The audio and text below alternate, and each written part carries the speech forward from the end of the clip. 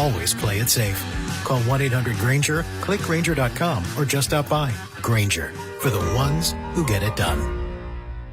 There's the hard way to buy a car, and then there's the Hobblet way. Transparent prices, fast paperwork, and a team that's there to help, not hover. We've spent 77 years refining this process so you can get in, get out, and get driving with zero drama. Car buying doesn't have to be stressful. At least, not when you do it the Hobblet way. Experience the difference at HobletDodge.com. The easy way to buy. Mike Rowe here with another random fact. Those cracks on your walls aren't just cosmetic. They could mean your home is sinking. Whether it's drywall cracks, exterior cracks, or sticking doors or windows, do yourself a favor. Call Groundworks. I spent some time working with these guys, and they're the real deal. Their people are trained and certified to stabilize your foundation.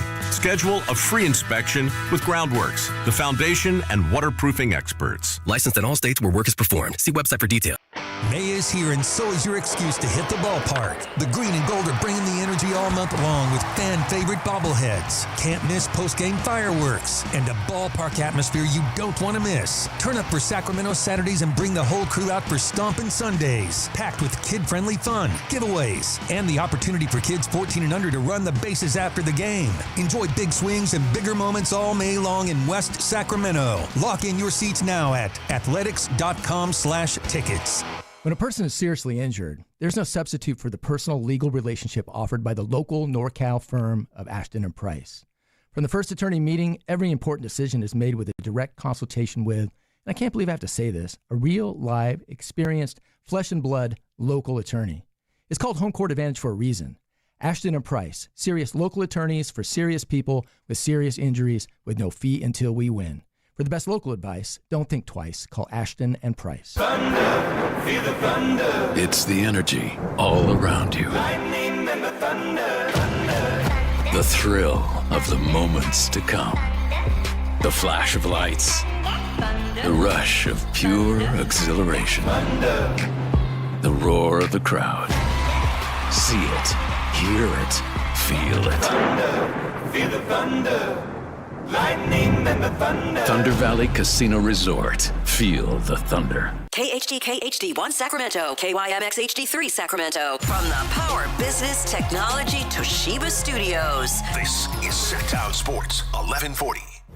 This is the Drive, baby. The Drive Guys, Kevin Gleason and Alan Stiles. It's drive time with the Drive Guys. Yes. On a Monday, the Drive Guys with Whitey Gleason, Alan Stiles. No Whitey Gleason today. He should be back tomorrow, and we can't wait for him to return. And it's odd, isn't it? As the A's drop a series to the Giants, Whitey Gleason isn't feeling well. I feel like this happened last time. When the Giants beat the Padres earlier in the season, Whitey Gleason came down with some Giant-itis, if you will, as the Giants, they take care of business. The battle of 80, I-80, is that what we're calling it? But there's bigger fish to fry outside of one random series with the Giants and the A's. And what are those fish exactly? Well, it's the fish of Sacramento and the question of whether or not they are prepared to have a baseball team. Look, we were waiting for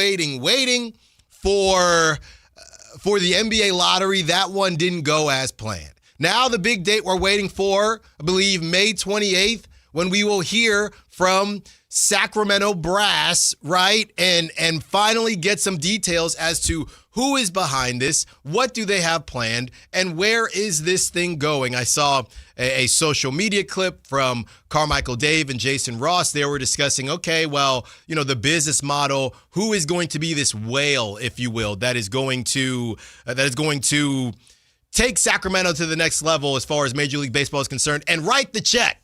Who's cashing the check in Sacramento? And, the way Dave was kind of discussing it made it sound like he's truly not sure. I don't think he was doing a bit there. I know that Whitey and his sources, his little birdies, have been going back and forth, and Whitey's been getting some information. But me personally, I'm just wait and see. I know normally I'm not the wait and see dude, but right now I'm just waiting and seeing because there are so many different rumors floating around as it pertains to Sacramento and whatever name they're going to have, the sand smoke or whatever they allow me to cook up. We're just going to have to wait and see. But it's an exciting time. Sacramento, you broke records. So good for you. You broke a record on Saturday, then you broke that same record on Sunday with the Giants in town. So I just want to applaud the city of Sacramento for showing up and showing out. Baseball does belong in Sacramento. I've always been one to compartmentalize things, right? Even though it might be tough how things ended in Oakland, and I can feel how I feel about that, and we can all feel how we feel about that. It's a free country. But on the other side of it, you can still be happy for the city of Sacramento. If you grew up here, if you live here now, if you are connected to Sacramento or the surrounding areas, even if Christopher Lodge says you don't live in Sacramento proper, you can be proud of it. The 916, the 209, all of you can be really, really proud of what you did. And I think you're going to replicate something similar because you Yankee fans that just come crawling out of the darkness whenever Yankees pop up to play. The A's, obviously they played the Giants this season, but that's not typical. But whenever they play the A's, they just come out of hiding. You just start spreading the news. That song is just playing no matter where the team goes. So that's the end of May. And I don't know that the A's will break those records, or maybe I should say Sutter Health Park will break the record from the Giants, but it's going to be a really, really good weekend. Aaron Judge is coming home. Aaron Judge got 5 homes, by the way, but Aaron Judge coming home to one of his 5 homes in Northern California.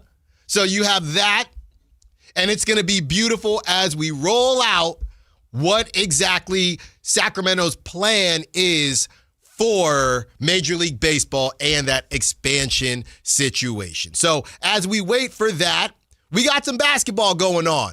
The conference finals, they're set. And everybody, it's not there yet, but everybody was worried about this nightmare scenario. Just like we saw in the in-season tournament with DeAaron Fox and Mike Brown. Oh my goodness, it's going to be a nightmare.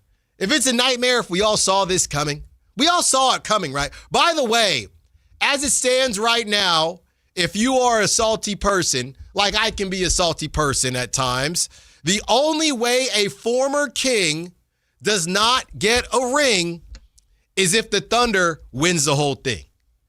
The only way a king doesn't get a ring is if the Thunder win the whole thing. And I'm sure there's some random Sacramento king on the Thunder somewhere that we're forgetting in the G League or somewhere, some pick that the Thunder got some way, somehow. I'm sure they're out there somewhere. But that's the only way on its face that a former Sacramento king in any capacity, player, coach, whatever, does not get a ring. Isn't that crazy? A shout out to Kyle Ledbetter. Shout out Jay taking us up to 6 p.m. Alan Stiles with you. Whitey Gleason will be back with us tomorrow. But that's the only way, okay? So obviously, let's go through the names. You know the obvious ones. DeAaron, Harrison Barnes on the Spurs. Obviously, Mike Brown with the Knicks. There's probably another random king on the Knicks somewhere. And the Cavs, you got Keon Ellis, who I know isn't playing. You're not going to remind me. I know somebody's going to text in and remind me. You don't have to. Thank you. We're good there. Along with Dennis Schroeder. So those are the guys. You know, real quick before we even get into this, how about if you're DeAndre Hunter? How about that, man? Life comes at you fast. Speaking of, there is a list out from that player poll. It was about 120 votes. 120 players voted on the teams they'd want to be traded to the least. Sacramento was not first, so that's a good thing. But how about that? If you're DeAndre Hunter, you're chilling, having a good time, Cavs were first place last season. Obviously, things weren't off to a great start. You end up getting traded to Sacramento.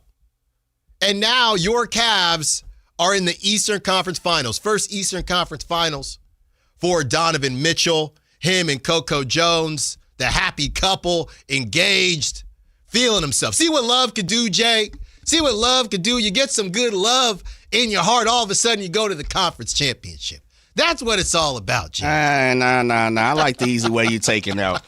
Donovan Mitchell playing ball. He's balling out. And it's time for some folks to give him a little pat on the back. Yes. Because he's not only playing ball, but he's leading his team to the Eastern Conference Championship, which is the first time, as you've already spoken about. Now it's about moving further. I'm not sure if they'll get past the Knicks, but they have a good opportunity. I'll say that much. And if Donovan Mitchell shows up like he has this postseason and last postseason and the ones before, he has to do it in Game 7 situations, Game 6 situations. Yes. But no, give him a pat on his back. Shouts out to DeAndre Hunter, man. He ain't feeling bad. You know why? Why? Because let me take you somewhere. Okay. So what's today, the 18th? Yes. It used to be, prior to now, folks normally get paid the 1st and the 15th, right? It's the 18th. Now life has changed. You know, you got government jobs still here, city, state, California. They get paid on the 1st, once a month. People like us, we get paid every other week, right? So I'm just saying like this. If he's DeAndre Hunter, hopefully now his vision is looking spectacular and he's got back to that 2020. Right. You pick up your phone and you say, I'm going to hit the DoorDash today, Alan. And then you're like, what do you want? You look over, you talk to your significant other, your kids, your friends, your parents, whoever. I think we're going to go ahead and get a little Chipotle or something. All right, cool. You order a few little things at Chipotle. And if you're like me, you want to see, okay, well, let me just see what it did to my bank account. Right. And then you look up and you're like, oh, yeah, that check just cashed last week. Shouts out to the Sacramento Kings. And let me just say, there's a few commas already listed. Yeah. I'm feeling good about myself. I hear you. I hear you. It always makes you feel a little better. Oh, yeah. I mean, look, you can get the extra guac. Absolutely. You get double protein. Chips. You get whatever you want. All of it. If you're DeAndre Hunter. Because I was thinking, Jay, when you said that, if you're DeAndre Hunter, you know what? Whatever I've never been to Cleveland, but whatever the most popular food in Cleveland is, you find a version of that. You know what? This one's for you, Cleveland. Good for you. I'm going to enjoy, the fruits of my labor as y'all are doing your thing. But you're right, Jay. Relatively speaking, all these dudes win it. All these dudes win. Feeling good about themselves. That's right. But with Donovan Mitchell, here's the thing, though. Because, Coco Jones, she's I wouldn't say an up-and-coming singer, but I don't know that she's a full household name yet. Probably not. She's right. Yeah. She's on her way up. She came through Disney, okay, and she was on the Bel Air. So obviously I watched Bel Air on Peacock. Fresh Prince of Bel-Air. Yes, exactly, the spinoff. And where she was sitting, it's crazy because in that moment, Jay, I felt a connection to Donovan Mitchell because if your girl ever showed up to one of your games, I'll never forget. When I was dating my now wife, then girlfriend, she showed up to a game because remember, she played softball. Okay. So her parents were in town when we were playing Penn State. So their field was right next to our field. Jay, it's cold as heck. I'm chipping the ice off the turf off the tarp before the game. Her parents show up in the stands, Jay, in the stands. So they're all there to watch me. Versus Penn State, okay, well, I got to cook a little bit. Show up or show out. Line drive up the middle, watch your mouth, get out of the way. Jay, I felt like I was on cloud nine. And I felt a connection to Donovan because you can see Coco right there. He's making shots and pointing to her. She's pointing back. I'm like, this dude is balling right now. He's living the life. He's living the dream on the highest stage. So the Cavs, Keon, Dennis Schroeder. We know what Dennis Schroeder can do in the postseason. 18 minutes. Didn't do a ton, but he did get 18 minutes. Like I said, Keon didn't play very much. But the only way a former King doesn't get a ring is if it's the Thunder. And the Thunder, they are the favorite. So there's a good chance if you're salty like me, you'll get to avoid it. But there's also a good chance if you pick the field, somebody with some type of connection or somebody that was connected to the Kings within the last season will be getting a ring.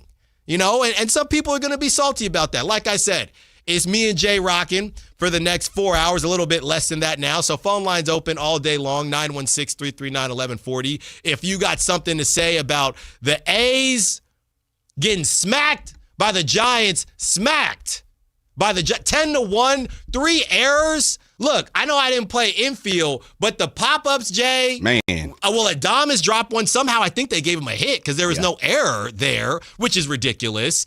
The A's had 3 errors, kicking the ball all around the field, 10-1. Jay, sellout crowd. You got Carmichael Dave confused as to what a sellout is exactly, asking Sean Cunningham. I'll run you through it.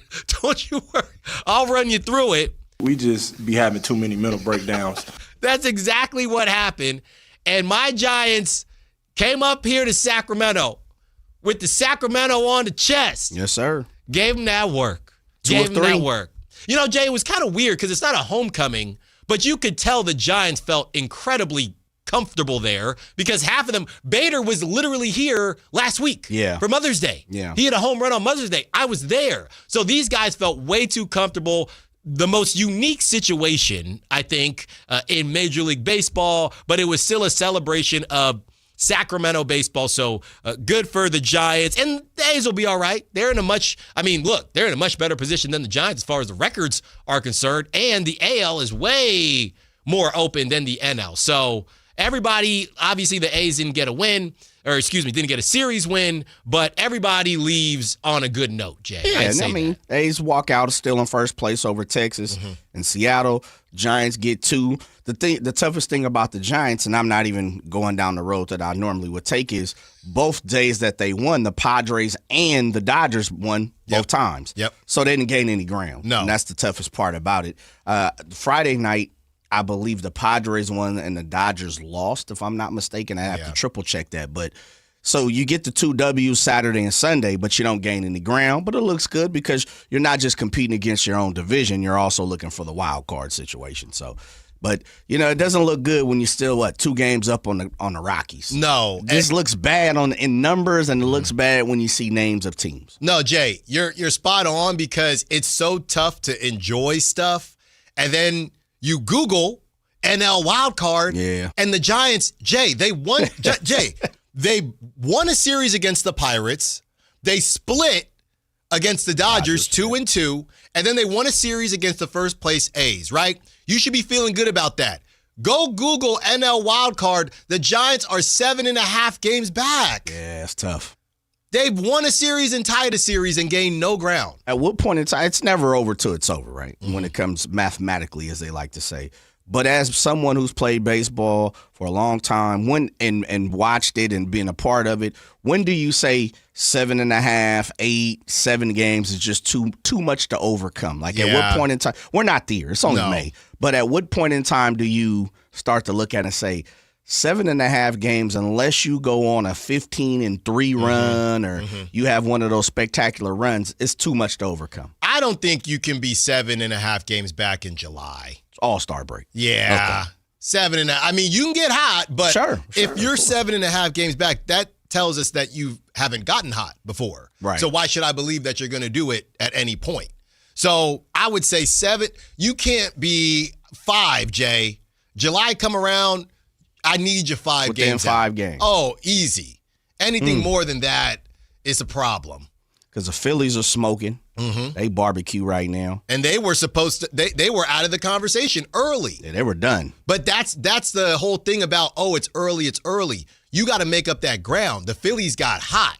You can't just win a random series and split here and split there. I don't believe the Giants have swept the team yet this season, and they're going to need some. They've had opportunities, but I don't think they've ever converted. So they're going to need some there, Jay.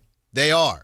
They are. You know, I was looking at something, and what caught my eye is I'm a big proponent of, and I remember Coach Mike Brown talking about him a little earlier as far as Knicks and, like you said, somebody win a championship. I'm a big proponent of the last 10.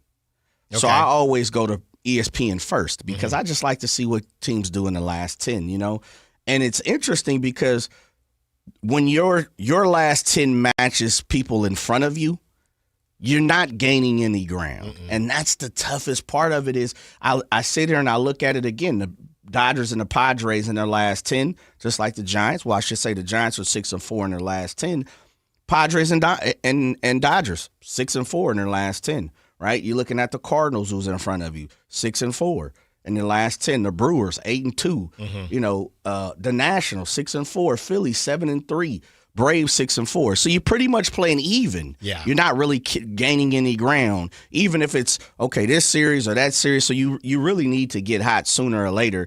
And because you've dug yourself such a enormous hole, especially in the division, I'm just not sure you can catch the Dodgers. The second part of it is now I think you're playing for a wild card. So you have to start to look around at the Nationals and the Phillies and the Brewers and the Cubs and people like that. Yeah, well, I think what it turns into is the deeper hole you've dug yourself, the earlier in the season you're looking for help. Very right? true. You don't control your own destiny. There's so many other teams in the mix with the Giants that you're asking that you got to get hot and they have to play horribly. You know, they have to fall off the map a little bit, which, I mean, the idea of both those things happening, I don't think it's going to be very easy. No, this is why I think you have to get hot. Yes. You know, more times than not, most teams who are good, you can define good. Most teams who are good don't have 10-game losing streaks. Right. Don't go 2-12. Don't 2-10, you know, in the last 3 or 4 series. It doesn't normally happen. A bad kind of run for them is 4-6, 3-7 at the max. Yeah. Right? And that's why I say I always like to look at the last 10 when it comes to baseball. And, I mean, honestly, Alan, when you sit down and you really look at it, no one in the NL went 3-7 in the last 10. Not even the Rockies. Yeah.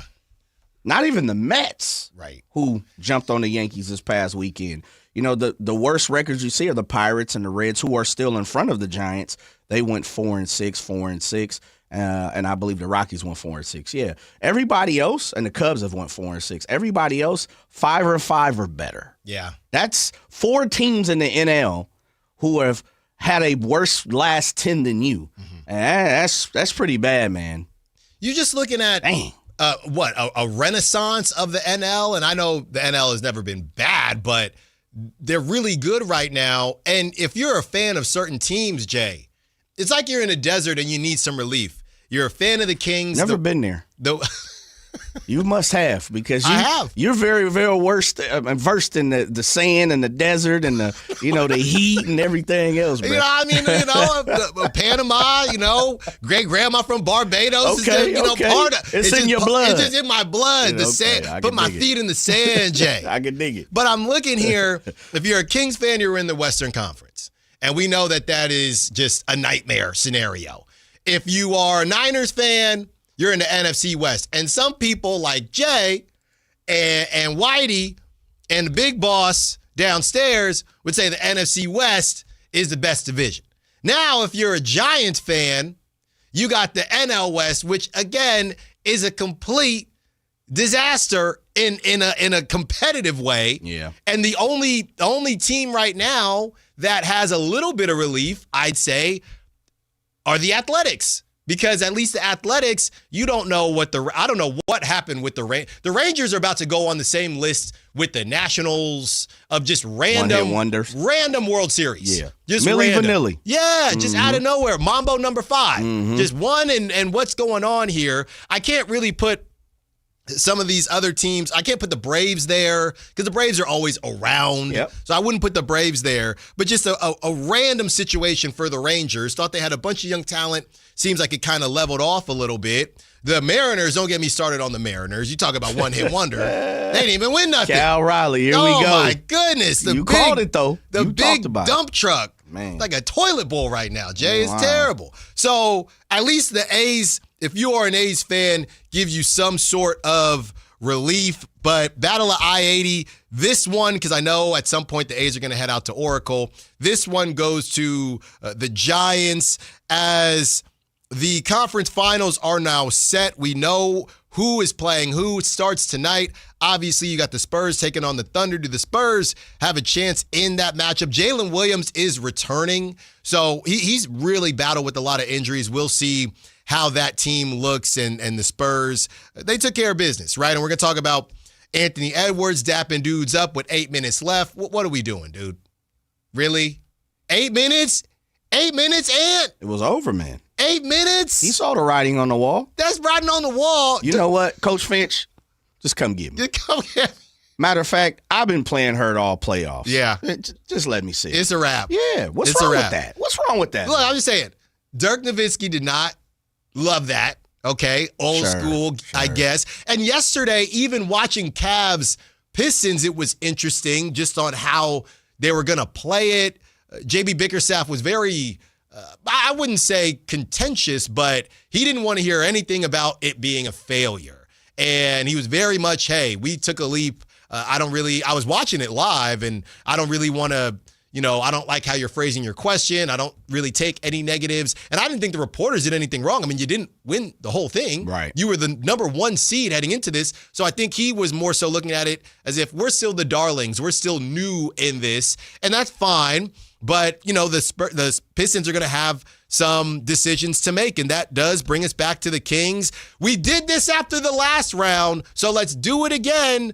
Okay, now that more teams are out of the conversation, do you want any of the Sacramento Kings? We did this when the Raptors got eliminated. We did this when other teams got eliminated, the Suns as well. Okay, T-Wolves, you interested in any of the Kings? Okay, Pistons, you interested in any of the Kings?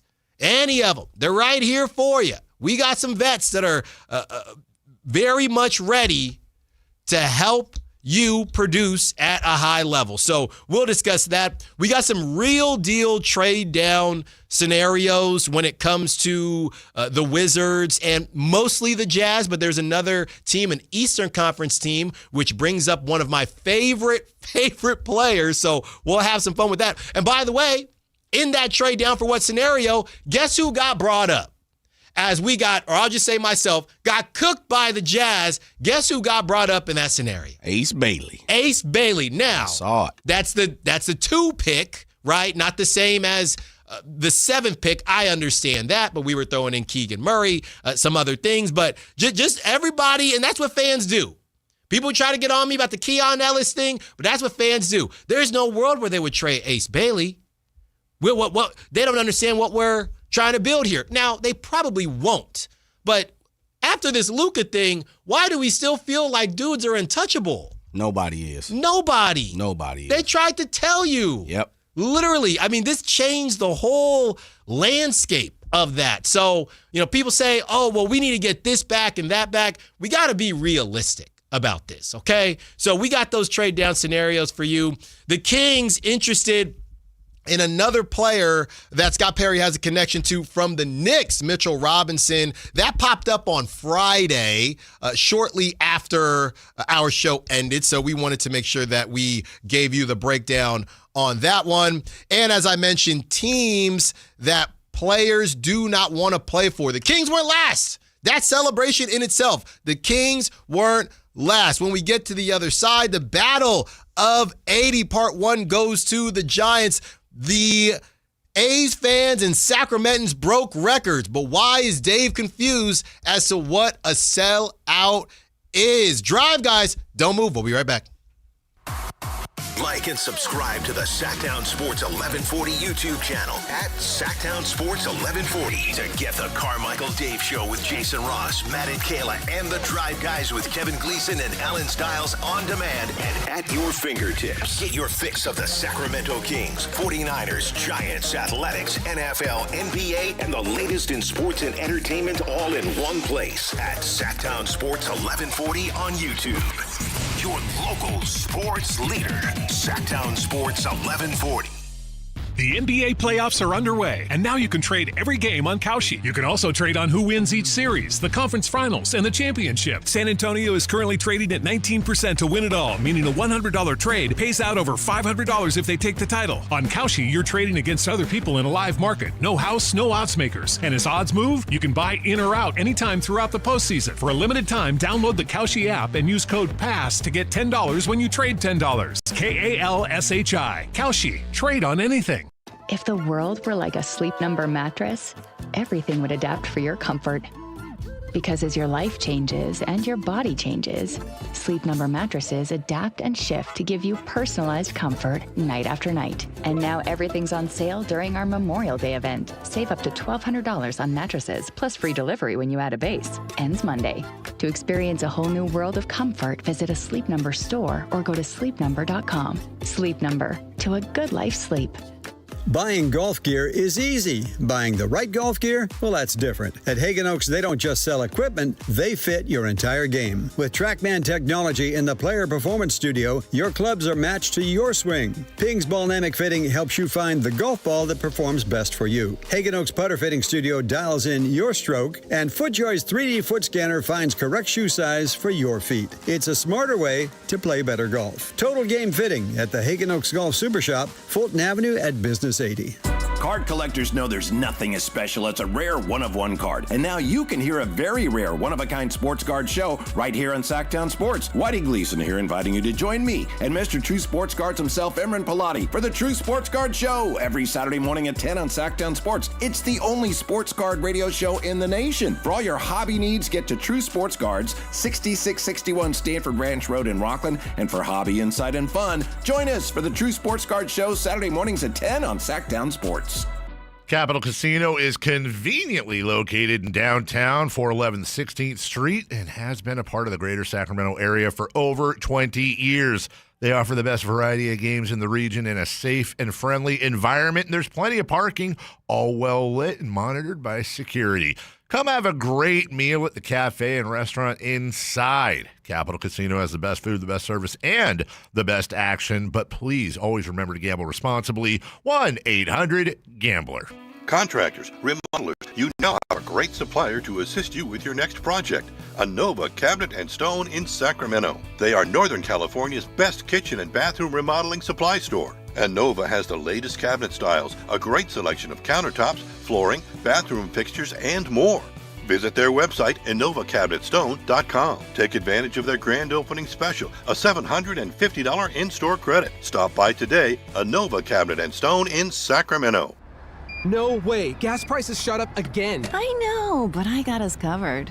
So generous. What's your deal? What's my deal? I went to Metro and saved. Got 4 lines for just $25 each and 4 free new Samsung Galaxy A17 5G phones, and all on the T-Mobile network. Ah, how about we go to Metro today? Get that more for your money feeling. Visit your Metro by T-Mobile store. Just bring your numbers. Not available if you've been with Metro or T-Mobile in the past 180 days.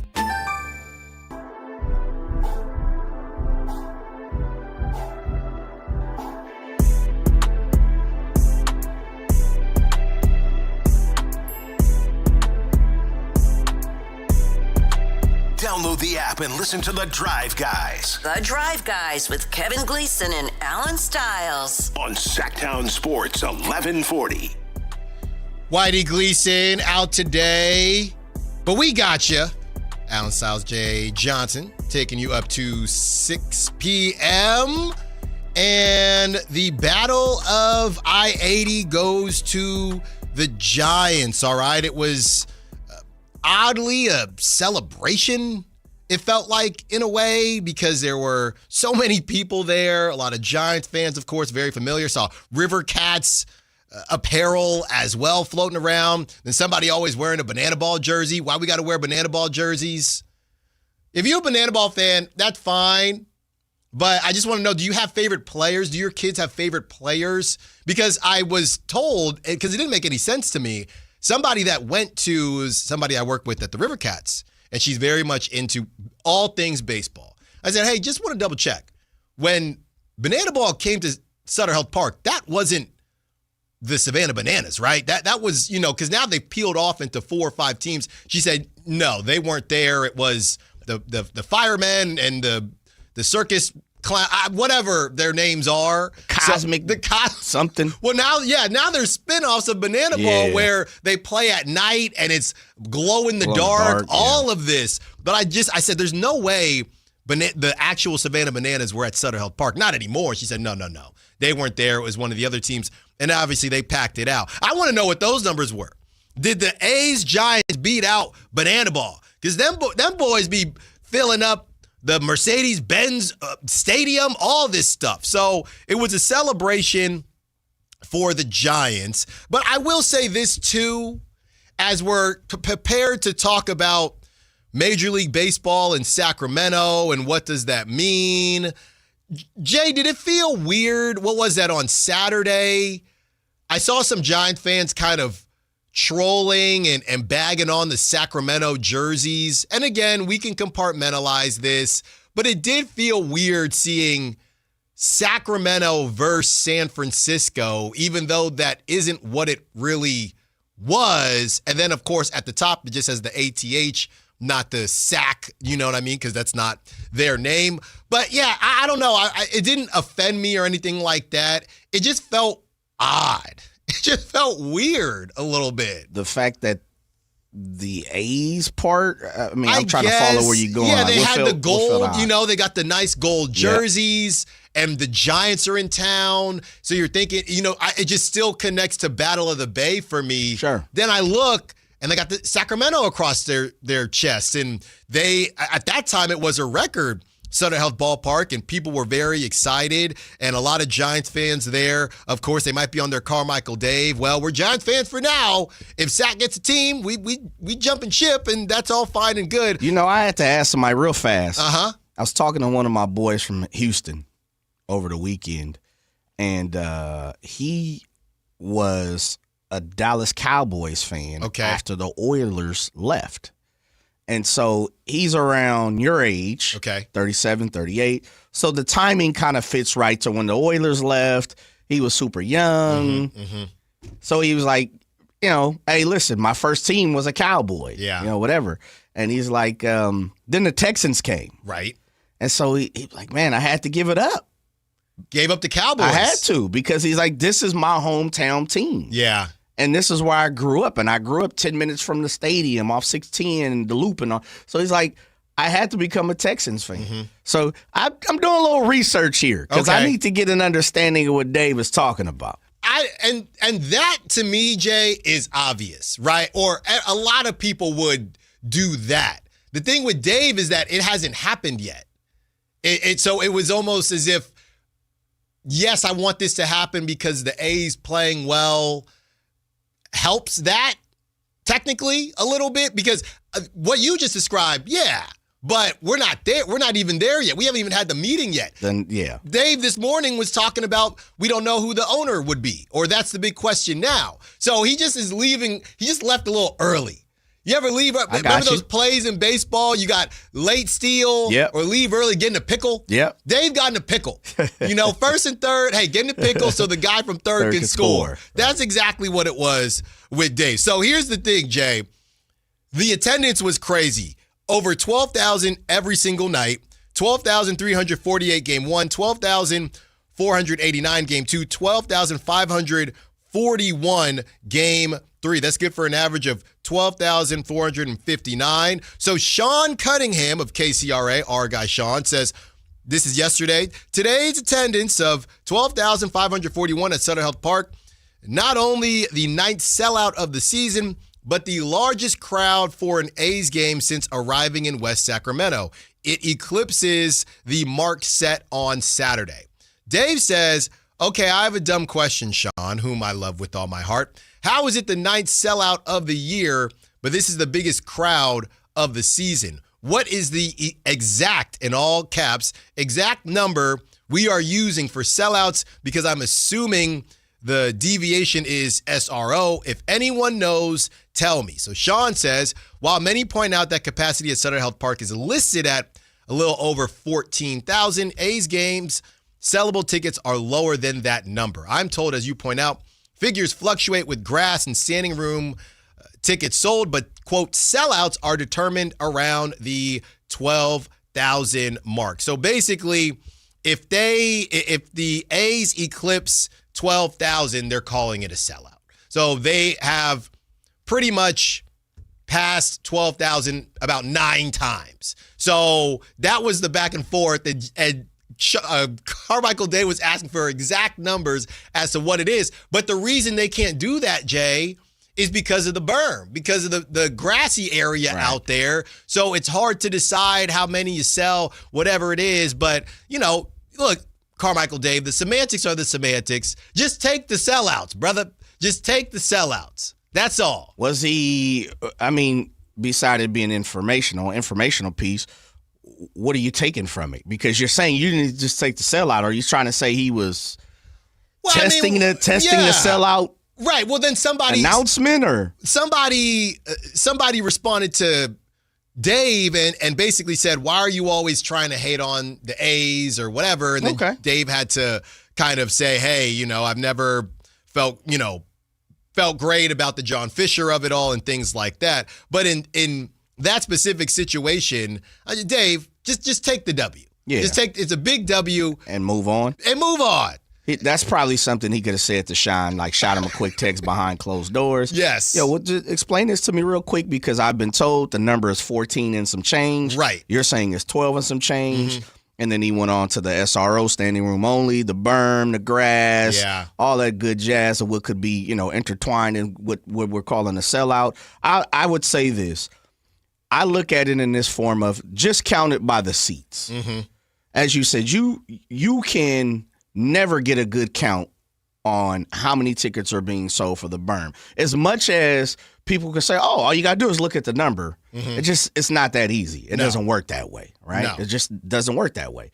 And so I would say go off the counter, the ticker, the clicker. How many times is the spindle spun for the day? Yeah. When you get through there, you can say, okay, attendance is 15K because we've added the extra 3K when it comes to sitting on the berm, sitting on the grass. Mm-hmm. But that's not how we announce stadium sellouts and how many tickets are purchased. We've seen it plenty of times, right? You go to a football or basketball game or you see it on television, and next thing you know, it's like, oh yeah, there's 40,000 people.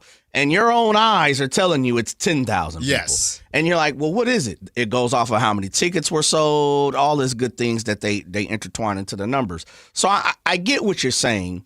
I guess for me, I would just say, and who am I to tell a person what to do and how to control their social media? But maybe if I'm hearing you correctly, you're just saying, hey, Dave, take the win, holla at Sean behind closed doors. Yeah. And you don't have to hate so much on what's going on with the A's. Yes, exactly. Okay. And let me be very clear. Just trying to get an understanding here. Let me be very clear. That's something, if I were in Dave's shoes, it's very much something that was a running joke when I had the midday and we would do crosstalk, that Dave and I did have some similarities, because it is a situation that it's funny when you're almost looking in a mirror, I probably would do something similar. So I feel where Dave is coming from, but then you have people saying, why have you been campaigning so hard against baseball in Sacramento the past 2 years? Can we get an honest answer? Dave says, me answering that question means I accept the premise. I have had issues and I have had many questions. My concern is always for Sacramento and the fans, not just cheerleading. Ask me that question again in about a month. Seriously, 30 days, ask me again. So I don't know if that means Dave is feeling better about it, if he is still, just trying to feel this whole thing out. There's so many different, platforms that are putting out information about this thing. May 28th just can't come soon enough. I just want to know what is the plan? Yeah, what are we putting forth? Yes. The effort, what's coming with it, the money. You started off talking about DeAndre Hunter first segment of the show. DeAndre Hunter might have a little regret, a little bit of angst toward what's going on because he's not participating in the Eastern Conference Finals now that his former team, the Cavs, have moved on. And I get it. I think for me, when I listen to what Dave is, and he came on the show last week, he talked about how he got some of his questions answered by some of the powers that would be or are going to be when it comes to baseball here in Sacramento. So he felt at ease a little bit with some of the questions, but he said he did. And one of the things he continued to keep on saying is, I still have questions. I think if you're looking at it from this standpoint in this, knowing the history of who Dave is when it comes to the city, the sports, and how much he loves it, I'll give him the clearance in the form of I can respect the hesitation because his connection to the Sac Republic, right?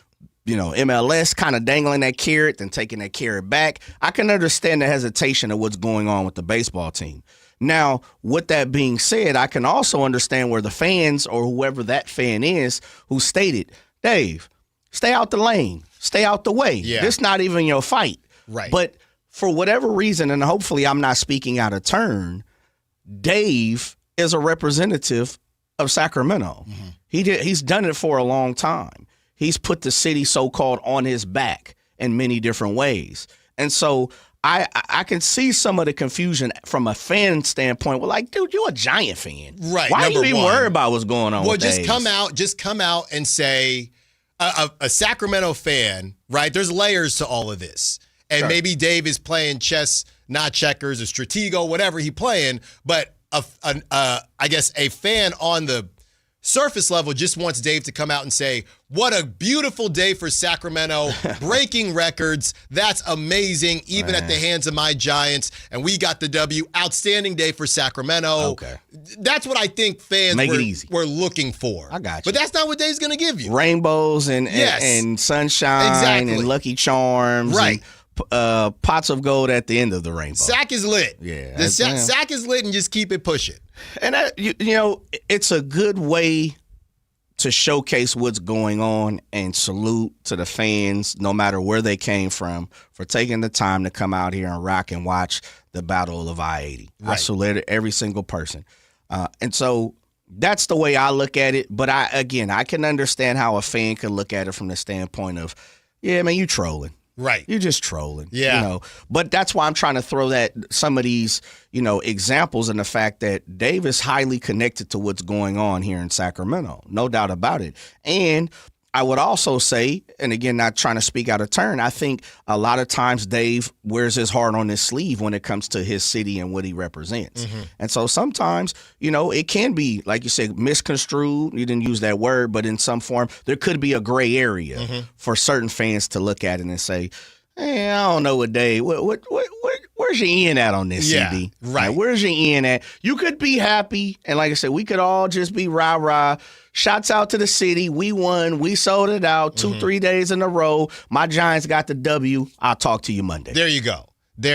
Sometimes it ain't that easy. And again, as we move past, I guess, the A's and them going to Vegas, we assume this now turns into the next phase of it, right? I'm assuming when they decided to do this deal with John Fisher, hey, phase 1 is get the A's out here and show that, we can make it pop. Phase 2 is what we're about to embark on, and I think that's where this thing gets real. That's where it gets real. And May 28th is when we will see how real it's going to get. When we return in style, out of style, Anthony Edwards dapping up the Spurs with 8 minutes left. Are you kidding me? Like, this is e-bike material. This is what you do when you drive an e-bike. This is that generation. Don't move. It's the Drive, guys. Sactown Sports. Listen up, Niner gang. Sactown Sports is your local home for 49ers football, and we're here to level up your game day experience. Download the Sactown Sports app and tap the contest banner on the homepage for your chance to win a pair of tickets to the 49ers home opener this season. Don't wait. Download the Sactown Sports app today. Your local sports leader. Sactown Sports 1140.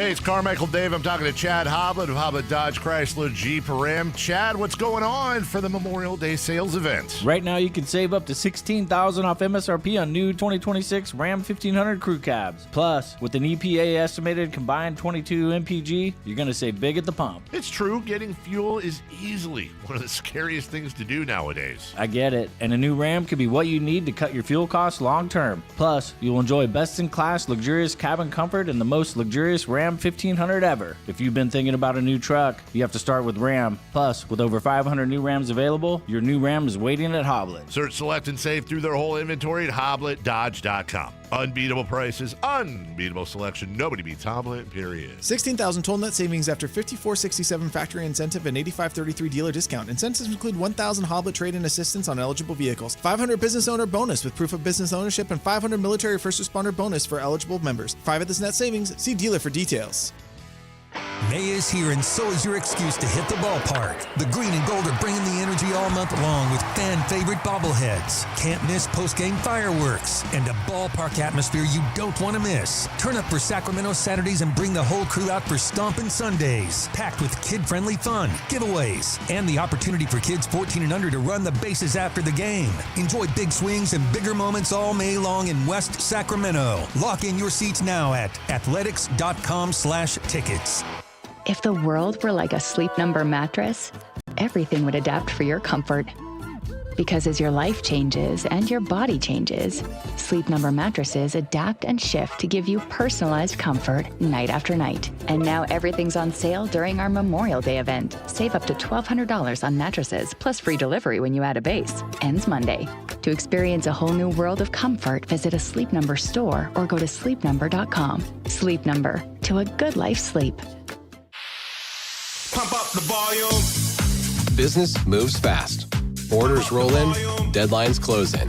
When you ship with USPS Ground Advantage, you can keep up with confidence. Every package stays in our secure network from dock to door. And with nationwide reach, dependable tracking, and upfront affordable pricing, you get built-in peace of mind. You run the business. We run the routes. Visit USPS.com/Ground Advantage to learn more.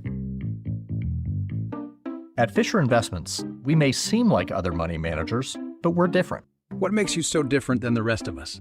We ensure clients receive unparalleled service at every step of the relationship. Tell me more. Our investment counselors focus on service over sales, prioritizing clients' needs. How do you make money? We don't sell any commission-based products. We have a simple management fee based on the value of our client's portfolio. So we do better when our clients do better. What about client portfolios? We get to know each client, their finances, family, health, lifestyle, and more, and then we tailor a portfolio based on their specific goals and needs. Your clients really come first then, huh? Yes, we make them a top priority. Our goal is helping them achieve a comfortable retirement. Wow, maybe we are different. At Fisher Investments, we're clearly different. Learn more at FisherInvestments.com. Investing in securities involves the risk of loss. She said, don't come home if you go to the bar. So I said, okay, baby, then got drunk out in the yard. 2 a.m. I knock, knock, knock. The Drive Guys with Kevin Gleason and Alan Stiles. Yeah, she meant business this time.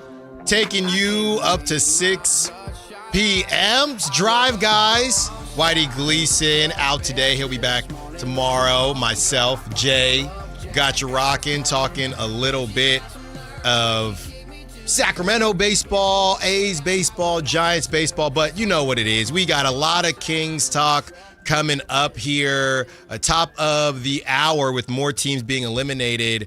Are there any other Kings that could be called on to help? That's at 3 p.m. We got some of the typical names that we've thrown around. We might have some new names too. Okay, we might have some new names too. Like I said, the phone lines are going to be open all day long. Whitey Gleason out. So let's go to Alex, who wants to be a part of the conversation. What's up, Alex? What you got for us? Hey, Alex, can you hear me okay? Yeah, I got you. What you got for us? Hey, so I actually am not the biggest Carmichael Dave fan, but I did appreciate his question, kind of natural question that I'm almost glad we got a public question and answer for regarding not attendance game per se, but just what actually is a sold out, record for the Sutter Health Park. I do think, Dave, I wasn't a big fan mainly because of his just overexcitement of taking the A's from Oakland and Sacramento. But a lot of the questions that he's had and concerns and, stuff he's talked about has been very natural, inquisitions that I think Sacramento needed to address. And even with the A's here, have been constructive criticism for us to have as a discussion for a whole. Yeah, that's a really good call, Alex. Thank you for that, for giving your perspective. And don't get it twisted. I wouldn't say it was full tongue in cheek, but I did think it was funny that, maybe Dave coming off a bit contrarian with everybody just celebrating that the A's broke this record. Somebody had to ask the question, well, what is the record, right? How did we even get here? Or how are these things being kind of measured? You could say the same thing about any of these teams, though, right? When we see some of these numbers, the Giants included, the Giants had all those consecutive sellouts, and then you turn on the broadcast and you think, well, where are they at? And I saw somebody else respond to Dave saying, well, there's a difference between tickets sold and those who actually attend the game. And Dave said, yes, I understand that. So I think that's a really good call, Alex. Look, somebody's got to do it. It ain't going to be me because, I just got to Sacramento, 3 years ago now. So I'm of the mindset, whatever, if y'all like it, I love it. But Dave does, or somebody has to be that form of reckoning and ask the questions. Because we saw multiple people that were in the building kind of just bring out, when you deal with certain entities, we get this a lot, right? I saw somebody today when I said, hey, Zach LaVine, what if he opts out and, takes a 2-year, $60 million contract. So it's a little bit of a raise, just over 2 years. And somebody responded to me saying, I'm sure the Kings are pushing this info out to you, but it ain't going to happen. And we've joked before, everybody at this station has joked before, look, we are the flagship, but the Kings do not tell us what to say. That doesn't happen. There's a difference between that conversation and the conversation of just facts, or what they are giving to you as facts, right? There were facts that came out that were stated on Sunday that said exactly what Sean read, right? It was night sellout, the biggest crowd since they've been in West Sacramento. Well, if they've had 9 sellouts, how are the crowds different in size, right? How does that work? So what Dave is saying on its face makes a ton of sense. I just thought it was funny because I'm scrolling. It's a Sacramento party. This is great. This is amazing. I'm so glad that we were able to pull this off and go Sacramento. And then I get to Carmichael Dave and he was asking, well, hold on now, right? It was kind of Larry David of him. And I've been accused of similar things. So thank you for the call, Alex. That was a solid one for sure. And I'm glad we can kind of get out these different perspectives on all of it, really, whether it's from the A side, the Giants side, the Sacramento side, whatever side you're on, because you could be a Giants fan and find yourself feeling a lot of different things. I'm sure Dave wasn't the only one that was maybe rooting for the A's a little bit because of what it could help for the city of Sacramento. If you grew up in Sacramento, even if you're the biggest San Francisco Giants fan ever, when they had that Sacramento across the jersey, I'm sure it gave you some goosebumps. And it should. It should. That's what this is about, right? Having somebody wear your city on their chest. That's what this is about. You forget in that moment all of the drama and all of the sell this, sell that. That's not to say it's not true or you don't feel like that. But in that moment, you just get to enjoy sports and you get to enjoy somebody for those 9 innings every Saturday representing your city. But as Jay stated, and as Alex kind of stated as well, there is another layer to this, and that's where it starts for some people, and that's where it ends for others. Real quick, did want to get into this in style, out of style on Anthony Edwards, okay? So, Jay, we kind of led into this at the beginning, and I don't think we agree very much, good sir. So, Anthony Edwards, all right? Let me break this down for y'all. The score is 128-95. They sub out their guys. This is at home, by the way. At home in Minnesota. So they got in their cars in the frigid spring, winter, whatever it is over there. And they went to the arena, spent that money. 8 minutes left. You sub out your guys, and you see Anthony Edwards, your franchise player, dapping up every Spurs player and coach. So Clutch Point says, Anthony Edwards dapped up every Spurs coach and player before being subbed out of the game with 8 minutes left with a clapping emoji. Now, clearly Clutch Points knows what they're doing because people were going to feel some type of way. Dirk Nowitzki, he said what he felt like saying. I've watched the NBA and been a part of it for a long, long time, and I've never seen this. A guy walking into the huddle with 8 minutes to go in the fourth quarter and dapping up the entire team. Too much for me. That's what Dirk Nowitzki said. I'm kind of torn on this one, Jay, but I'm going to say that it is, I'm sorry, it's out of style. It's out of style. You can't be dapping up. Just wait for the end of the game. And maybe I'm getting caught up on just semantics here, but wait for the end of the game. I'm the same guy when Tua asked for a picture with Mahomes or whatever the hell that was a couple years ago. I didn't like that much either. So, Ant, you're a dog. You're kind of one of the last ones left that always has that mentality. And I think it threw some people off watching Ant dap up folks with 8 minutes left to go. Another weird situation with the Cavs and the Pistons because the Cavs blew their doors off. So Cade was out with about what felt like 5 minutes left in the game. So these blowouts, number one, they stink. But number two, if you are Anthony Edwards, you gotta wait for the end of the game. Maybe that's get off my lawn. I understand it. But I don't know, Jay. It did not feel like what I want my franchise guy doing. I don't like when Willie Adames is playing grab you-know-what with Mookie Betts. I don't like that very much. Okay? Before the game, after the game, you're all boys, you're all rich, enjoy. During the game, just wait.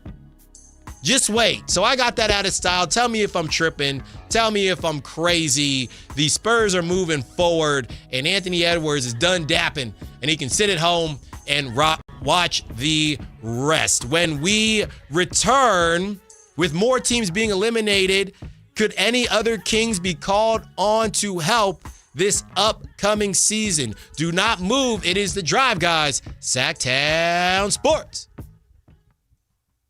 Like and subscribe to the Sactown Sports 1140 YouTube channel at Sactown Sports 1140 to get the Carmichael Dave Show with Jason Ross, Matt and Kayla, and the Drive Guys with Kevin Gleason and Alan Stiles on demand and at your fingertips. Get your fix of the Sacramento Kings, 49ers, Giants, Athletics, NFL, NBA, and the latest in sports and entertainment all in one place at Sactown Sports 1140 on YouTube.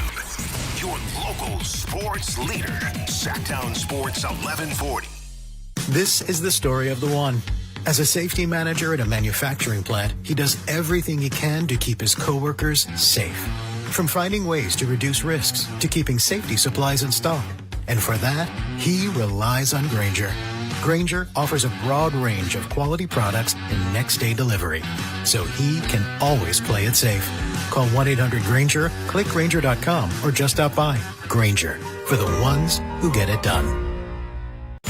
This is Sactown Sports 1140. Hey, it's Carmichael Dave. What's up? It's Matt George. What's good? It's Alan Stiles. With the most trusted voices in the community. This is Jason Ross. Hey, it's Kayla Anderson. It's Whitey Gleason. Ready to help promote your business, both as partners and customers. All you have to do is ask. Pick up the phone, dial pound 250 and say, grow my business to get connected with a team member today. That's pound 250 and say, grow my business. Our team will review your product, quickly pair you with a perfect endorser, and create video and audio samples, all at no cost or obligation to you. With the most live and local on-air lineup, a dynamic content-driven website, and a state-of-the-art mobile app, Sactown Sports 1140 is tailor-made to help you connect with a sports audience in Sacramento. So why wait? Dial pound 250 today. Say, grow my business, and let us help take you to the next level. If you have unfiled taxes or are in debt to the IRS, this is important news. Did you know the IRS has programs specifically designed to help people struggling with tax debt? Powerful tax assistance programs that can save you thousands if you qualify. No one knows these programs better than the experts at Optima Tax Relief, America's most trusted tax resolution firm, A-rated by the Better Business Bureau. Their award-winning tax attorneys and licensed professionals have resolved over $3 billion of tax debt for their clients. One call to Optima can start the process, helping to put an end to your worries about wage garnishment, asset seizure, and other aggressive IRS actions. Find the best options to solve your tax problems. Call the experts at Optima Tax Relief today for a free consultation. Call 800-375-2922. 800-375-2922. 800-375-2922.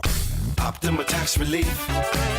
Some restrictions apply. For complete details, please visit OptimaTaxRelief.com. With Progressive's Name Your Price tool, you can choose the best coverage option for you. Because you know you. Like, you know that hiking isn't for you. Sure, it sounds nice to be in nature while exercising, but that's what a gym and houseplants are for. I mean, you don't even like walking upstairs. So why would you walk up a hill for miles? To what, end up high in the air? Come on, you know you're scared of heights.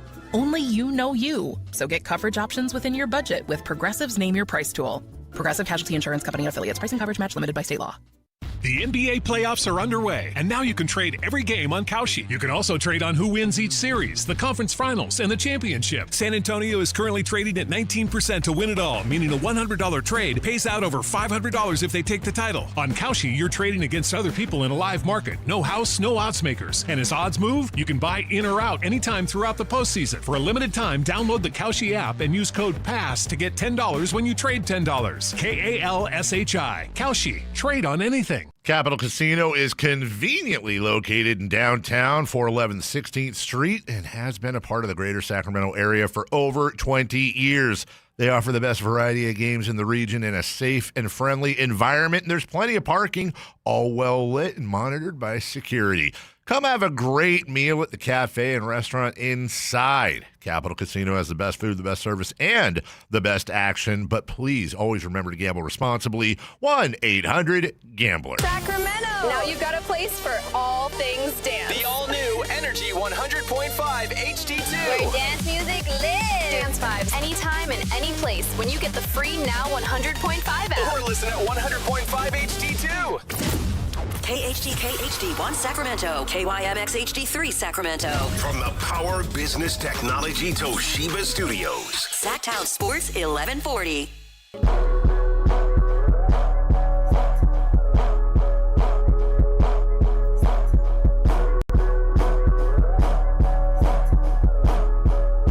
Download the app and listen to The Drive Guys. The Drive Guys with Kevin Gleason and Alan Stiles. On Sactown Sports 1140.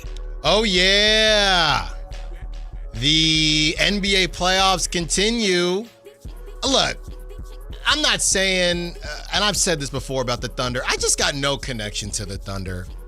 I don't know. I tried to dislike them. Maybe it'll happen now, and I'm a little bit torn because they annoy me for sure, but then I'm a DeAaron Fox hater as well. So I don't know what I'm doing with this one. I'm definitely going to watch. You ever find yourself in a situation where I'll figure out who I'm rooting for as the series starts and kind of goes along? Because maybe, just maybe, I'll flip. Maybe I'll watch DeAaron doing his thing and Harrison Barnes teaching people how to wear a suit and do their taxes, and maybe I will turn it around and root for the Spurs. I don't know. But it's just a weird situation where I know it's going to be a good game. I know it's going to be a good series. I'm hoping for a good series, but I'm pulling for the connection. I'm pulling for it, man. On the other side with the Knicks and the Cavs, obviously, we know where that connection is with Mike Brown. Some of you might want him to win. Some of you might want him to lose. A very polarizing topic. And on the other side with the Cavs, you got Keon. And I know Keon is riding a lot of pine and Dennis Schroeder getting in there 15, 20 minutes a game. But you got two connections there as those teams are trying to, one of those teams, right? I guess that's the other storyline. One of those players finally going to get to the finals between Jalen Brunson and Donovan Mitchell. And I would assume the Knicks are the favorite to do that. But one of those teams is finally going to get to the finals with the right to get smacked by the Oklahoma City Thunder, which maybe won't happen. Maybe the Thunder, let's not forget, the Spurs early on when they felt like they were playing the Thunder every other week, they played them tough. So I think it's going to be, as much as this last round annoyed me, like how the first round annoyed Whitey, I think it's going to be two good conference series, and it's going to be on the East and the West. Both of those are going to be some fun situations. So we have that couple of texts coming in before we get to who the teams that lost could be interested in. You have somebody chiming in when we were talking about the A's and the Giants. I couldn't leave my team. This is Sketch Etch.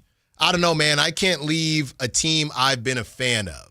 They also say the sellout mostly happened because of who they play, talking about the A's, then just Sac fans. Dodgers and Yankees will have similar numbers. Yeah, I don't know where you're from, Sketch, but somebody put a jersey with your city on it. That hits different, because that was never my conversation with Dave. It was leaving now. It was leaving the trade now. Y'all get a team in your city, wherever you may be, right? Or I guess a larger area. I'm from Concord. I don't expect Concord to get a baseball team anytime soon. But, anywhere near an area that you're from, you're going to ride for that. And you get an automatic fan pass there. Okay? An automatic fan pass. That's number one. So don't get it twisted. Don't get it twisted there. 916 says, so Allen is calling Dave a sellout for not rooting for his team. I agree. I did not say that, 916. Do not get me in trouble with Carmichael Dave. All right? We had a nice conversation. Go check that out on Friday. Who's the guy in the morning show with the nasally voice, Carmichael? I don't know what's happening, because that happened. Then Alex calls in and says, yeah, I don't really mess with Dave, but I actually liked what he said on this. So I don't know. We're not the opposite of Dave's show. That's not it. But y'all, I think y'all are leaning into, I know what the callers are doing. They're leaning into this because one got cut that one got cut for a promo. Yeah, it did. So now the callers, y'all think you're slick. You find a way into the promos. I dig it. If that's what you need, I dig it. I'm good with that. Just say it. Just say it. Rob on our In Style, Out of Style, congratulating the other team with 8 minutes left. Shows no fight. I guess if you're rich, losing isn't that big of a deal. That's from Rob M. Yeah, what was it? 128, Jay? To what? To 90. Oh, you ain't coming back. It was bad.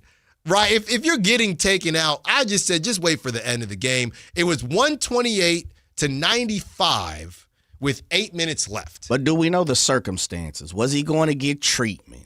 You just never know. Everything isn't what meets the eye. But I get what you're saying. You're throwing in the towel. You still, here goes the old Indiana, the Hoosier fight. You fight to the end. The clock ticks zero. Exactly. Yeah, that's not life, though. It's not not life. But not how it goes no Jay, more. treatment, you got plenty of time now. Season over. Yeah, but you know what? There's a difference, too. And I'm not defending him. Right. I guess it sounds like I am. Mm-hmm. But I'm just saying there is a point when you playing, and I go back to, I remember my last game in college, and I was sitting down, we were playing Chico State of all people, and I was sitting there, and I'm like, yeah, this is over. And I remember telling myself, I think we had turned a double play, I look around, and I'm like, man, I'm done. I'm checked out. I'm just out. Yeah. And I guess in reality, most people, here goes the Hoosier, like, oh, no, man, you're supposed to be celebrating it. I'd already done that mentally. I'd already done everything that I need to. I felt like I was, I was whole. I was good. Yeah. And I'm moving on. I'm moving on now, right? And so I wasn't living in the moment. And I'm just saying I've been in those positions, and I understand it. I guess I am defending them. Yeah. Yeah. But, hey, listen, Rob, no doubt, do you operate the way you are? That's what makes sports fantastic, that's what makes competition, such great, such a beautiful thing at a high level. Play out till you zero, even down you to 40 points. Shots out to you. Got nothing against that. Yeah. I would have waited, Ant. I would have waited. To dap him up? To dap him. You got to wait. You're probably right to dap him up. Yeah. Sit down, because even if you're hee-hee-ha-ha on the bench, that's not great either. But dapping him up, and then, 8 minutes to go. I mean, just don't get smacked like that. How about that? Well, you can't do all. You can't. Man, I felt like you could put me against the world and I could win. But I also know, in reality, I'm not going to win every single thing. Right? So, I mean, again, sometimes, and there's a reason why it's fanatic, fandom, fans. Sometimes you just got to live in the real. Sometimes you just got to live in reality. Yeah. And if you're down by 40, Allen, I'm not going to hold it against the fact that whatever at that time was going on mentally with Ant, whatever, who knows?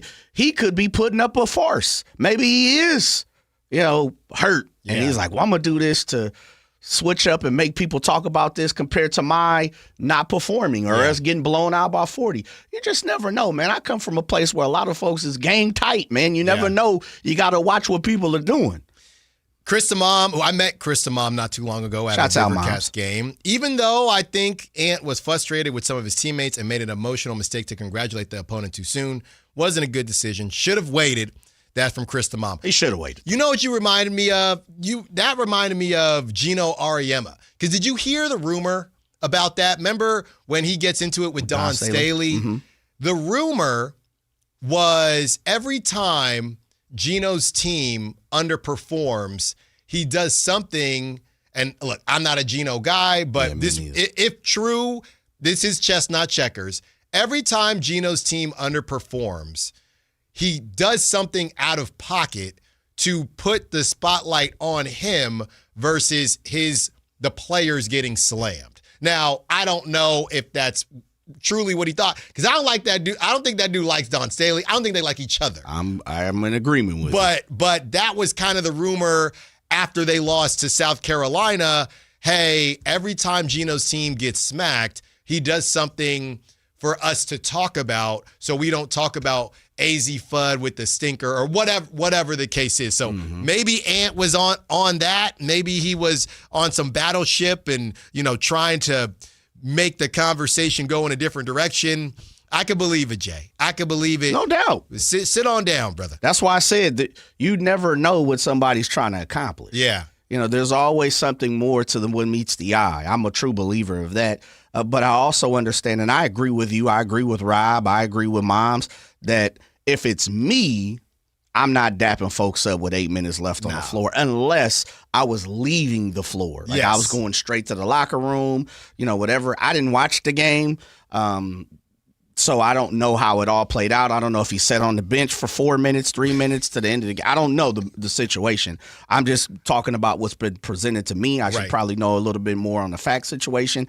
But if it's me, I'm not probably barely dapping up anybody. No. If it's me, I'll keep it straight up. I'm competitive as all outdoors. Well, LeBron, remember that with the Warriors when he started dapping people up on the court, and that was when they had KD, and all right, well, this thing is cooked anyway. But then people have also gotten upset when you don't shake hands. LeBron has not shaken hands before, and people got on him for that. So, it goes back and forth. People are going to complain. The bottom line is the Timberwolves didn't have enough, and with that being said, that leads us into the conversation about could they be interested in anybody with the Kings? There is a large conversation right now. A lot of people are hopping in as far as Zach LaVine is concerned and what the Kings could do as far as him and that contract that we've talked about time and time again, the $49 million. Is there any world where Zach LaVine opts out?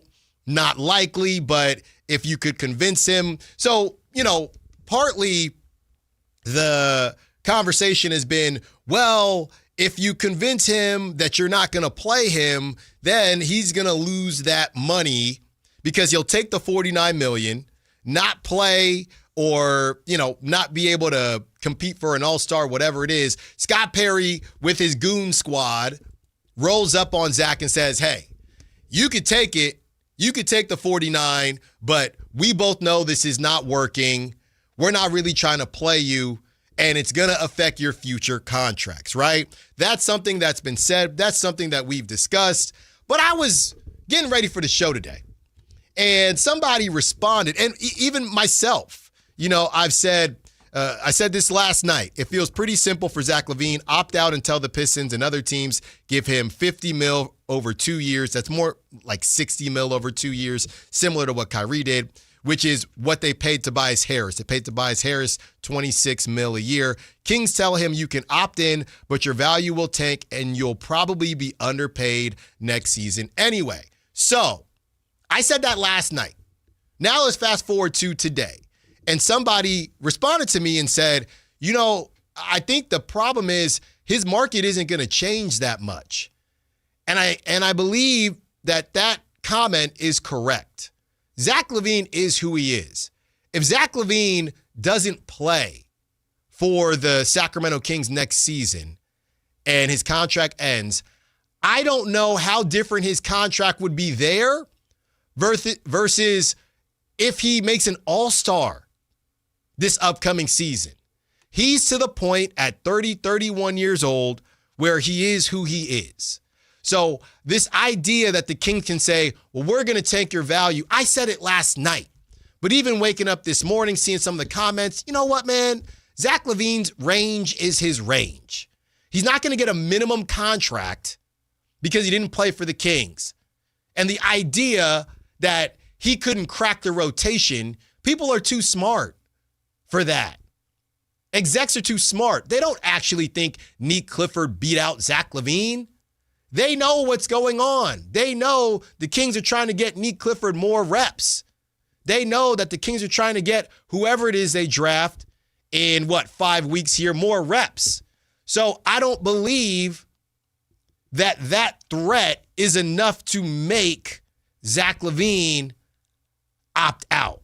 Now, if he personally wants to opt out and if he can find somebody to pay him $30 million a year to make it worth it, then that's a different conversation. But this idea that the Kings can come to Zach LaVine and say, hey, acting like this is the mob, and, hey, opt out or it's your kneecaps. That's not what's going to happen. So I wanted to believe that. I said it last night. I was getting ready to put baby number 2 down, and I woke up this morning and I saw the comments, Jay. I thought Zach LaVine is who he is. He could not play for the Kings next season, but be on the roster. He could make an all-star next season. I don't think his market after this contract is changing that much. I'm with you. I think he, like you said, he is what he is. That's why the leverage play there, the Kings are just stuck. That's it. Zach is, I guess in the easiest form to say it, Zach is one of those people that I think in the NBA, you hope someone likes him more than you do. Mm-hmm. Like he has kind of been, and I want to say he hasn't been passed around because they haven't been traded 12 times. Yeah. But I think we've gotten to the point because of the money factor in the NBA and the cap that he is one of those guys where it's like, I like him and I like what he does. But because the money that coincides with what he brings to the table, I hope you like him a little more than we do, and we're willing to spin off of it. Yes. So it's kind of the eye of the beholder. I sure hope you like him better than I do because I don't want to pay him what he's already locked into. Mm-hmm. And unfortunately, that's kind of how he's being seen throughout the league.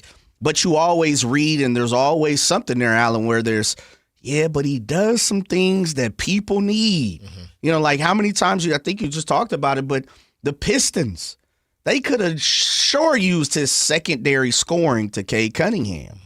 But is it at $50 million in this, this dawn of time when it comes to the cap? Yeah. Probably not. But if you got him for 25, I think you feel good about yourself. It's one of those things, man. I know you're a fly and flashy young fella. You go into and you see, it's like, man, do I really want them Gucci shoes for the $500? But you know what? If I catch them on sale for $250, I'm winning. Yes. And that's the way I feel a lot of people look at Zach LaVine. Tobias Harris signed a 2-year, $52 million contract with the Pistons. Okay, so he was paid $25.3 last season. He was paid $26.6 this season. Did not have a good game. I mean, nobody on the Pistons had a good game. That's why they got smacked. But Tobias Harris, in that realm, you would feel outstanding if you're Zach LaVine, or if you're the Pistons and you can get Zach LaVine for that. So that's why in my mind, and maybe I'm crazy, in my mind, you say, look, Zach, obviously the Kings aren't moving forward with you as far as the future is concerned.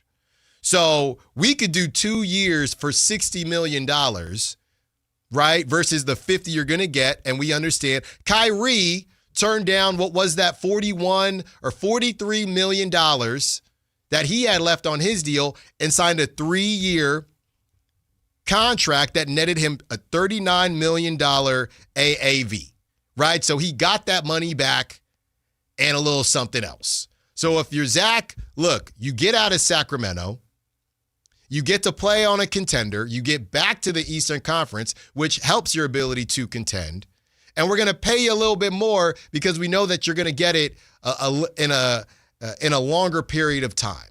So you turn down the $49 million 1 year for $60 million for 2 years. Not my money. Obviously, it's easy for me to say because I'll take $100,000 right about now. I'll tell you that.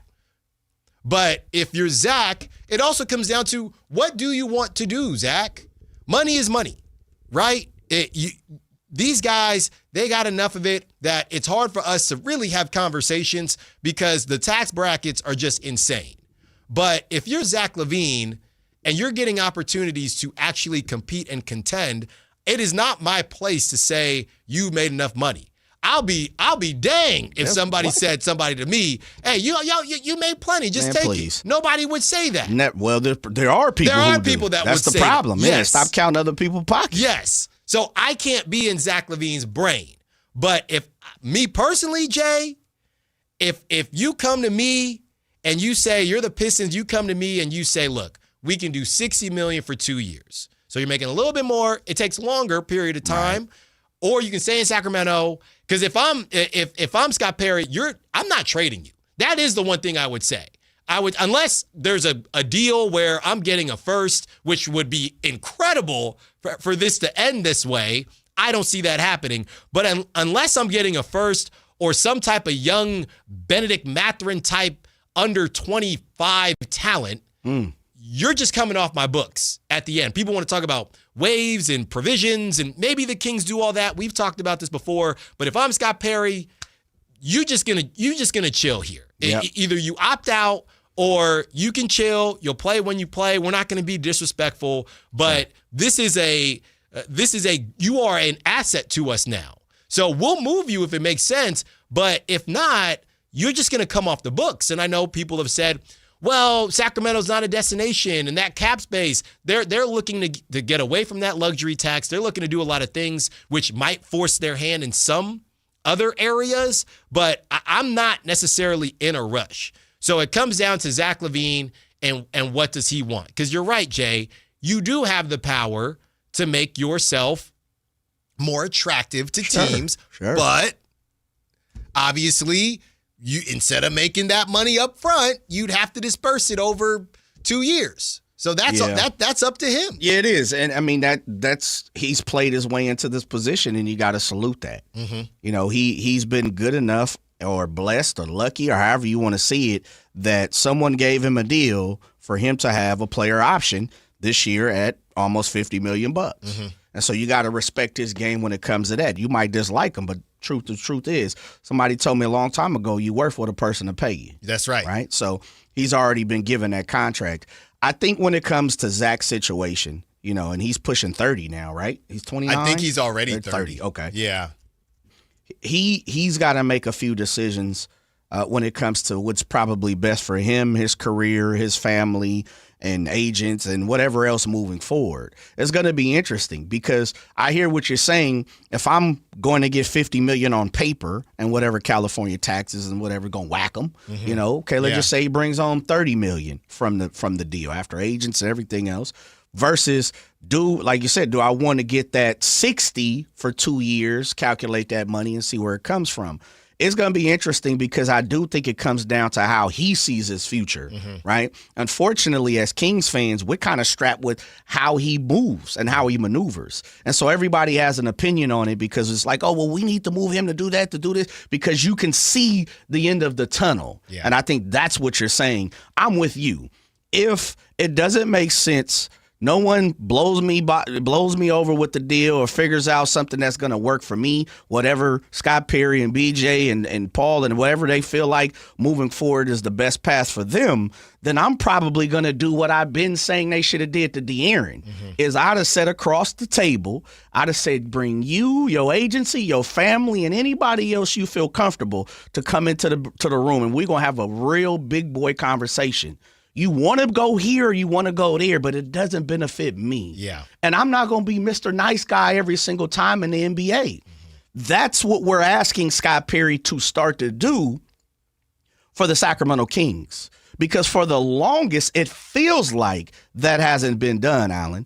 I would have told DeAaron from the jump, and I said it multiple times, go get your surgery. If you don't want to play, you don't feel like it's conducive for you down the road, and looked at Rich Paul and looked at his agency and his family, and everybody said, we'll help you get there to the best of our ability. But it's not going to be despite what's best for our future. Yeah. Go get your surgery, just like he did when he moved to San Antonio. Yep. And we'll talk about it in the offseason when maybe your value for me works best for me and not just you. Now, they folded. Yes. Different regime. They spun them off, and I always go back to what Monty McNair said in the press conference the first time after. He said, we cultivated. Look up the definition. We created a trade market to where we had to find something that we were okay with taking, and that was Zach LaVine. Don't repeat the same mistakes that you just did with the star and around the same amount of money, Allen. And I'm hoping the Sacramento Kings with a different regime, and just knowing, we probably made a mistake with DeAaron's situation. Yep. Let's not make that again. Yeah. Now, you might be, unfortunately, strapped to Zach's options because he has a little more power than DeAaron does. But, again, I go back to the part of it. Someone blessed Zach with that contract. Yeah. And you are now the holder of that. You took it. You stuck, fam. Yeah. You stuck. You took it. He's 31, actually, Jay. He's 31. 31. He's Okay. 31 years old. Jay said they folded like Kehlani. We will get laundry. We'll get to the phone lines on the other side. So 916-339-1140 if you want to be a part of that conversation. The Kings interested in another big man connected to Scott Perry. We'll tell you is when we return. It's the Drive Guys, Sactown Sports. Sucker punches typically come from where you least expect them. Who's the guy in the morning show with like the nasally voice? Carmichael Dave? Cut that. Okay, yeah. He thought that Wemby should have got suspended for a game for his elbow. Dave, I wouldn't describe him as rough and tumble. It's a little soft to me. Yes, definitely. Love it. I guess that's why they call it the Hotline, right? Your local sports leader, Sactown Sports 1140. I love days like these at the pool, but my moderate to severe plaque psoriasis can sometimes take me out of the moment. I'm ready to make a splash with clearer skin thanks to Skyrizi, risankizumab Riza. Skyrizi is a prescription-only injection for adults who are candidates for systemic or phototherapy. At 4 months, most people saw 90% clearer skin when measured from head to toe, and many were even 100% plaque-free. People also saw significant improvement in psoriasis symptoms of pain, redness, itching, and burning. Don't use if allergic to Skyrizi. Serious allergic reactions, increased infections, or lower ability to fight them may occur. Before treatment, get checked for infections and tuberculosis. Tell your doctor about any flu-like symptoms or vaccines. Now there's nothing on my skin thanks to Skyrizi, and that means everything. Ask your doctor about Skyrizi, the #1 dermatologist-prescribed biologic in psoriasis. Visit skyrizi.com or call 1-866-SKYRIZI to learn more.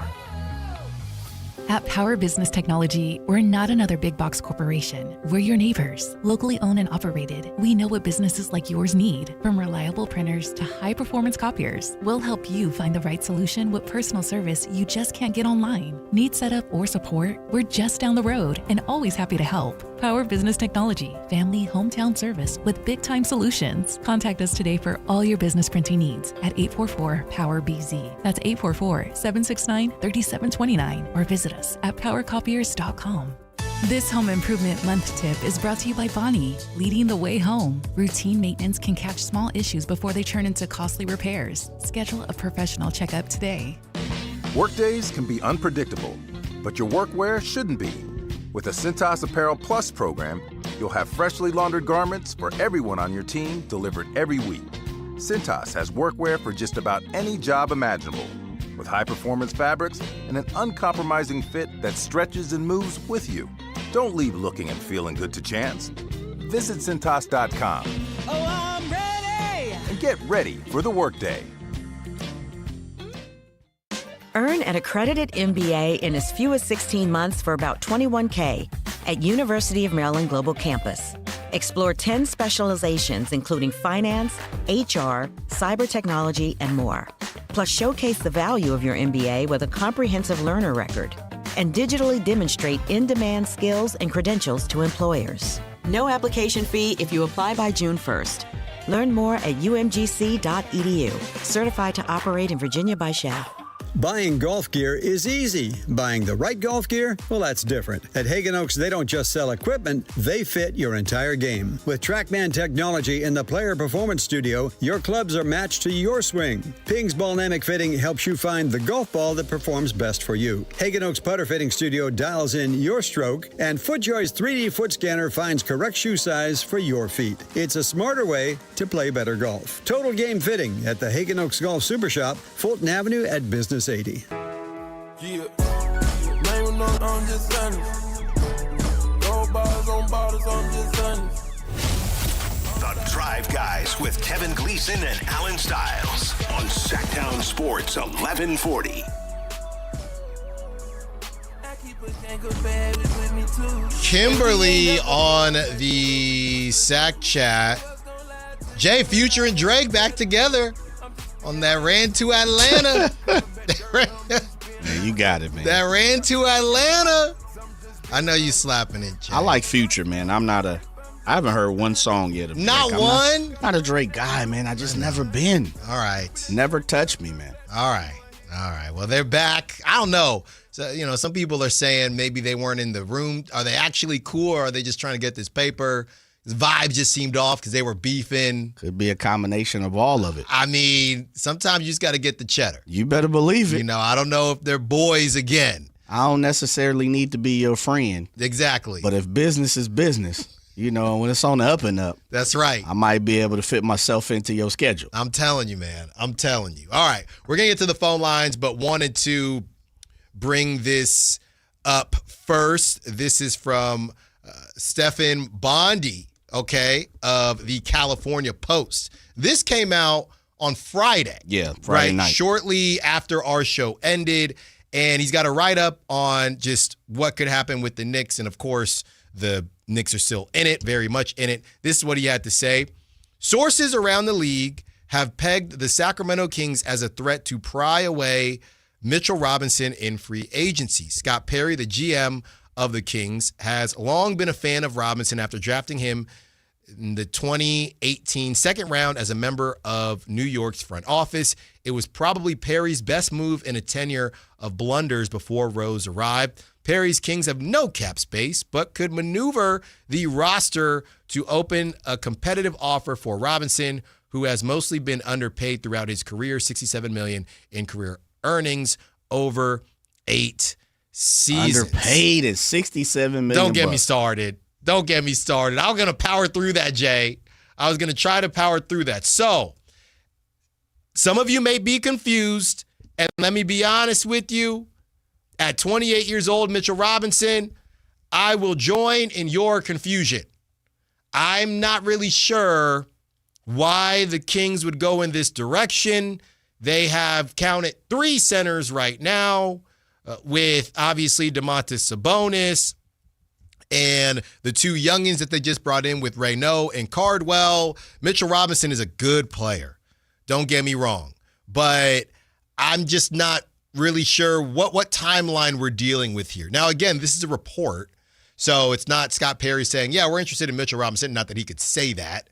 But I have absolutely no clue why the Kings would go in this direction. That's no disrespect to Mitchell Robinson this season. 60 games played, 5.7 points per game, 8.8 rebounds per game, 0.9 assists, 72.3% from the field. He just got a dash for three-pointers. He just don't take them.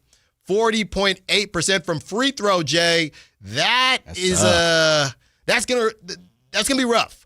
So 2018, 2019 all rookie. One thing I'm learning with Scott Perry, and I get it, he wasn't the head guy with the Knicks, but one thing we're learning with Scott Perry is he's definitely going to hit in those second rounds. He's definitely going to get his money's worth, which makes you very excited if you were sad like me because the Kings did not end up with a top pick, a top 3 pick, whatever it is. You can still rejoice because the Kings, they do have 2 second rounders, which feels like where Scott Perry really cooks, where he does his thing. But I don't know what he would be cooking in this regard with Mitchell Robinson. It just doesn't make a ton of sense to me from a timeline perspective, right? We just can't get away from these. We just can't get away from these 28-year-olds. I just don't understand it. I do not understand it at all. So that's a report that came out, and trying to understand here why exactly the Kings would go in this direction if they're trying to lose. Now, the other thing is this. You got to stay out of relegation. You got to stay out of the relegation sensation, right? That is part of it.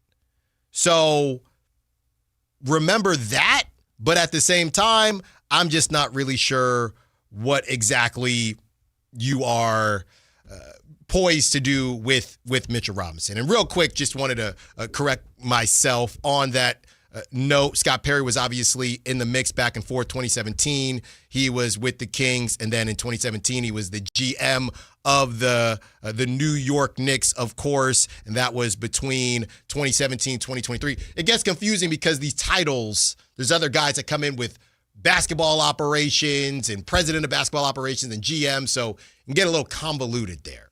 But you have a guy in Mitchell Robinson who's a solid player, just not completely sure what the Kings would do with him right now. Yeah, I'm not sure. Veteran presence?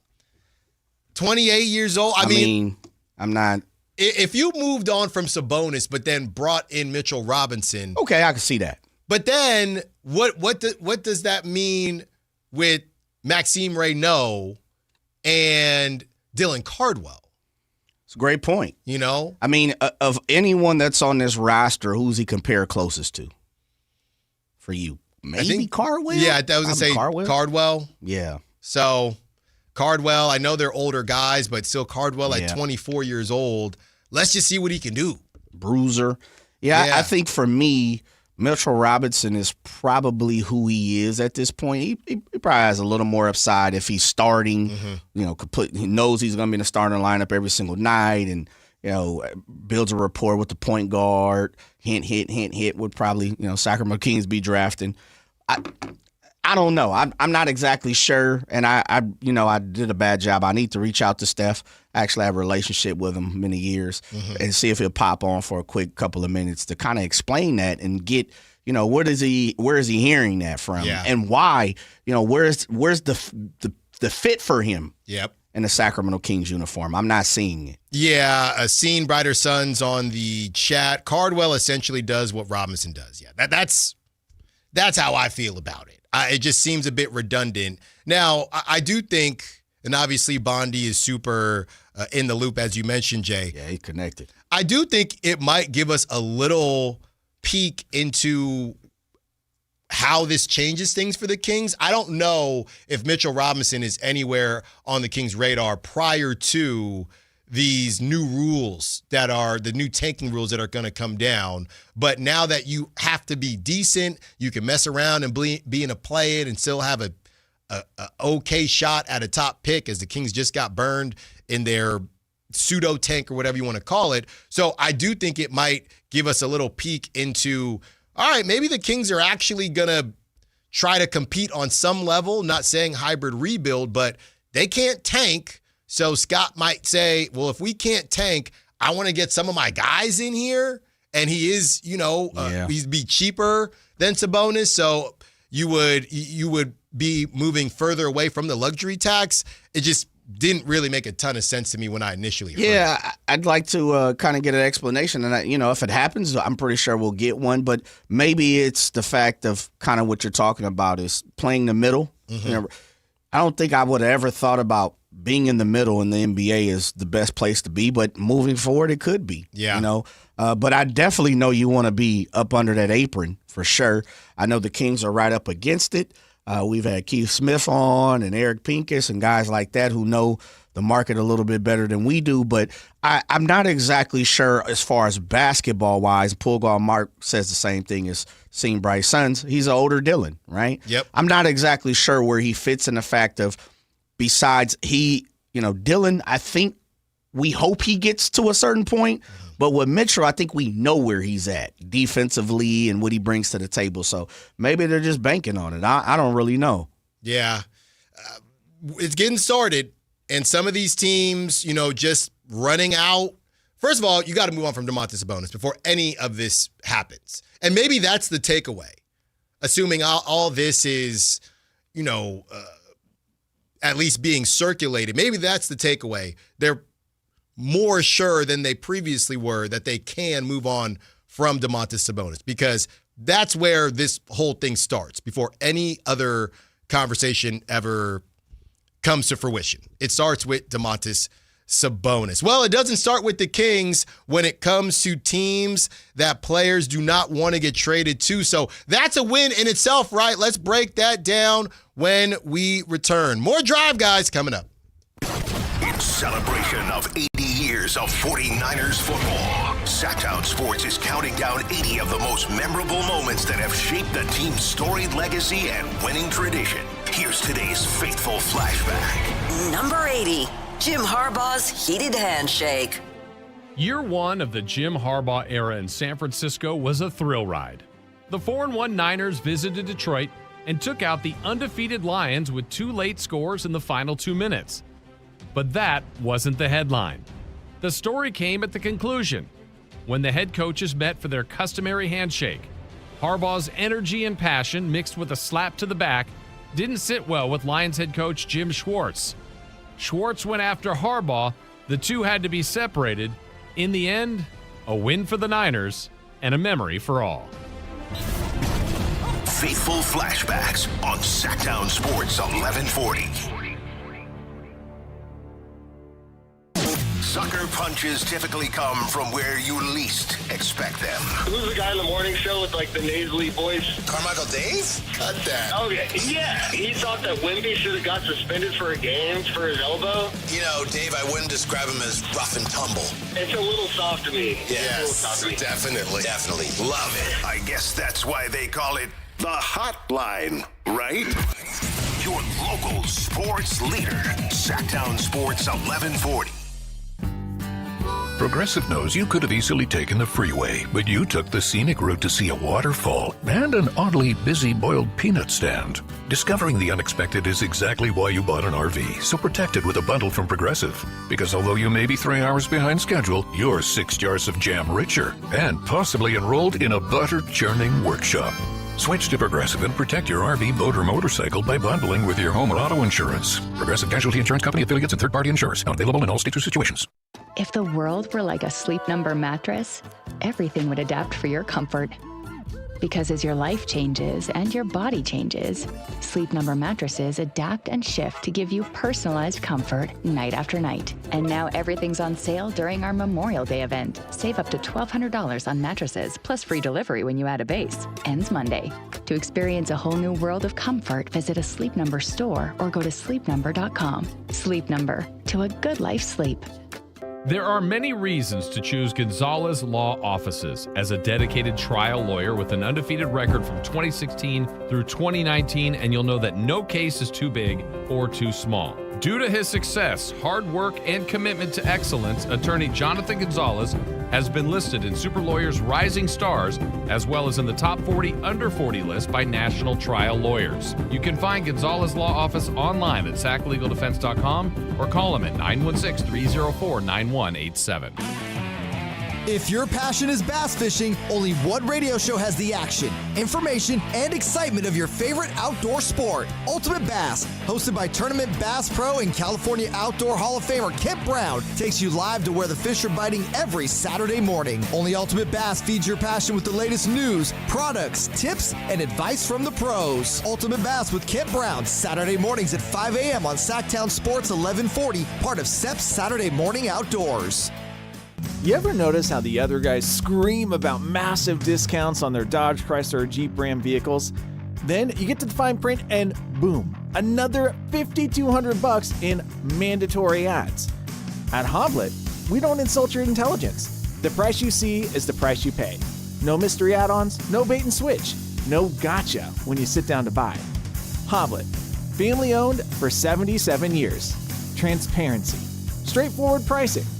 Buy it right, buy it at Hobblet.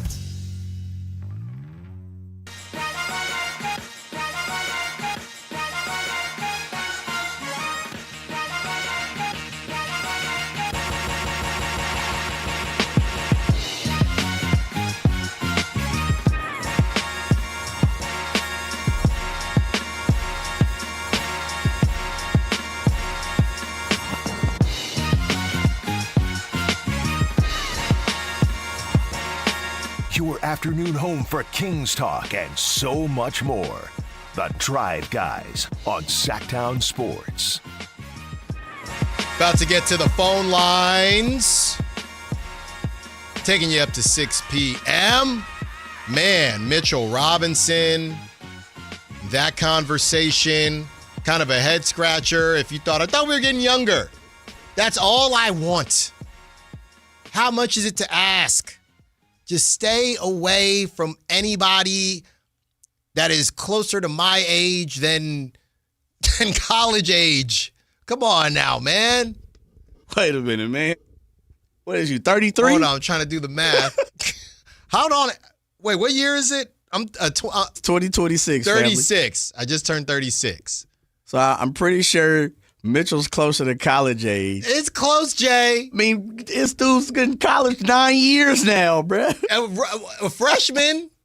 Oh, a freshman. 18, okay, different. That's 18, different. Super senior, Diego Pavia. Yeah. Then no, they about the same age anyway. Exactly. But I'm just saying, man, can we get? That's not what I'm talking about. You know, I saw somebody say, "Oh, what about Keegan to the Pistons?" Now, I don't think that the Pistons would feel like Keegan is the missing piece. I don't think that at all. But if you wanted to have that conversation, I do think it would be fascinating for maybe a Ron Holland. Ron Holland, who was the 5th pick, okay? Ron Holland was the 5th pick in the 2024 draft, all right? Ron Holland played 6 minutes yesterday. 6 minutes.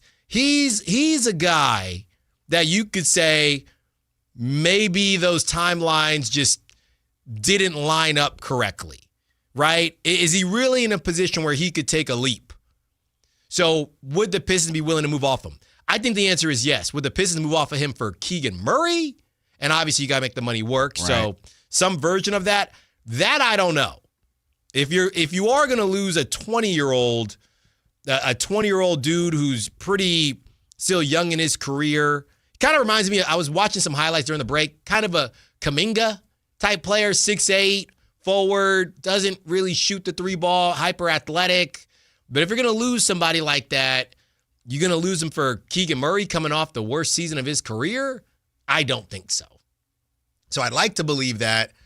I don't think so. I guess I don't know what the Ron Holland market is, but I can't imagine the Keegan market being that strong. I would say the only way, well, not the only way, because we could be completely off, but I think one of the ways would be the Pistons may be a year or two in front of where they thought they would be by this point, and maybe it's kind of like, yeah, we might need to go now. Yeah. Instead of 2 years from now when we thought we might be competing for a championship. I don't know if making it to the second round and going 7 games puts you in the category of you feel like you were closer to the championship. But I do think you have to look at it and say, well, we did finish first. Yeah. We did run up against a team that has been, they've been in this position quite a few times over the last year. So maybe, we just ran against the wrong team. If we see the Knicks, maybe we feel more comfortable. If we Philly or, who knows? So maybe they could be looking at it as Keegan is ready to go now versus we got to sit on Ryan for maybe another season or so. I don't know. I'm just throwing it out there, just trying to make it make sense for whoever threw that out there. Yeah, I mean, and since we're on the subject of the Pistons, and we'll talk to our guy Whitey about this tomorrow too, but, I mean, Jalen Duran, who fumbled the bag. So, Schmal and Miles, brother, 8 points? Man. You couldn't get me, or excuse me, you couldn't get Schmal and Miles 8 points? Man. Dude, 7 points in a game, 7. And, Jay, the thing is, once the jokes start, you feel like, all right, he's going to overcome this because it's a thing now. And he didn't. Nah. He didn't. He got roasted all series long and couldn't figure it out. 10.1 points in the series. Yeah. It's not doing I've seen people talk about him getting the Birds rights of $252 million. There's just no way. There's no way you give a person that's not Ben Wallace / Wemby, Dennis Rodman. You have to be an absolute animal on the whole other side of the floor. I'm talking about all team first defense, Draymond every year. It's got to be in that form. I don't know how you give him $250 million. Yeah, and really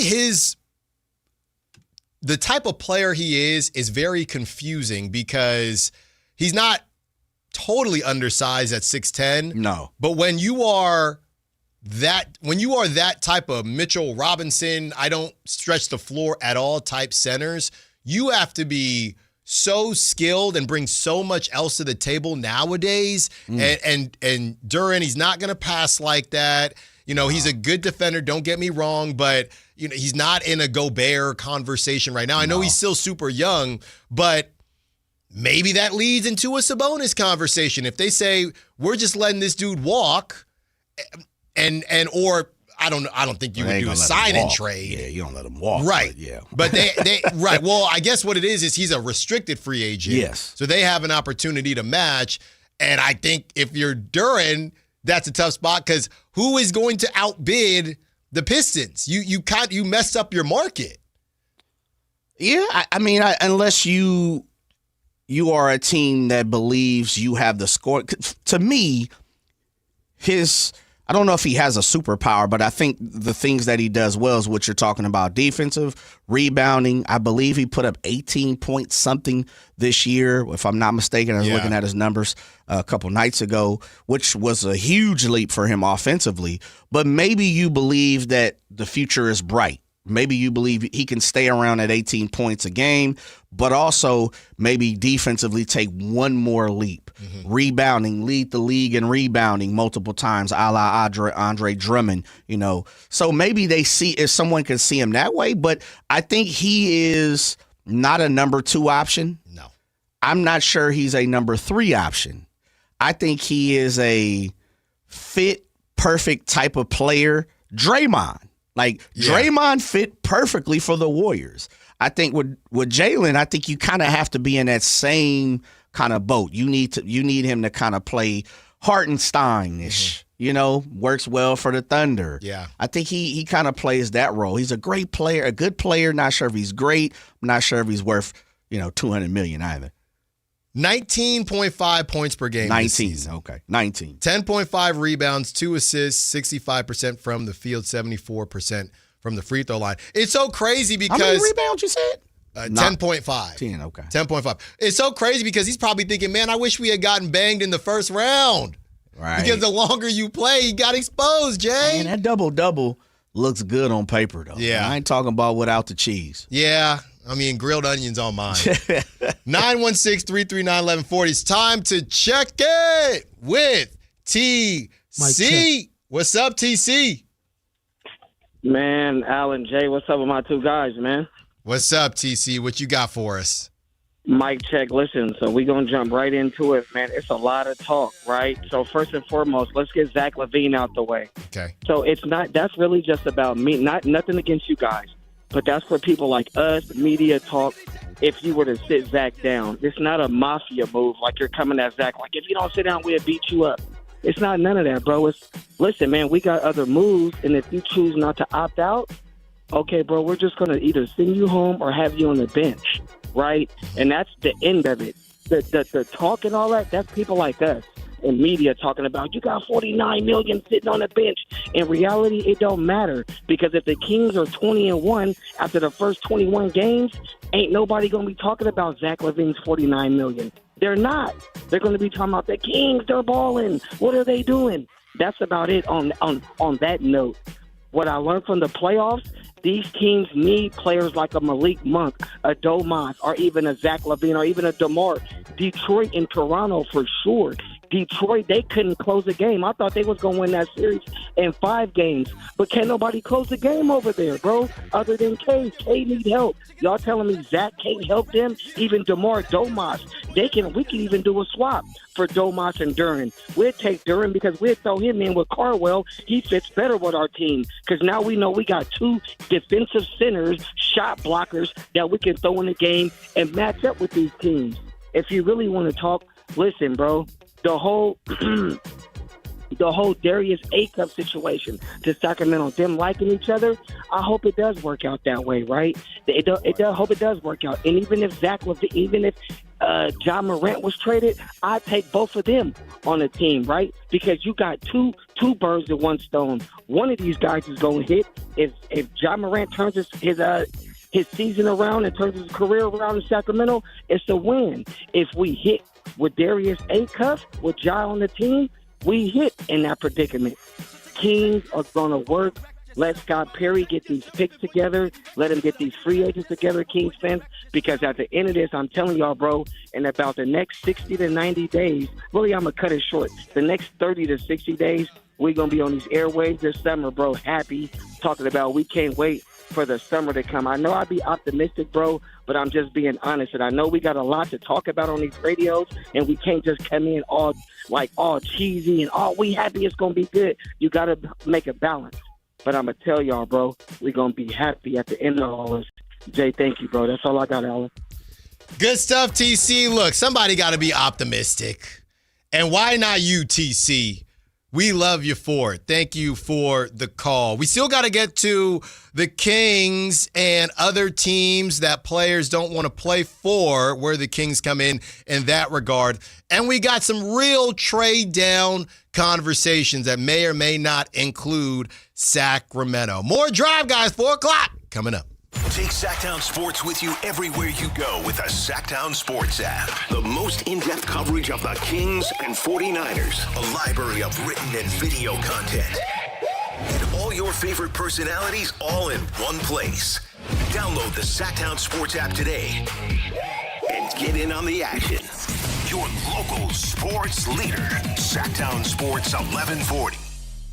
This is the story of the one. As a safety manager at a manufacturing plant, he does everything he can to keep his coworkers safe. From finding ways to reduce risks to keeping safety supplies in stock. And for that, he relies on Grainger. Grainger offers a broad range of quality products and next-day delivery, so he can always play it safe. Call 1-800-GRAINGER, click Grainger.com, or just stop by. Grainger, for the ones who get it done. Now that Wendy's has these new biggie deals, everyone in the family can get what they're craving, from nugs to JBCs. The parental units can get an $8 Biggie bundle, the eldest who think they're so grown can get a $6 Biggie bag, and the little one who can do no wrong can get a $4 Biggie Bites. You know, assuming they have a credit card. No, I'm kidding. We take cash too. $4, $6, and $8 Biggie deals for the whole family. Only at Wendy's. Price and participation may vary. Single items at regular price. Prices may be higher in Alaska, California, and Hawaii. Check engine or ABS light on? Take the guesswork out of your warning lights with O'Reilly Veriscan. It's free. Ask for O'Reilly Veriscan. O'Reilly Auto Parts. Support comes from Amazon Business. Free your team from time-consuming procurement tasks. Discover smart business buying where unmatched selection meets AI-driven tools to simplify complex processes so you can focus on what matters most. Learn more at amazonbusiness.com. Contractors, remodelers, you now have a great supplier to assist you with your next project. Anova Cabinet and Stone in Sacramento. They are Northern California's best kitchen and bathroom remodeling supply store. Anova has the latest cabinet styles, a great selection of countertops, flooring, bathroom fixtures, and more.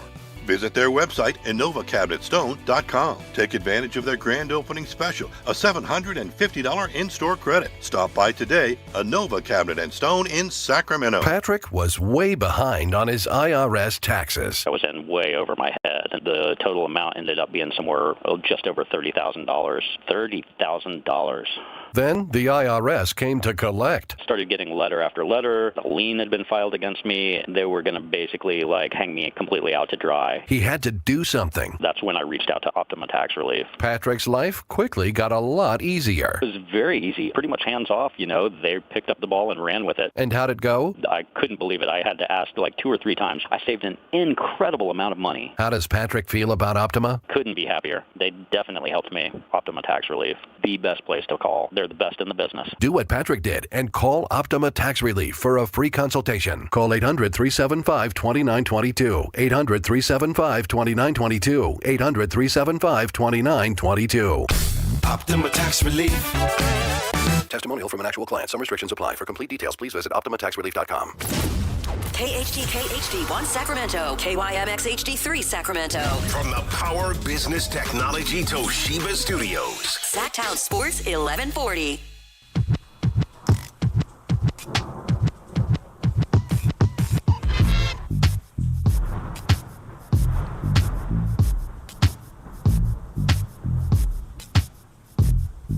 Live and local, it's The Drive Guys. Watch the show on youtube.com/Sactown Sports 1140. Or listen on the Sactown Sports app. Some real trade down scenarios. Taking you up to 6 p.m. We also have that athletic poll, the player poll. We also have where the Kings came in. There was a list of teams that players don't want to play for. And I got a spoiler for you. Kings were not last, or should I say first, on that list. So rejoice. We'll tell you who that is. And 4:30, Brendan Nunez is going to join us. All right, we're going to talk to Brendan. I don't know if we've had a digital editor on since the lottery. Maybe we had Brendan on, maybe.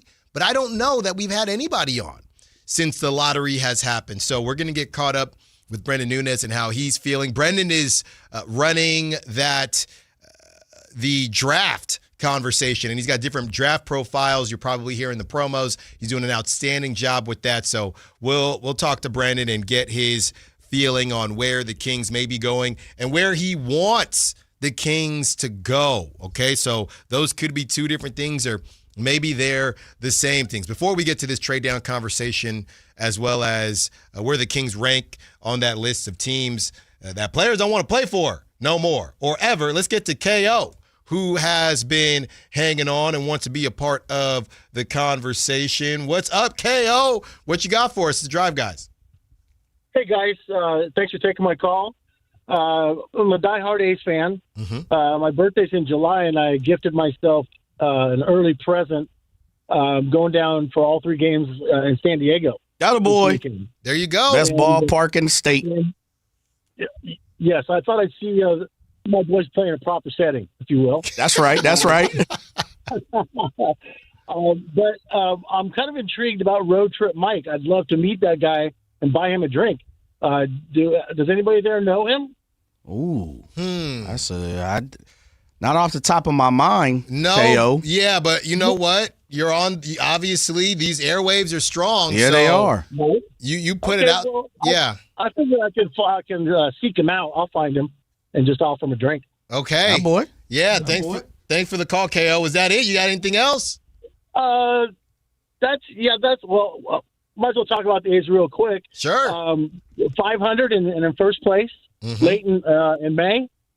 You know, that's pretty considerable. I'd love to be still in first place on Friday night. I got seats right behind the A's dugout. I'm totally psyched. There you go. Thanks for the call, KO. That's great stuff. And we're going to try to find your guy. We might have some information for that. But you send it out, text in. What was his name, Jay?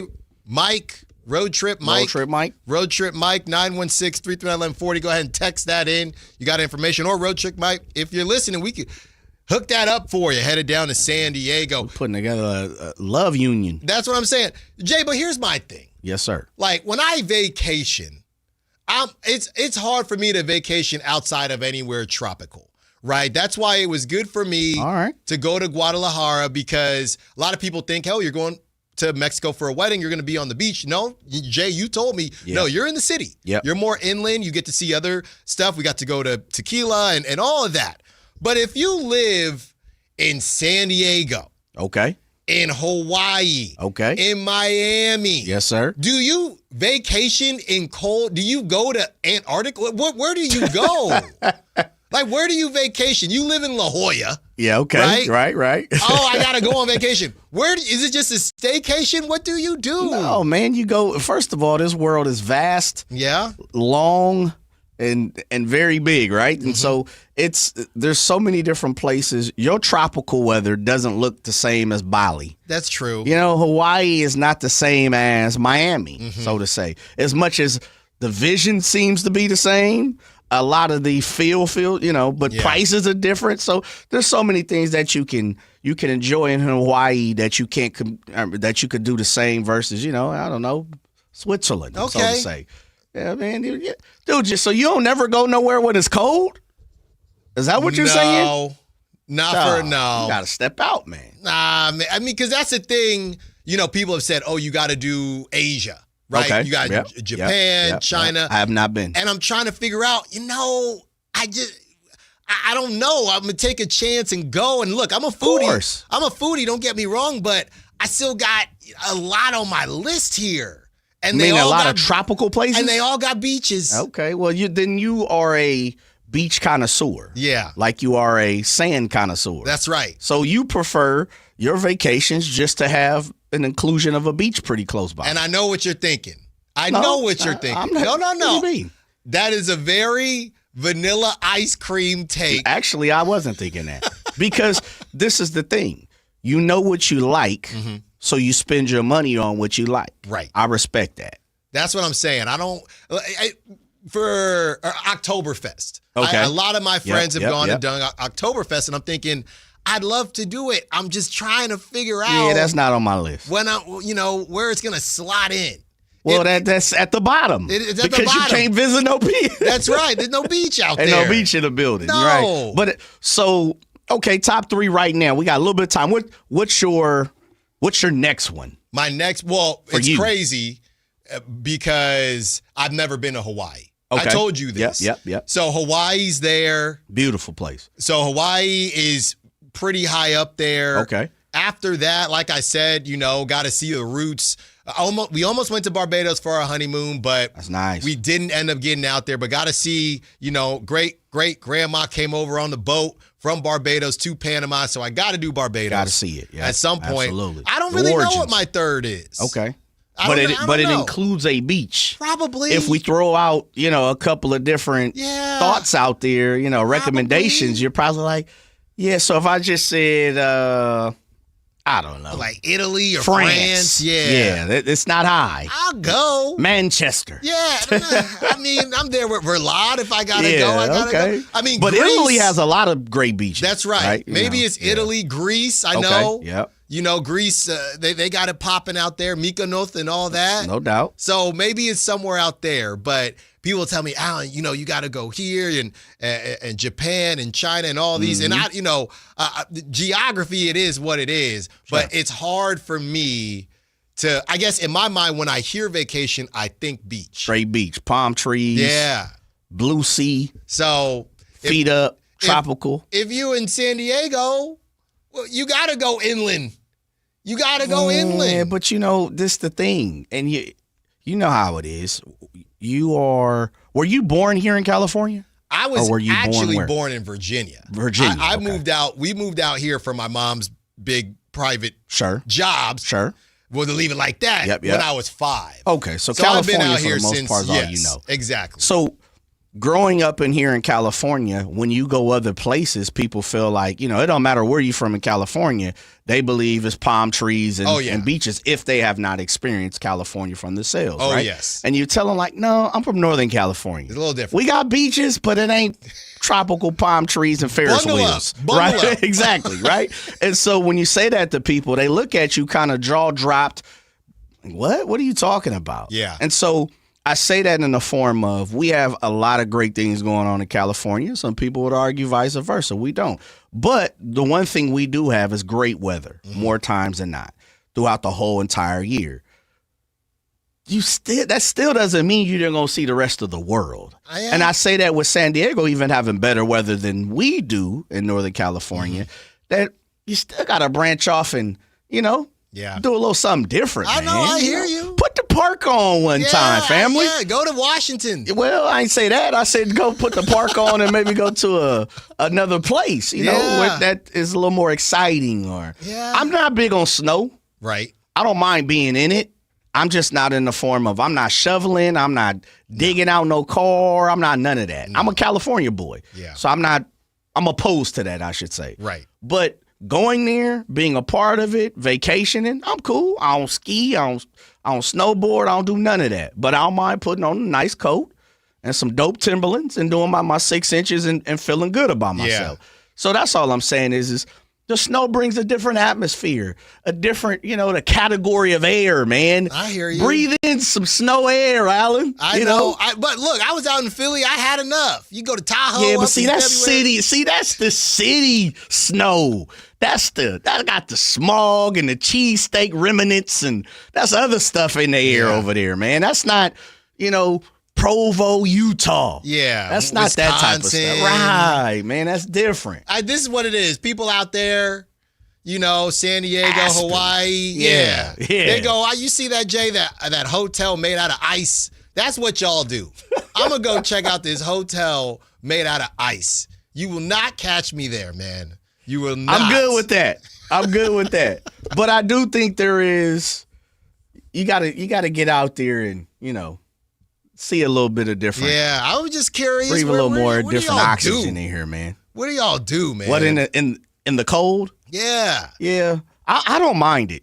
Like we just went to Canada. It was cold, but it was like, 60s. Yeah. 50s, I should say. More 50s. Okay, nothing bad. Now it wasn't snowing. Mm-hmm.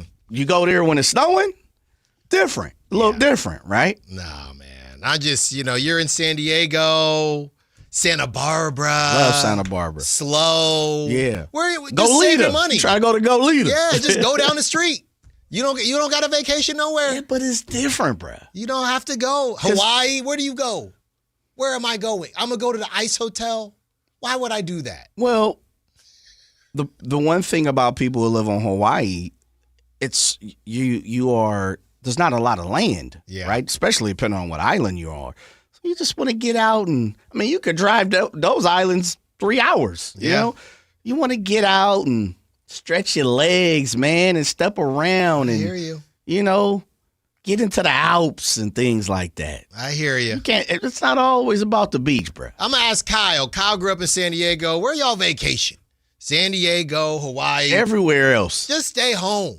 Just stay home. You ain't got nowhere to go. Nah, man. Just go to a hotel. Staycations. That's what it is. I'm with that. 916-339-1140. So we got some real trade down scenarios, and this is from Brett Siegel.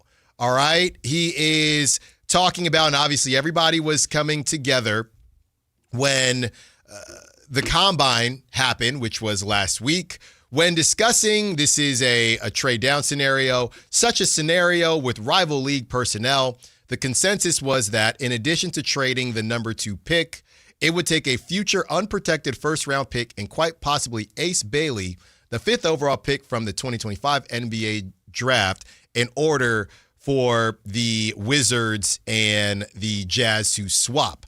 Utah has given 0 indications that trading Bailey is on the table, including for the number 1 pick this year. Another team sources said interested in holding trade dialogue with the Wizards is the Atlanta Hawks, who own the 8th and 23rd picks in this year's draft. But with the 8th and 23rd picks, as well as future draft picks and Zachary Reese-Sachet, who the Wizards held strong interest in before Atlanta drafted him first in 2024, they ended up taking the better player out of those two in Alex Sarr. Would that be enough? Not many around the league tend to think so. Brett goes on to write that the Thunder could answer this conversation because the Thunder have 8,000 first-round picks. But Jay, Ace Bailey coming back into the convo, I got roasted by Jazz fans last week when I said maybe you could do 7 and Keegan Murray for Ace Bailey in order to swap. Doesn't seem like the Jazz want to move Ace Bailey. That doesn't mean that they won't.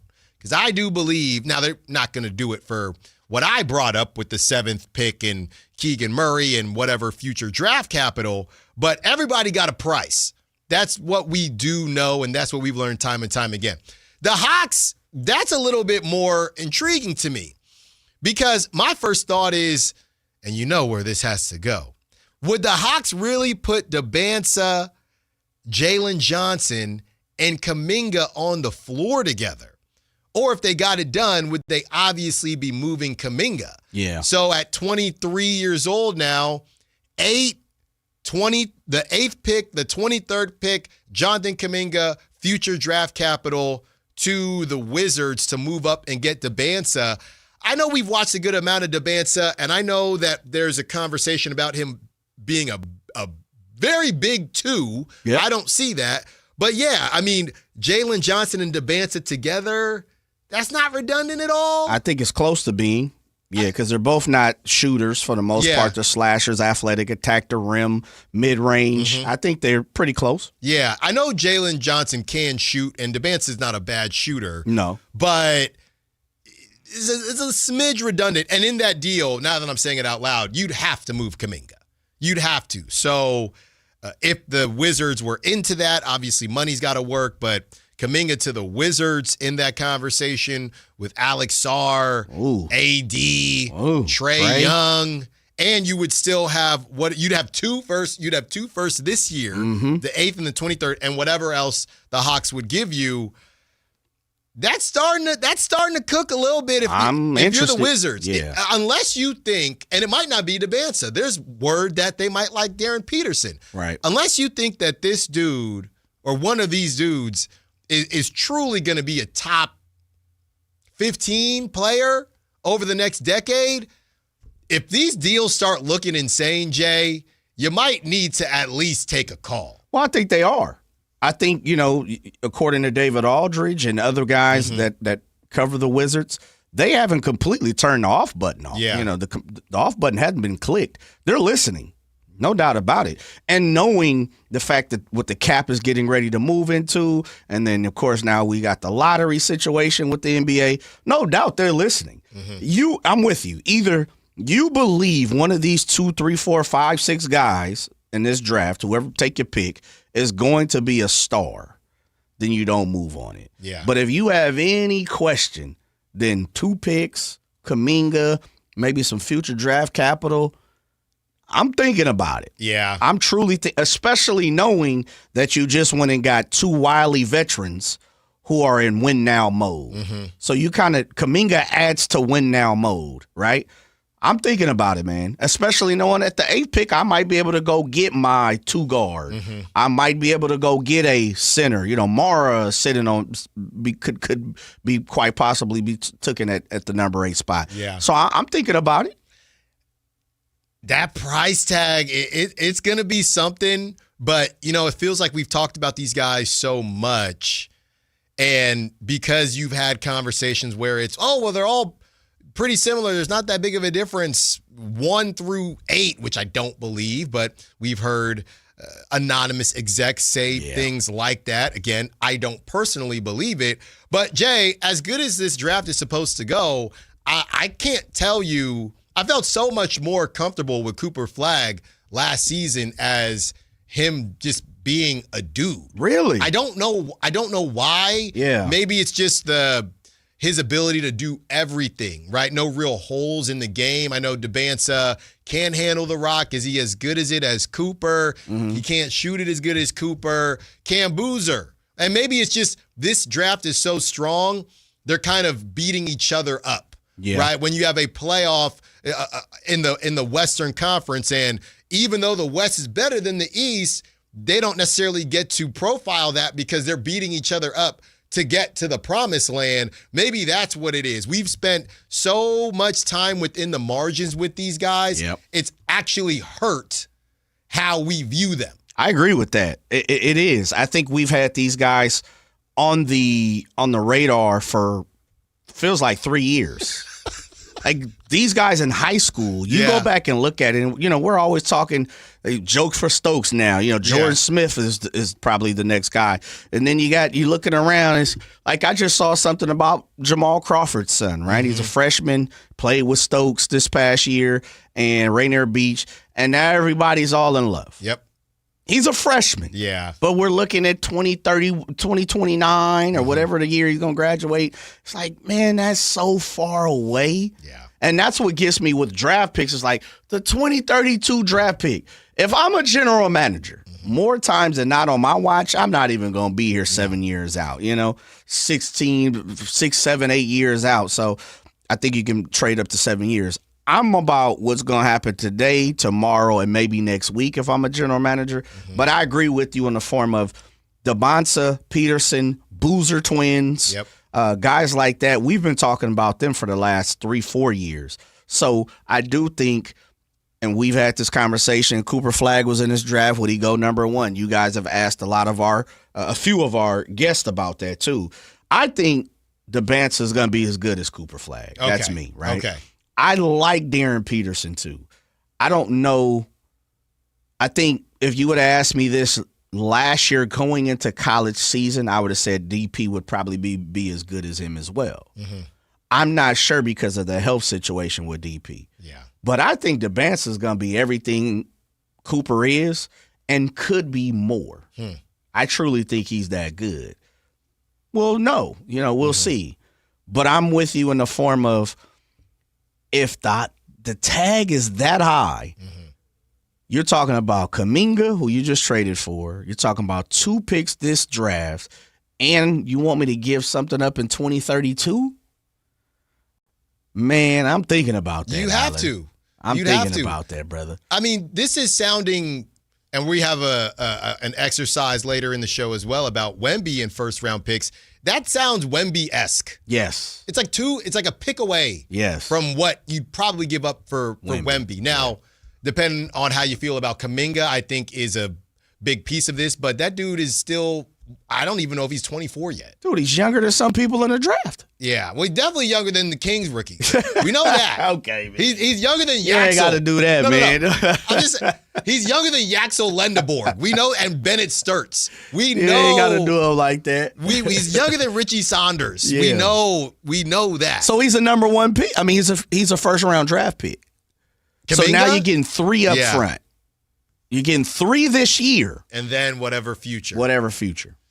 3 this year in what's supposed to be a generational draft. Yes. And the same question I had with Jalen Johnson, that's why I think the Wizards are willing to listen, because are you running DeBansa with Alex Sarr? I'm not going to sit here and act like I've grinded a bunch of Alex Sarr tape, but I would imagine there's some overlap there with Alex Sarr and DeBansa. Maybe it's more about Darren Peterson for them. We're the Wizards, and that's why they would want to do business with the Utah Jazz, because you making that deal with the Hawks, you're saying goodbye to Darren Peterson too. For sure. You are. Sure. Unless you have another spin on the back door. Right. Another move right. to Another get move. back up. Shams going to be working double time. Speaking of Shams, about to say, don't even start there. Were you brother. salty that he ruined it for Prime? No. Yeah. I mean, that's the world we live in. It's weird Truly. though. Yeah, the connection between Shams, the NBA, and ESPN and Prime, where that starts and ends. Like, whose job is that? Is Prime saying, "Hey, NBA, you should have told ESPN to chill"? That's what I'm assuming. Yeah.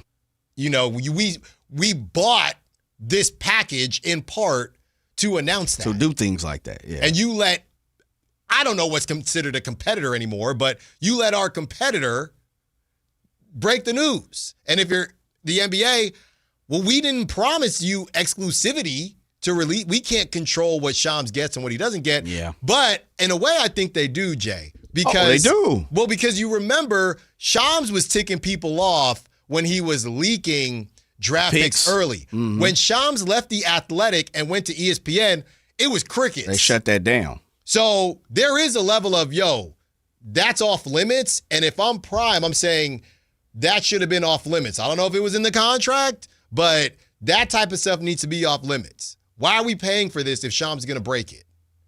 I get you. You got your business hat on right now. I'm just saying. Yeah, as a fan, I could care less where it comes from and when it comes from. Oh, of course. Because, we're looking for the next piece of information at all points in times. And it was early, too. And I was up early Saturday because I had some things to do. I looked, it was like, it was like 7 o'clock. Yeah. And he got this thing pumping. Already. Right? Hey, one thing about Shams, I will say this, and I don't know if this is just some individual. I'm very fond of seeing Shams kind of, I guess, I don't want to say fold or kind of squirrel around, but I like the fact that he's not as comfortable as Woj was. Like, it's kind of like if Woj said it was concrete. I think some people in the back of their minds, and maybe it's just a monopolization situation. I'm happy not to see it as much, but I'm interested in the fact that Shams says something, and people are kind of like, what's up with that? Yeah. Compared to where Woj, it was no questions asked. You never second thought anything. If he said it was concrete, and I'm not saying it wasn't. I'm just saying Shams is kind of like, he's not the beneficiary of what happened with Woj. He's kind of being questioned in certain things. And I like that. Yeah. I like to see that. I don't mind 12 people being able to break news compared to one person. Yeah, I know the Bucks fans were on his helmet. Oh, they stay on his helmet. Yeah, and I don't even know if he They lost should. that one. I think they just feel like he's got ulterior motives. And look, it ain't ulterior motives. The motive is Giannis is a huge name, and he puts himself in these situations, so people like Shams are going to take advantage of it. But with all that being said, kind of sounds like the trading up conversation into any of the top 2 or 3 for the Kings might be cooked. Unless you want to give up 8,000 first-round picks. Now, for 5, I know I don't want to do it, but maybe that's a conversation. Would Brendan Nunez do it? We talk to him when we return. Drive Guys, Sactown Sports. Like and subscribe to the Sactown Sports 1140 YouTube channel at Sactown Sports 1140 to get the Carmichael Dave Show with Jason Ross, Matt and Kayla, and the Drive Guys with Kevin Gleason and Alan Stiles on demand and at your fingertips. Get your fix of the Sacramento Kings, 49ers, Giants, Athletics, NFL, NBA, and the latest in sports and entertainment all in one place at Sactown Sports 1140 on YouTube. Your local sports leader, Sactown Sports 1140. Progressive's accident response can detect and send help when you need it most, after a major car accident. But other accidents, you're on your own. Like when you accidentally call your wife Mom. When you accidentally say Happy Holidays on someone's birthday. When you accidentally wave at someone you thought was waving at you. We can't help with those accidents, but Progressive's accident response provides peace of mind after major car accidents. Progressive Casualty Insurance Company and affiliates. Limited availability in California. Driver is responsible for emergency and towing charges not covered by the policy. The NBA playoffs are underway, and now you can trade every game on Kalshi. You can also trade on who wins each series, the conference finals, and the championship. San Antonio is currently trading at 19% to win it all, meaning a $100 trade pays out over $500 if they take the title. On Kalshi, you're trading against other people in a live market. No house, no odds makers. And as odds move, you can buy in or out anytime throughout the postseason. For a limited time, download the Kalshi app and use code SHOT to get $10 when you trade $10. KALSHI. Kalshi. Trade on anything. I keep seeing celebrities posts, me in the 90s versus now. Well, the person staring at me in the mirror is definitely not the same person that could pull off bootcut jeans. Time creeps up on us so slowly. You don't see it until suddenly you do. Same thing goes for your bills. $1 here, an uptick there. It's a slow burn until one day you realize the price you're paying now is way higher than when you signed up. But at T-Mobile, customers had the lowest wireless bills versus Verizon and AT&T over the past 5 years. And with T-Mobile on their experience plans, you get a 5-year price guarantee, so you know exactly what your plan price will be for the next 5 years. So at least that's one thing that won't change over time. I can't guarantee you'll still look good with frosted tips, but T-Mobile can give you a clear guarantee on your wireless plan. Lower bills based on Harris X billing snapshots from Q321 to Q425 compared to average AT&T and Verizon bills. Comparison excludes discounts, credits, and optional charges. Price guarantee on talk, text, and data. Exclusions like taxes and fees apply. See T-Mobile.com. Did you try my Colombian tamales? They're delicious. Yes, but the Mexican tamales I brought are better. Colombian tamales wrapped in plantain leaves are unmatched, you know. But the Mexican tamales wrapped in corn husks are the authentic ones. At least we can agree that they taste better with Pepsi. Without a doubt. Can you pass me a straw? You mean a pitillo?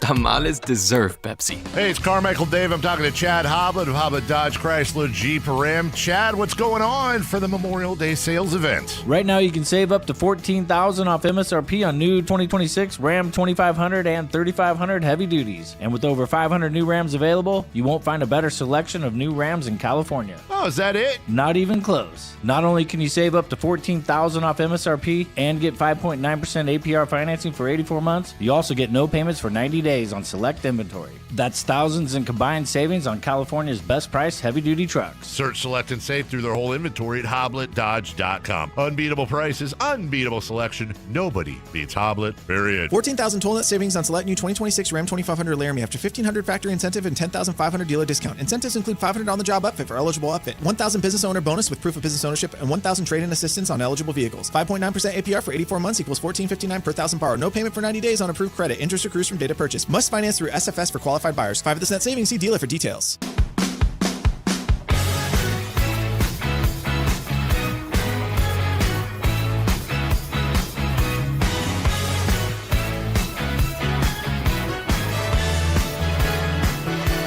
Your afternoon home for Kings Talk and so much more. The Drive Guys on Sactown Sports. Must be busy doing those draft profiles, but Brendan Nunez will be joining us shortly here. And the trade down conversation is there. The trade up conversation is there as well. Or just take your medicine. You made your bed, just lay in it. That's what it is, right? If you... look, they didn't say anything like what the Pacers said. We thought we were due for some luck. They didn't say that. Don't do that. But even if that's how you feel, I don't know, Jay. I just think it would be... I could see a lot of the haters, if you will, the national media haters saying, look at the Kings. They won too many games, then had to move up to get somebody they could have had if they just did what everybody else did. And it's also somebody that you don't even know if you have to move up for. Right. So we don't know if Acuff is on the Nets list. I'm sure he's there, but how high he is on their draft board, we don't know about the Clippers either. So it would be kind of a tough pill to swallow. Just another thing, Jay, and we discussed the possible matchup between the Spurs and the Knicks. You get the Spurs and the Knicks in the finals the Kings having to trade up to get to 5, which is just such a disgusting statement to say out loud. It's just rough. I'd say this. There's a couple of things in that statement you made for me is this. And somewhere along the line, and I get it, I'm not trying to preach to the crowd or anything. I'll just attack this part first.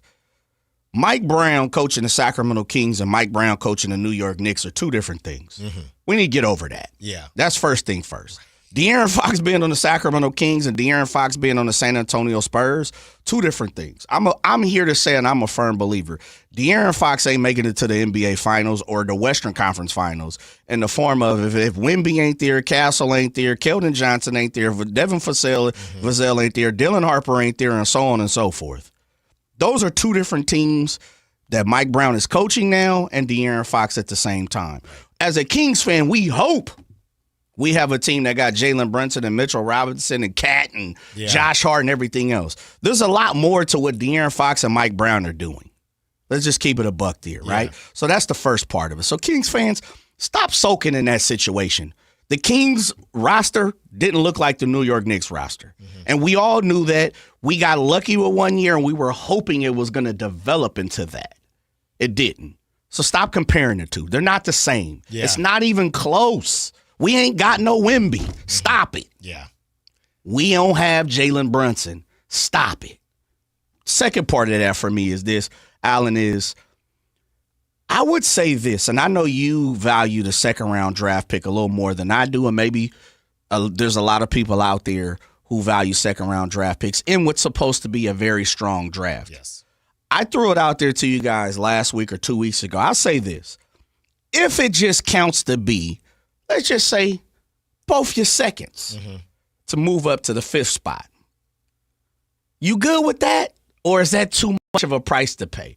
We're talking about second-round draft picks here. Guys, they're not even guaranteed to make the squad. It's top of the second. It's not the bottom of the second. I got you. I'm listening. It would burn, but Jay. That's why I'm asking you. Now I'm getting flashbacks here because it would burn me not because I think those second rounders are going to be absolute studs. I don't know that or not, but it would just burn me because of just why we're even here.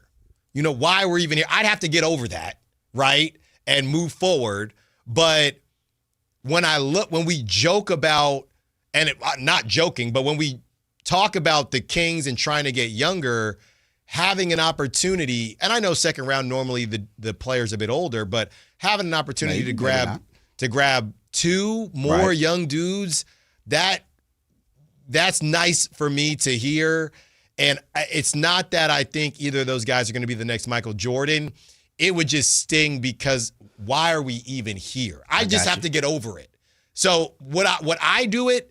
No, but that is me saying, look, I said I was going to stand on business. I said that, look, Sabonis out, Levine out, Westbrook eventually out, Keegan out, DeAndre Hunter out. That's about as far as we going to take this thing. Everything else, we let the chips fall where they may. So I'm going to continue with that. I'm not going to say I'm going to let the chips fall where they may. Sure. Oh, well, I don't like these chips, so actually I'm going to get back in. Me personally, if the Kings did it, let's just hope it's worth it. If Acuff is that to you, and everyone's saying he's the first pick outside of the Big Four, right? Instead of the 5th pick, the first pick outside of the Big Four, if it's worth it to you, yeah, Jay. I mean, for 2 second rounders on paper, you probably have to do it. I can't be crazy, but I'd be salty if you like them. And totally understand. I'm with the fact that you don't have to like, the act of doing it. I'm with it, but I'm saying is that too high of a price for you to pay and not feel bad about it? Not if you think that Acuff is that dude. Okay, got you.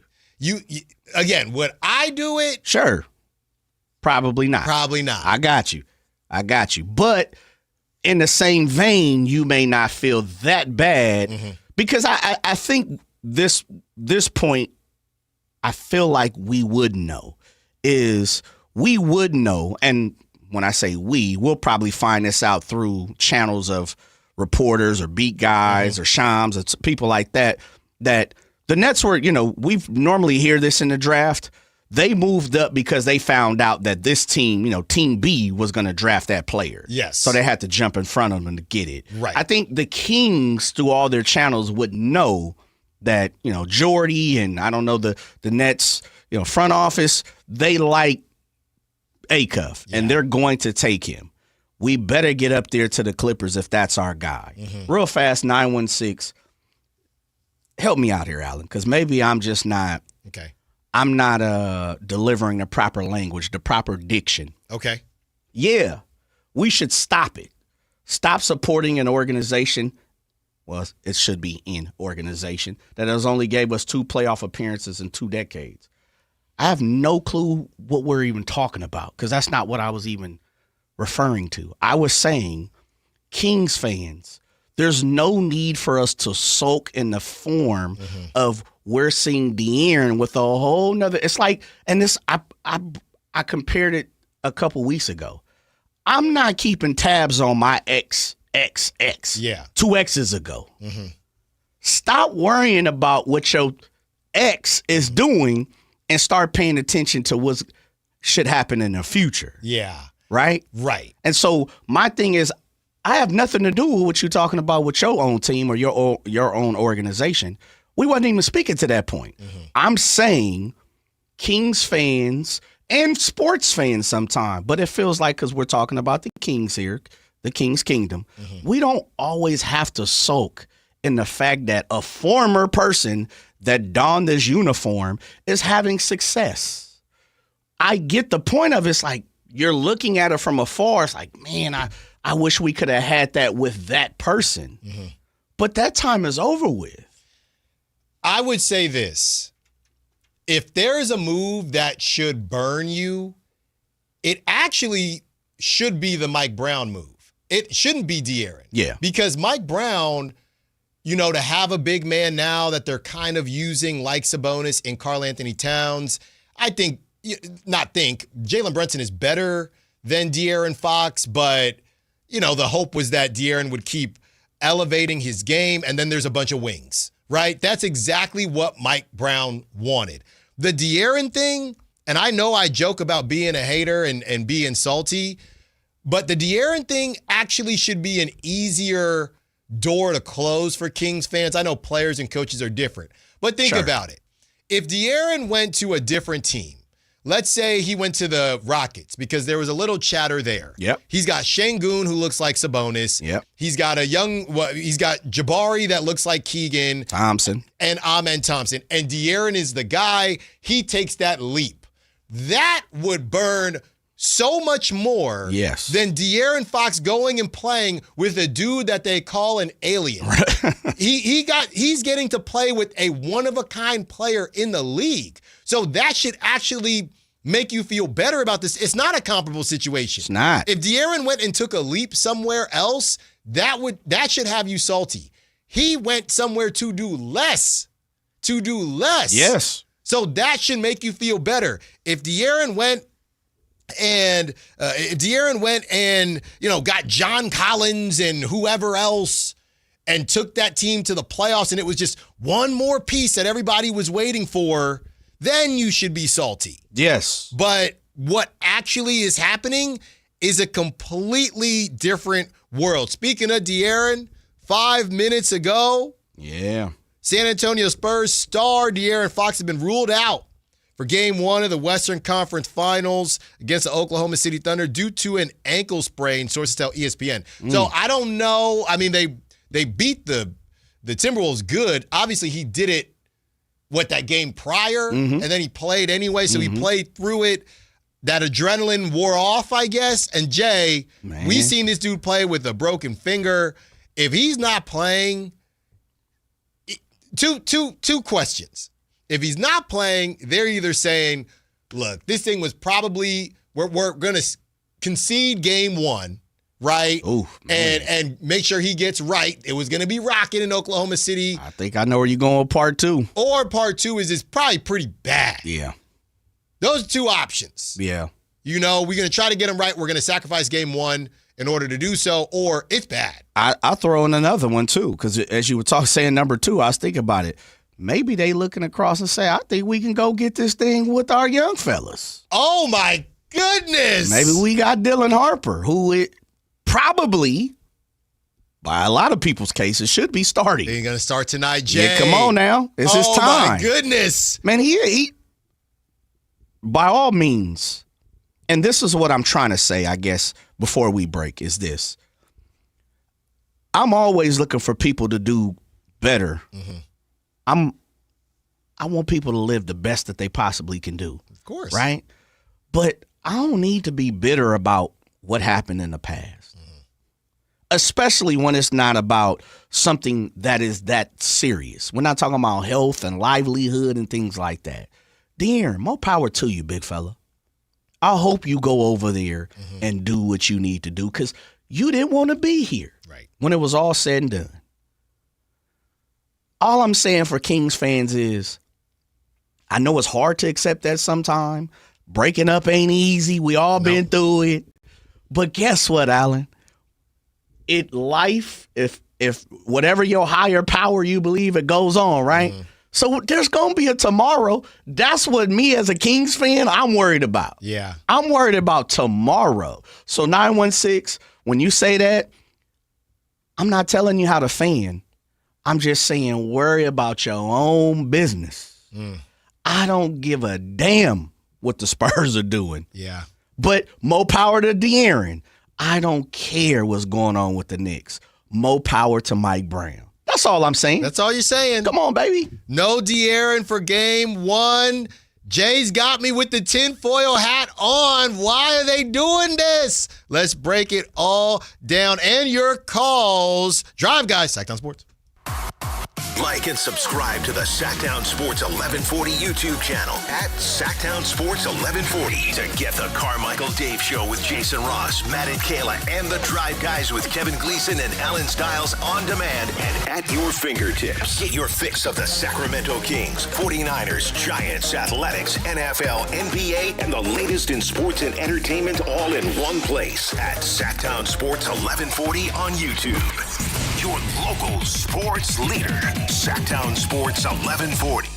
This is a special alert to all Americans who own a vehicle with less than 200,000 miles with an auto warranty about to expire or with no warranty coverage at all. Due to a decline in the economy, CarShield is announcing a low-cost month-to-month vehicle protection plan that is now available to the public to save any driver out-of-pocket expenses on future auto repairs. Call now to find out how you can pay almost nothing for covered auto repairs. Yes, you heard that correctly. Pay almost nothing for covered auto repairs. An open phone line has been established for all drivers to call for a free quick quote. Call 800-292-4541 now. Drivers who are covered will not have to pay for covered repairs again. This protection plan is at an all-time low. Additionally, drivers who activate this vehicle protection today will also receive free roadside assistance, free towing, and car rental options at no additional cost. Call us for your free quick quote today. 800-292-4541. That's 800-292-4541. What do you have to lose? Call 800-292-4541. Again, 800-292-4541. Wendy's new Biggie Deals lets you choose whatever you're in the mood for. It's like a music mixing board of deals, and you're the producer.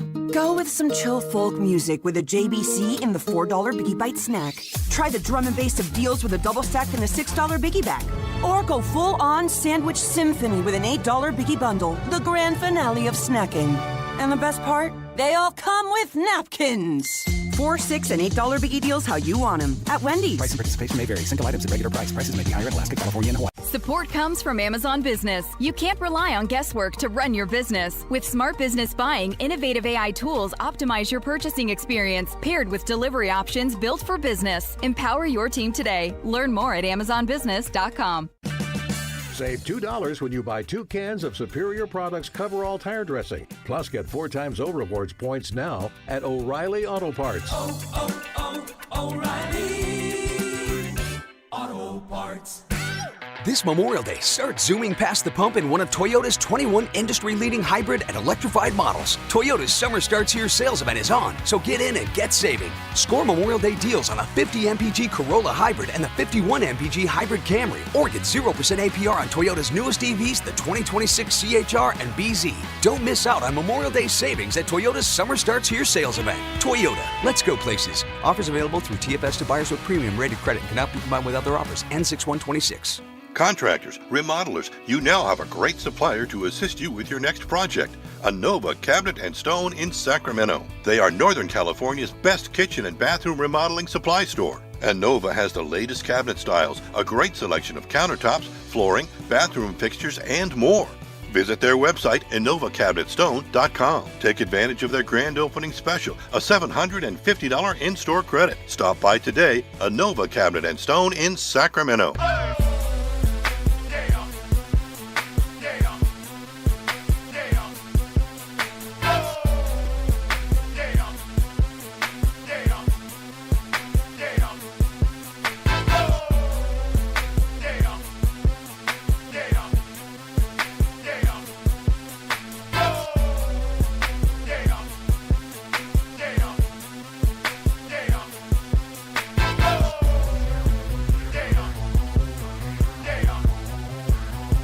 Download the app and listen to The Drive Guys. The Drive Guys with Kevin Gleason and Alan Stiles. On Sactown Sports 1140.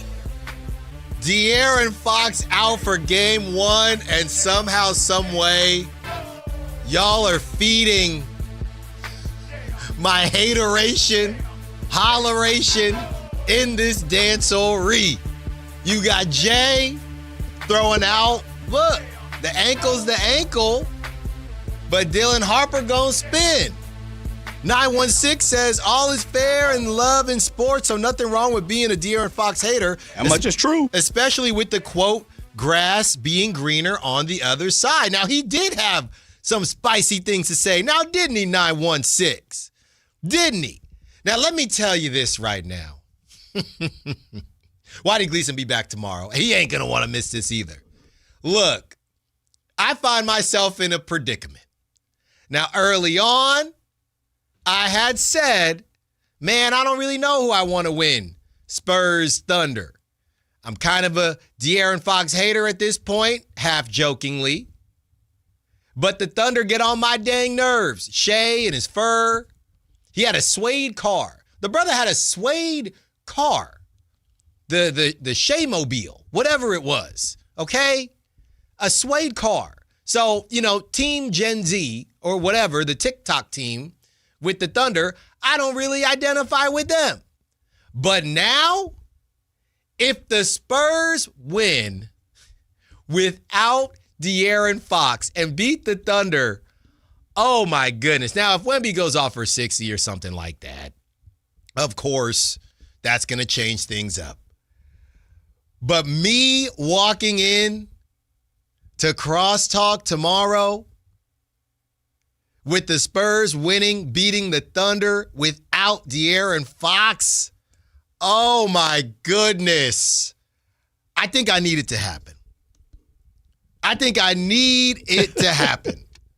I think I need it because, Fox defenders, well, hey, it's a solid team, and that's not to say they wouldn't have done this, that. This is scary hours. And I have turned in, Whitey Gleason is always asking to join the Giants train for a series. For tonight, I won't say one night only. Man. What is it? Go Spurs, go. Get me with the drum and the clap. I need all that. I need all of that, please.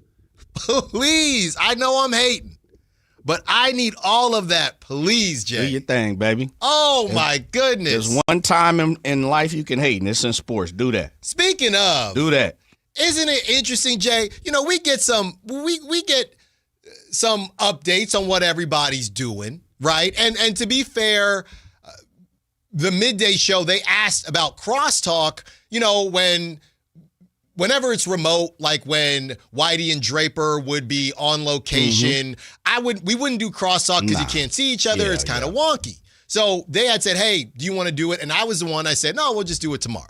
But Jay, speaking of, the two A's fans that I find myself around in Whitey Gleason sometimes, whatever it is, and our guy Matt George, I didn't get to talk to either of them. I didn't get to talk to either of them.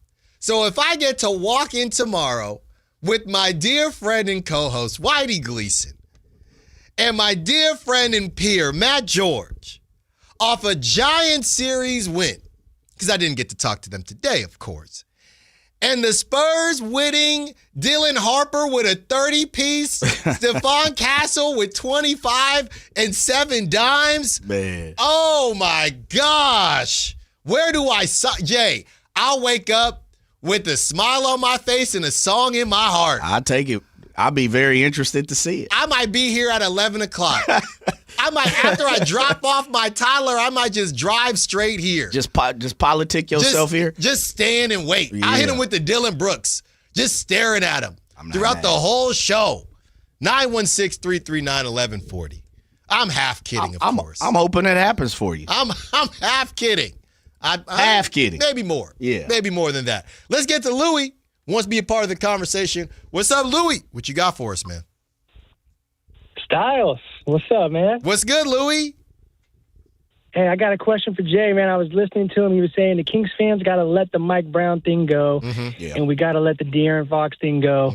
But I got a question for you, Jay. You there? Yes, sir. I'm here, brother.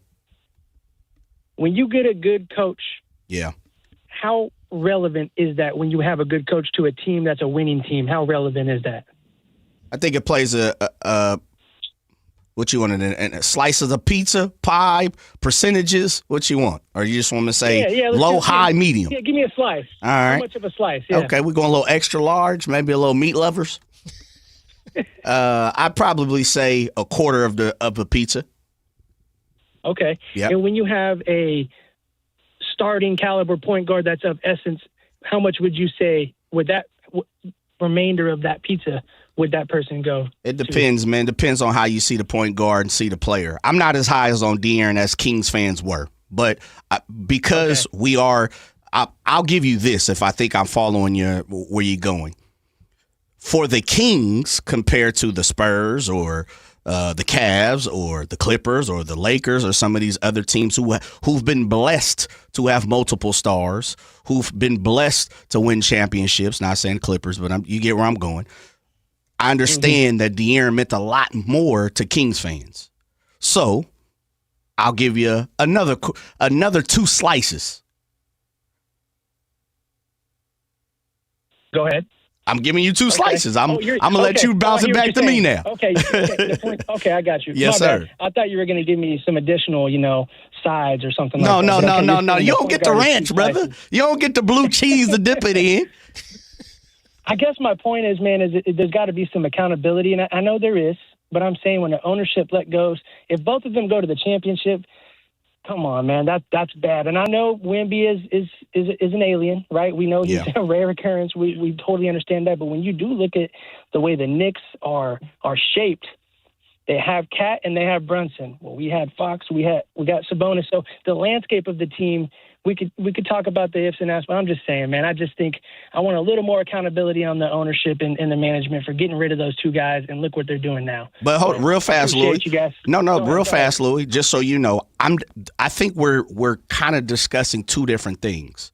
I'm 1,000% with you, Kings fans, and the Kingdom in the form of the ownership group. And like I told you, because we haven't been blessed a lot here. We haven't been lucky enough. We haven't had the success as other teams like the Spurs. Let's just talk about the Spurs. The Knicks haven't had that much success in years. But it makes us feel a little bit, we feel a little more geared towards having way more love for DeAaron than letting the situation go. What I'm saying to you is this. Hold every single thing you want to be and talk about when it comes to your squad, your Kings organization, your ownership group, who you talking about, what it meant for you, what DeAaron meant for you as a fan. No, 1,000%. I ain't got nothing to talk. I'm nowhere disagree with what you're saying on that. What I'm saying to you is, and that's why I used an X, is when you put time into a relationship, 9 times out of 10, when that ends, and it could be a business, romantic, whatever you want to put into it, sports, it hurts, no doubt about it. So you tend to soak in what's going on until you can come out of that. Do we agree on that? More times than not in life, right? I agree. And Okay. I'll say, man, it does suck when your ex goes and she glows up. That part hurts too. That part. And that's what I'm saying. 1,000%, Louie. So that's why I said it as an ex. What I'm saying to you is, and I think most people would agree, is to make sure you better yourself, not talking about the past and because the Kings haven't done this. And I know it hurts, but I'm just saying, bless up, Louie. Go glow up too, big time. Unfortunately, we just don't have the power to glow up, right? Because we're not the general manager. We're not the coach. We're just fans. So I'm just saying, don't soak in that relationship. And in reality, all I'm saying is this. You can't handle or you can't control what's going on with the Kings. So it makes you feel even worse. Yep. Appreciate your perspective. No doubt. All right, guys. Same. Have a good one. Thanks for the call, Louie. We hit the 5 o'clock hour when we return, and we still got to get to where the Kings fall as far as teams that players don't want to play for. But we doing it when we get back. More Drive Guys coming up. Like and subscribe to the Sactown Sports 1140 YouTube channel at Sactown Sports 1140 to get the Carmichael Dave Show with Jason Ross, Matt and Kayla, and the Drive Guys with Kevin Gleason and Alan Stiles on demand and at your fingertips. Get your fix of the Sacramento Kings, 49ers, Giants, Athletics, NFL, NBA, and the latest in sports and entertainment all in one place at Sactown Sports 1140 on YouTube. Your local sports leader, Sactown Sports 1140. This is the story of the one. As a safety manager at a manufacturing plant, he does everything he can to keep his coworkers safe. From finding ways to reduce risks to keeping safety supplies in stock. And for that, he relies on Grainger. Grainger offers a broad range of quality products and next-day delivery, so he can always play it safe. Call 1-800-GRAINGER, click Grainger.com, or just stop by. Grainger, for the ones who get it done. You bought an RV, and you got an automatic discount from Progressive by bundling it with your home or auto insurance. That's great, but a serious word of warning every RVer should heed. You don't need to talk about things like dry weight or dump stations. And you don't need one of those expensive water filter straws either. Because the most extreme thing most RVers encounter is a campsite without hookups. So just enjoy yourself. And Progressive's automatic discount when you bundle your RV, boat, or motorcycle with your home or auto insurance. Progressive Casualty Insurance Company and Affiliates. Not available in all states or situations. Earn an accredited MBA in as few as 16 months for about $21K at University of Maryland Global Campus. Explore 10 specializations, including finance, HR, cyber technology, and more. Plus, showcase the value of your MBA with a comprehensive learner record and digitally demonstrate in-demand skills and credentials to employers. No application fee if you apply by June 1st. Learn more at umgc.edu.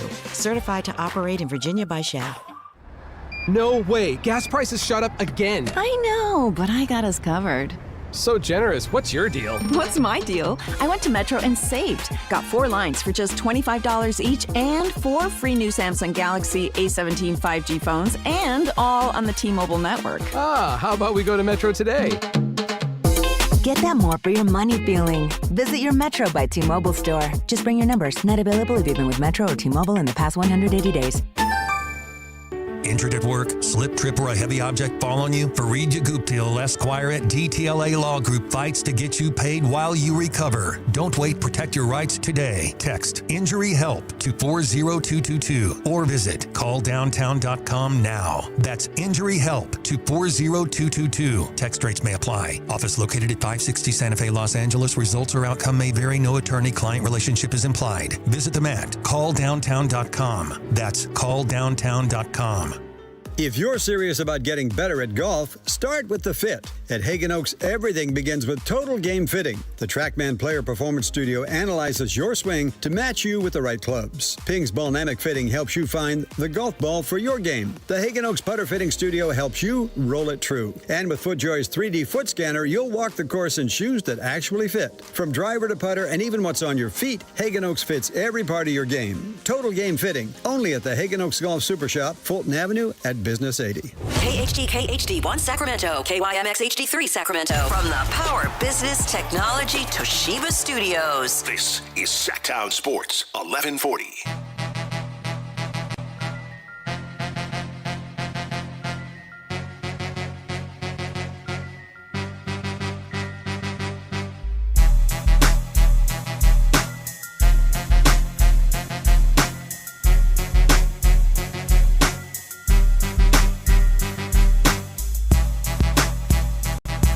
Live and local, it's The Drive Guys.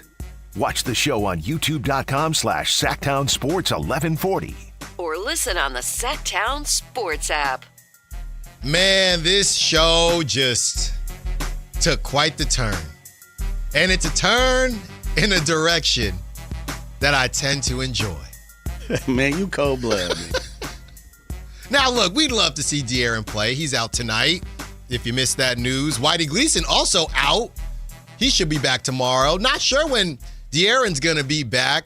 Now, when I say take a turn, Jay, real quick, when you're lost, and I know it's hard to get lost, sometimes I won't even fire up the Waze or the Google Maps. I call it hound dog, right? If I've lived somewhere long enough, I just want to go hound dog. Hound dog? Yeah, and just try to the nose, you're sniffing it figure out where to go. No Waze, no Google Maps. But as the saying goes, Jay, when in doubt, turn right, right?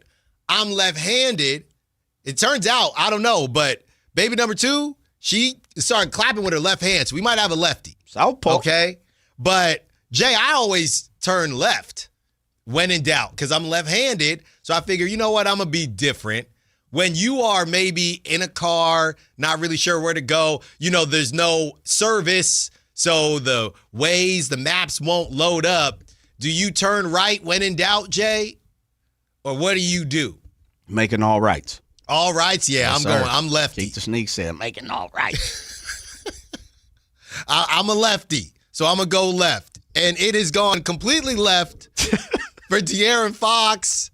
And leave him alone, man. No, I'm not.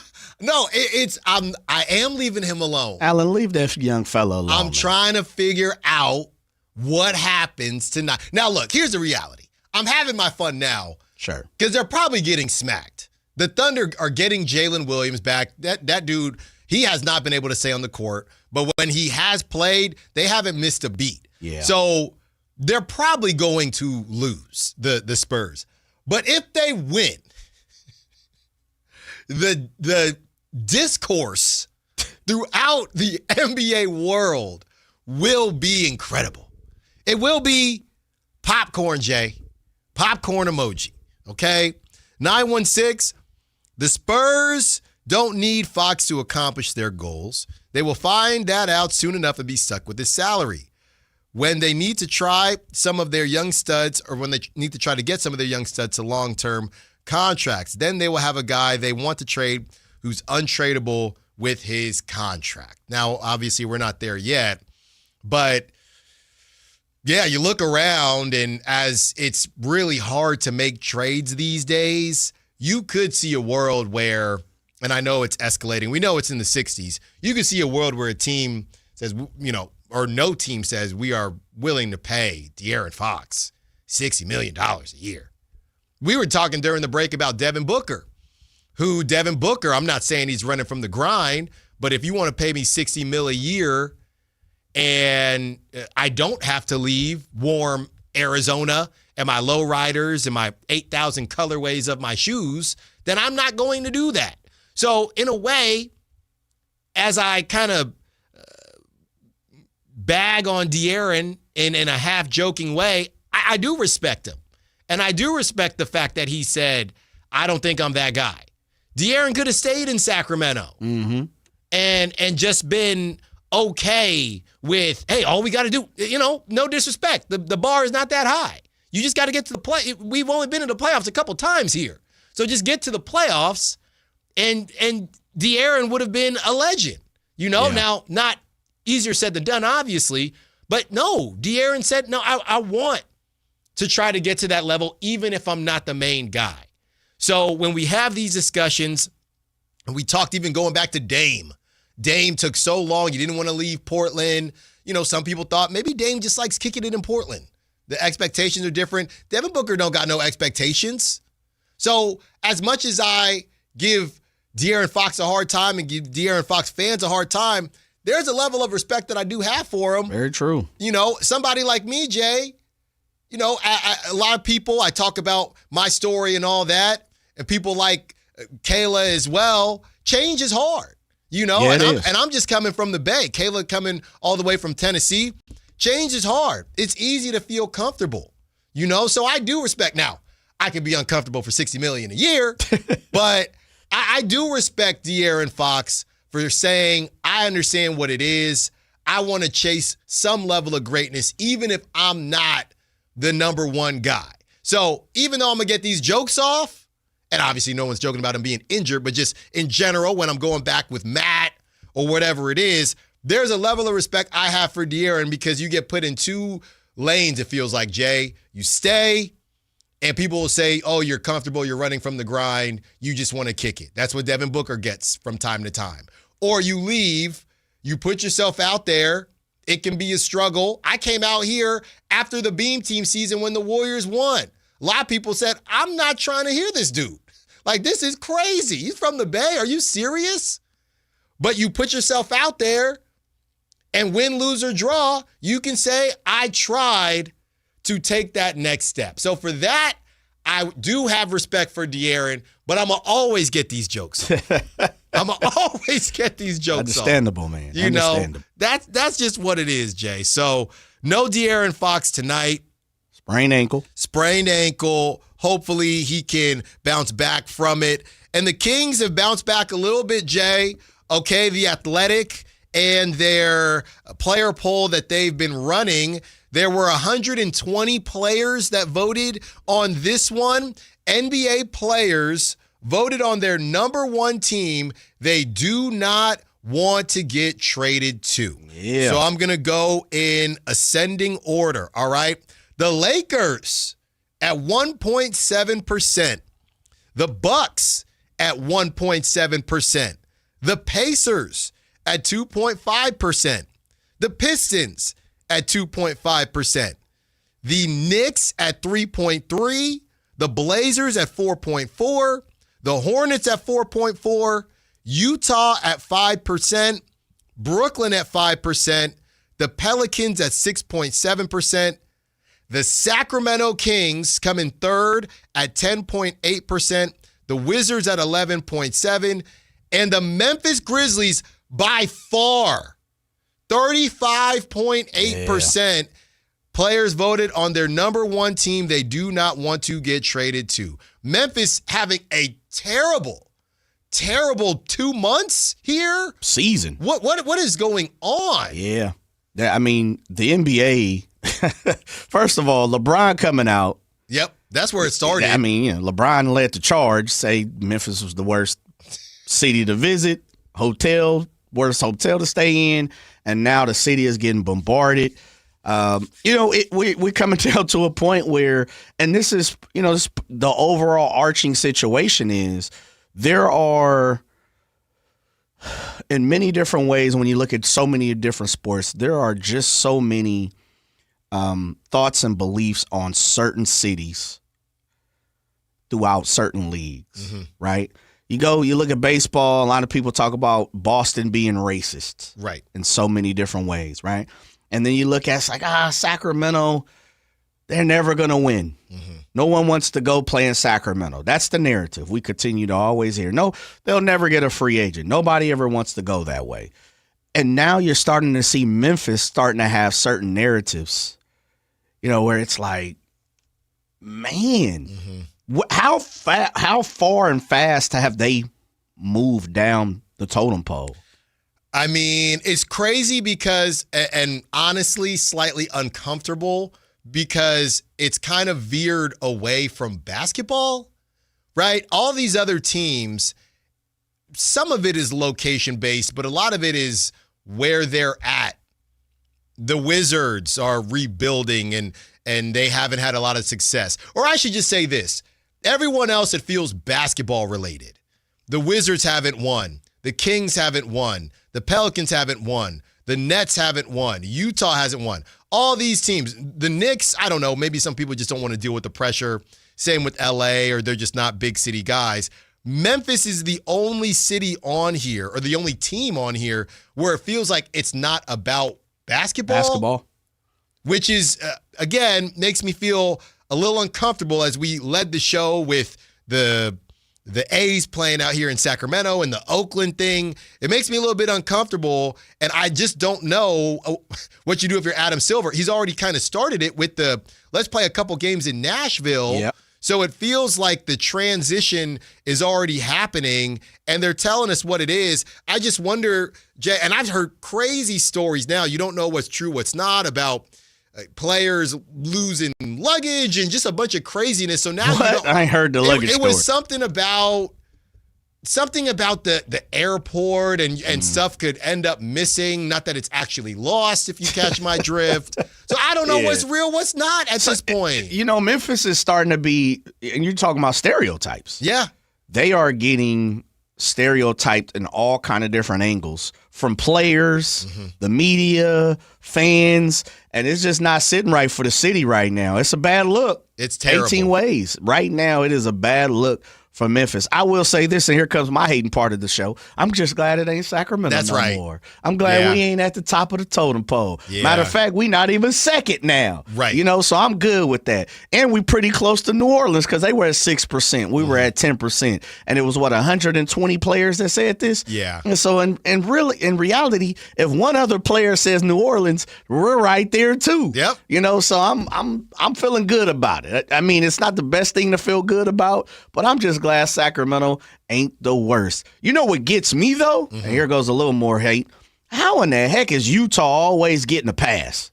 How is Salt Lake always getting a pass? But when you talk to players and you hear players on a podcast and, post their playing career, it feels like, we could talk about Vernon Maxwell, who he's got everything to say about Salt Lake. Kenyon Martin, Gilbert Arenas. Like, there's so many people who talk about Utah is the worst place, one of the worst places to play for, visit, things like that. Who was it, Shaq, who was like, man, we took a trip to Utah and we were there for 2 days or whatever. And he was like, man, there was nothing to do. And he was like, I was sitting riding around the city and I was figuring stuff out. And I'm going, like, Utah gets a pass in this. For whatever reason, they continue to get a pass from current players, but guys who have been retired, they don't mind talking about it now. Yeah, that's an interesting one for sure. And I don't necessarily obviously know why that is, but you're right. You're right. Here's the write-up from The Athletic.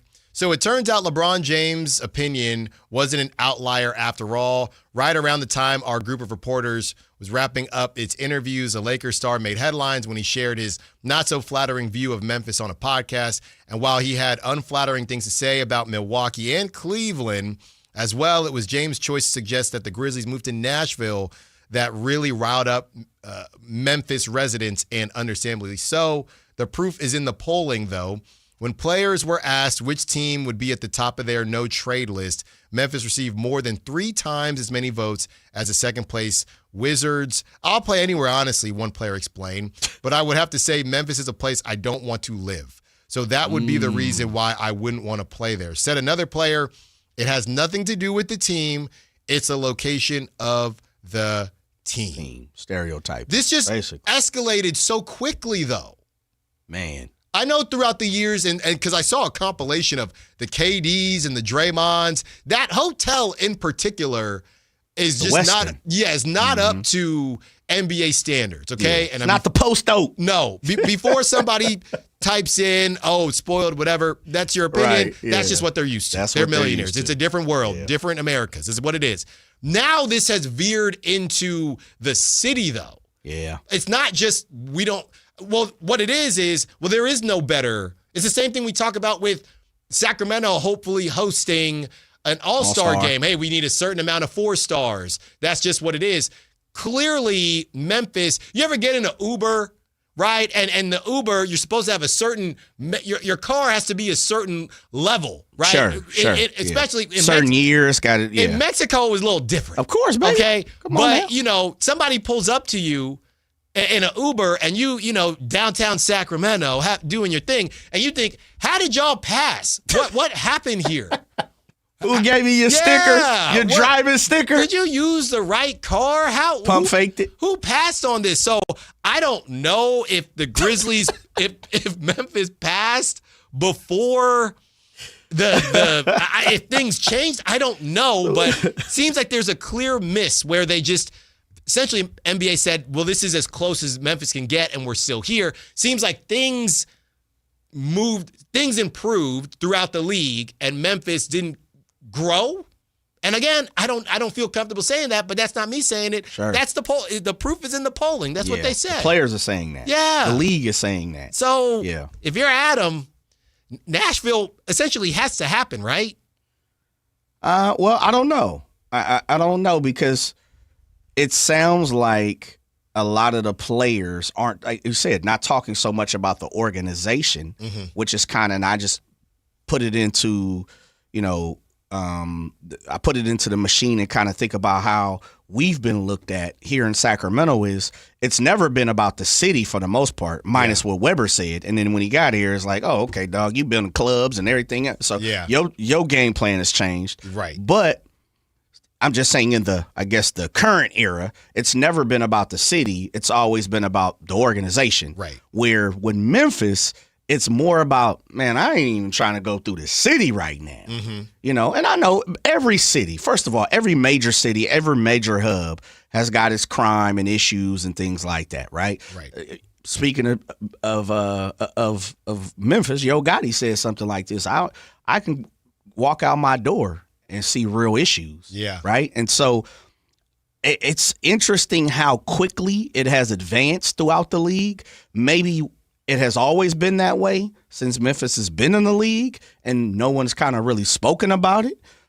Maybe now, because we have podcasts and social network and everything else, maybe we're just hearing more about it. I'm not sure. We have the players survey now. We didn't used to have that 10 years ago, so it just feels like it has advanced very quick. And I would think, looking at some of the other cities, because I've been blessed to go to a lot of these different cities, man, Memphis is okay with me with certain things. Yeah. And that's why I said, Shaq said, man, I never ate so much room service in my life in Utah. Yeah. Like, there's other cities to me where it's like, man, and not anything to do with the city. It's just, it ain't for me. It doesn't, I'm not excited by it, or there aren't things for me to do. But it sounds like that's what a lot of players are saying is, there's too much going on in Memphis for me. Yeah. I don't know. And it's so crazy, too, because there was the whole joke about Ja and how he actually went to a private school and was trying to be in these streets. And now with Memphis and how it's being kind of perceived, you wonder, who was Ja around out there? I mean, it does seem like there's kind of a trail, Jay. I don't know. Here's my thing, though. Yeah. What is worse? People don't want to go there because your organization, when that player says it's not the team, it's the city. What's worse? It's not the team, it's the city, or it's not the city, it's the team. I'd say probably it's the city. Yeah. The first option. Because you can eventually, like right now, people still bag on Sacramento, but if Scott Perry is who we hope he is, it will get turned around eventually. Hopefully. Down the road, yeah. You can't, unless you're talking about uprooting a team out of a city, it is a much tougher situation for Adam Silver and the Grizzlies in general to do anything. You got to draft. Yeah. And you have to you're not going to get any free agents at this point. Ty Jerome and Jock Landale. That's who you got. Like, those are the types of free agents that you're going to get. And on minimums, the one and done, I'm out of here. So I would agree with you. It's definitely the city. It's a different dynamic, though, because we haven't heard that much. I feel like, and correct me if I'm wrong, I really haven't heard too many issues when it comes to the city versus the organization. I think the laughing stocks throughout sports 9 times out of 10 is the organization. Man, that organization is bumbling. We ain't trying. The Pelicans are whack, but people love to go to New Orleans. New Orleans has got its own issues, right? Yeah. The state, Louisiana's got has a lot of issues. So it's interesting that this dynamic is arising, especially in the NBA. I feel like you don't really hear that too often. I think the times that you've really heard it is kind of more or less in football. Like the Packers, outstanding organization, tremendous history, but some people like there ain't, it's Green Bay. Buffalo, I've heard that from players. Like, man, Man, I got to go to Buffalo. It ain't New York City. It's freezing 9 times out of 10 during football season. But then I've heard a lot of people say it's right next to Toronto, and I love going to Toronto. So, I'm good with Buffalo. Versus, man, I don't know if I want to go play for the Pelicans. Yeah. The Hornets, they can't get it together. The Kings, they ain't never won nothing. Utah, good luck. Like, it's normally you hear about the organizations versus Memphis, the city. Like, players are complaining about safety, the hotel, what's going on in the city. And that's difficult. That's a difficult perception to kind of change. I mean, I don't even know how you do. Good point. Wise man once said, once there is, someone has an opinion about you, it's really, really hard to change. Very true. And that's what's coming out now. Some of the notable names, because my first thought is, they should separate this from city and organization. But I'm actually glad that they don't, because I do think that matters. Because the fact that Oklahoma City is not on here, right? Because I'm sure there ain't nothing to do in Oklahoma City, or not that much, but they're so good as a team, champ. You would overlook that. Yeah. Another team, Detroit had a small percentage at 2.5, but let's take Minnesota. Now, no disrespect to Minnesota, but Minnesota's not on this list, right? And you would think, these young dudes, they're not trying to be in Minnesota. Trying to be in Minneapolis? No, I don't think it's popping like Mall that. of America? But they got Ant, they got, A-Rod doing their thing, so they're not on the list. So you better stop hating on Minneapolis like that, man. Well, they got the Mall of America. Come on, man. Don't have me call Morris Day. I know that the state fair out there got fried. Yeah, it's big time fried butter. They got some fried butter, Jay. They definitely have one of the biggest fair, most popular. I'm trying to go. So hey, fried butter. Sorry, Minnesotans. I'm sorry. Yeah. I need to get out there. I'm not gonna try the fried butter. I'm gonna leave that to you. But they're not on this list, Jay. Some of the smaller teams that you would think. And I think the trade perspective is interesting, but obviously this is also can be used for free agents. Right? Another team, some teams that are right on the fringes, like the Indianas at 2.5. That's what, 2 players, 1 player voting for that. Milwaukee at 1.7. These teams that you would think, okay, there's not much to do out there for a young millionaire, but they're so good as far as the organization, they're willing to overlook that. Then you get the middle ground, Jay, I don't know where big market starts and ends, but no mention of Chicago, even though they're a mess. Right. Dallas got Cooper, so they're not going to be on that and the list. City be jumping is big. And, exactly. Sprawling. Charlotte sits there at 4.2. That's interesting, but I think if you go through that list and start from the bottom, it's the Lakers, right? Lakers. Okay, people aren't saying the city, that's the organization. Yeah. Second team is who? Milwaukee and Lakers are tied at 1.7. See, to me, when you go down, you go up and down that list, could you be able to distinguish city versus organization? It's interesting because what's funny is Clippers aren't on here. Right. Only the Lakers. Plus Ballmer, brand new arena. Yeah. Ballmer spends money. He's big profile. Like the Clippers aren't the Clippers of 95, Like Lloyd Vaught and all that, but man, that's Olowokandi and Maurice Taylor and guys like that's out the door now. Yeah. The Clippers got their own jump off, is right next to SoFi. Inglewood is popping. You got MSG, which owns the Forum right there. Like that's different. Ballmer is everywhere. You got Ty Lue, PG, you got Harden. Like people care about the Clippers in some form or fashion. And they see the Clippers in a little different form of fashion than, Lloyd Vaught and them. Yep. It's a new day. It is, baby. It's a new day. Let's play a little Would You Rather. Now, this is a fun one as we've talked about the Spurs, and we get into it when we return. More Drive Guys coming up. Like and subscribe to the Sactown Sports 1140 YouTube channel at Sactown Sports 1140 to get the Carmichael Dave Show with Jason Ross, Matt and Kayla, and the Drive Guys with Kevin Gleason and Alan Stiles on demand and at your fingertips. Get your fix of the Sacramento Kings, 49ers, Giants, Athletics, NFL, NBA, and the latest in sports and entertainment all in one place at Sactown Sports 1140 on YouTube. your local sports leader. Sactown Sports 1140. We're living through a monetary crime scene, and your IRA or 401k is a key victim. Hi, Dr. Ron Paul here. In 1971, gold was $35 an ounce. After the dollar was cut loose from it, inflation soared, and in just 9 years, gold hit $850. People who diversified into precious metals survived and thrived. Today, we're in a worse position because we face inflation and massive debt. Fortunately, gold is still an option. My trusted friends at Birch Gold Group can help you own gold inside your retirement account without penalties or taxes. Start now by getting a free info kit on gold. Text the word SECURE to 989898. We're facing the same monetary chaos as the 70s with significantly more debt. Get your free info kit from Birch Gold. Just text SECURE to the number 989898. This deer season, John Deere wants to give you the home field advantage. We're bringing you the best offers of the season, whether that's cash off on select new machines or a shot at the ultimate Major League Baseball prize package.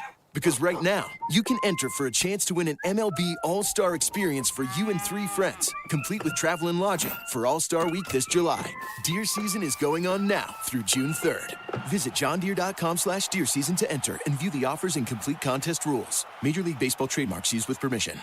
The NBA playoffs are underway, and now you can trade every game on Kalshi. You can also trade on who wins each series, the conference finals, and the championship. San Antonio is currently trading at 19% to win it all, meaning a $100 trade pays out over $500 if they take the title. On Kalshi, you're trading against other people in a live market. No house, no odds makers. And as odds move, you can buy in or out anytime throughout the postseason. For a limited time, download the Kalshi app and use code SHOT to get $10 when you trade $10. KALSHI. Kalshi. Trade on anything. Power Business Technology is proud to be a 100% independent, locally owned and managed Toshiba copier dealer. Local ownership cuts out the red tape, allowing ourselves to never be too busy to personally answer the call when our clients need us. Recognized for excellence in service execution, training, and customer service, we're proud to be named a Toshiba ProMasters Elite Dealer since 2021. Contact us today for all of your business printing needs at 844-POWER-BZ. That's 844-769-3729. Or visit us at powercopiers.com.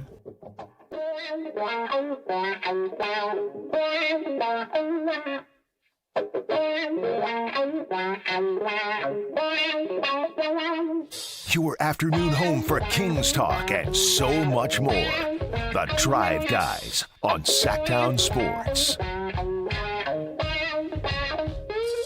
5:30 on the dot. Taking you up to 6 p.m. Oh my goodness, it's been a fun one. A lot of twists and turns. As we learn, DeAaron Fox is out tonight. That's at 5:30, so that game's about to start up. I would imagine. On Prime? Oh, I'm so sick of that, man. I'm so sick of that. It's Peacock. And hopefully, yeah, if you got YouTube, it might still be on that NBC as well, or you got to go to the app. But the Thunder, huge break for them with no DeAaron Fox. They're already, and they get Jalen Williams back. So I would imagine that the Spurs take care of business there. I would be very surprised if the Spurs are able to take care of it. I'm trying to see, and I'm double checking here. Yeah, we can find something. It was 6.5, but this is CBS Sports when DeAaron was questionable. I don't know if it's still 6.5. That sounds very respectable for the Spurs if it's still at 6.5. That would be surprising to me. But yeah, the Thunder going to look to jump out to a 1-0 lead with no DeAaron Fox. So it's going to be tough. It's going to be tough for the Spurs. Speaking of the Spurs, this is from Andrew Leesis. Okay, he's a Suns and Packers guy, but 40,000 followers. He kind of does some content creation for Poly Market. And Jay, this question I found to be very fascinating. Would you rather have Wemby or the number 1 overall pick every year for the next 5 years? Now, it's funny because obviously my initial thought, probably similar to your initial thought, Wemby's nice, but I'll give me the number one pick over the next 5 years. So he follows up and he says it's all fun and games to pick Flag, Ant, Cade, Banchero, and Zach until you end up with a combination of Bennett, Wiggins, Cat, Simmons, Fultz, and Ayton. That was consecutive, Jay. Man. That was and we did this. We had some fun with this with the NFL. So the 5 in a row could be Bennett, Wiggins, Towns, Simmons, and Fultz. That's crazy. And if you wanted to remove Bennett, it would be Wiggins, Towns, Simmons, Fultz, Ayton. Or you get a good draw, and it's Edwards, Cunningham, Banchero, Rees-Sachet, and Flag. A lot of people were going back and forth on this, Jay, but the reality is there's no question, man. Right? No question for me. You're taking the number one picks, right? Yeah. Okay. So I get it, but I'm looking at, here we go. So next year it's either Jay Smith or Jokes for Stokes. Right. Right. So 2027 right now, I believe it's Marcus Spears' son. Yeah, it's Marcus Spears. Oh, that's Jr. right. That's right. He's number one for, was it 2027? So then 2028 would be either Eric Dampier Jr. or A.J. Williams. Eric Dampier, of course, coming out of Mississippi. Right. Played in the league for a while. A.J. Williams, a small forward from Hampton, Georgia, 6'6", 215. So that's 2028. Which both those drafts are not supposed to be good. That's two right there, Jay. So I'm just saying those are three. So you got Dampier Jr., you've got Marcus Spears Jr., and you got Jokes for Stokes. Yep. Those are your next three. I think it's... And who knows, then what? Fourth is probably what? Jamal Crawford Jr. CP2. And then CP2 in 8th grade. Okay. So those are my next 5. Yeah. I think I'm taking the next 5. You got to take the next 5. Yeah. I think it's an interesting question. Playing the lottery. I think because the other way to ask it, because if your first round draft picks doesn't mean you're getting number 1. So you're saying you are guaranteed number 1 for the next 5 years, or you get Wemby right now. The other reason I'm probably just taking the 5 picks, Jay, is because I still need to see Wemby do it and be healthy. Yeah. Right? Now, he hasn't missed a ton of time, but it's enough for me to not turn down 5 number 1 picks. Well, I think you're just betting on history, Alan. When you look at someone who is as tall as he is, and, you go back in history, the Yao Mings played, for 9 years, 8 or 9 years, then played along the Sean Bradleys, Dikembe's. And we talking about guys that Ralph Sampson's, there's so many. Kareem played a long time. He's probably like one of the few people outside of it. Wilt played for a long time.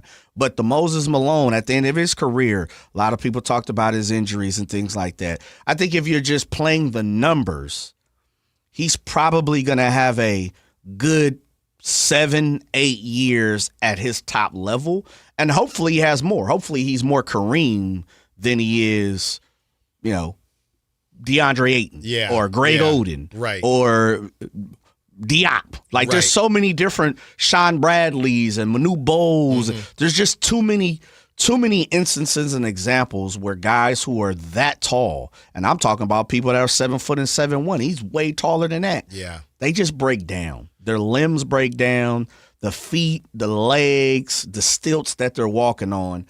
I don't know. The extremities, they just break down, man. Yeah, man. And it's fascinating that you say that, because we always talk about the running quarterback, right? And there's a shelf life. Like Josh Allen, he's a big boy, but we saw Cam, eventually it caught up to him. I think Josh Allen, you better win one of these soon, buddy. I'm with you. Lamar, we saw it happen to Michael Vick, all these guys, but I never really thought about it because there really hasn't been anybody like Wemby. Sure. Yeah, he's one of one. The Chet conversations we've had, but Chet's not the number 1 on that team. There's not as much on his shoulders. I do wonder if you are the Spurs, when it comes to a window, in our minds, we're just thinking about age for Wemby. And, of course, he's only 22. But I do wonder if you're the Spurs, are they thinking, yeah, he's only 22, but at this size, we need to get it going pretty soon here. And they're sitting here in the Western Conference Finals. And to bring it back, not to my hateration, but if they don't get it done this season, they might be more aggressive than we would expect, because if they think that timeline for Wemby is not necessarily a 22-year-old, but hey, a 7'4", 22-year-old who's already had some stuff playing pop for a up, while. Yep.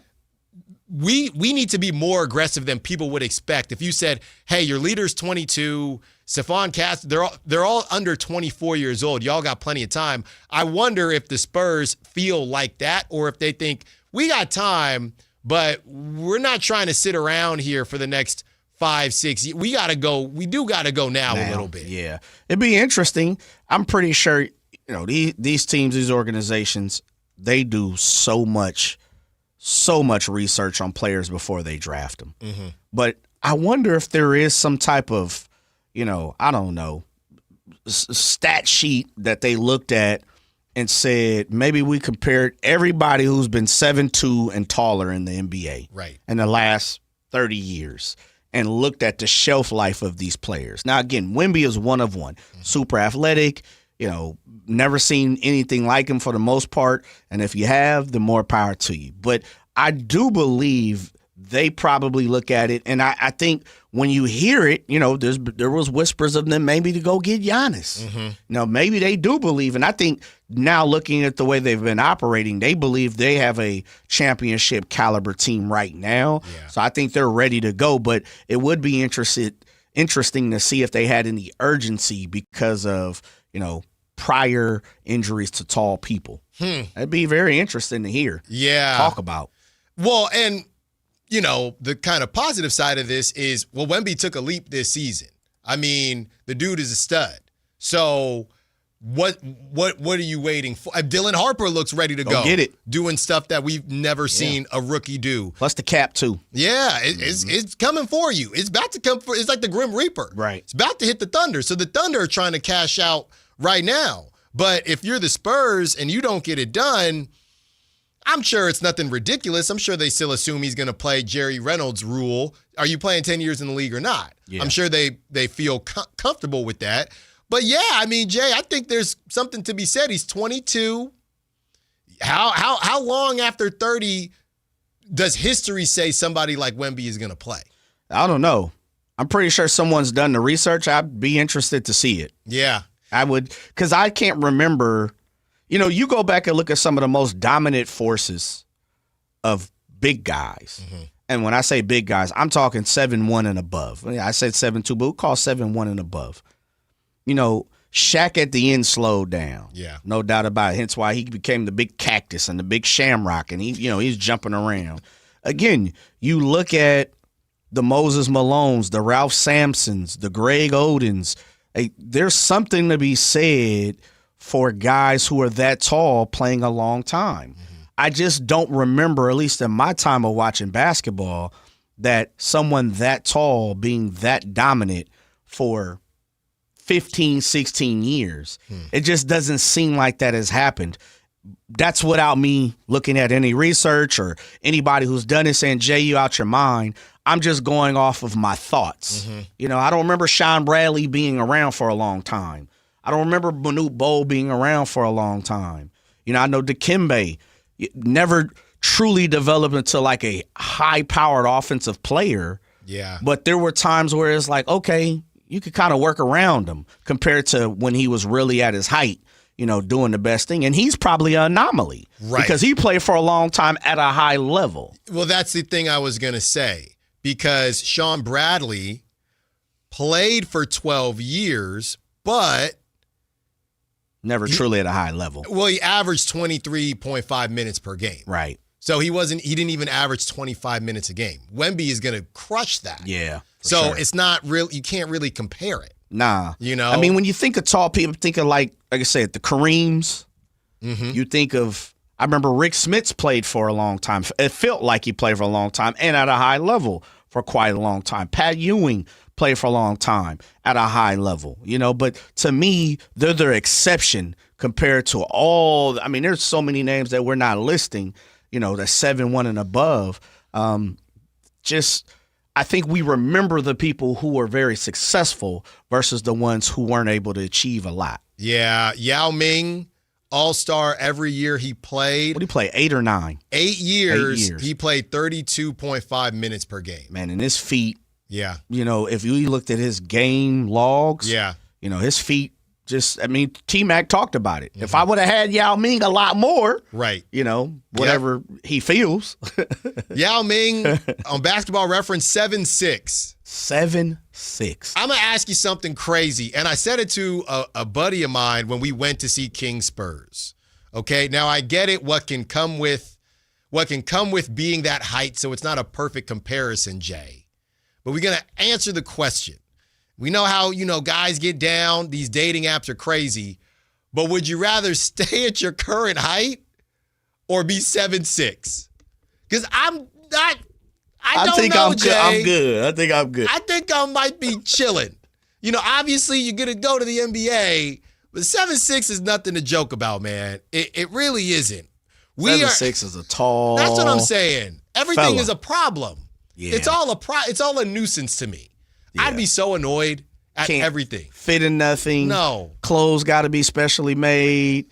Even if you go get the biggest Escalade, you got to get that, specialized. Like that's tough. You better go to the NBA or it's just annoying.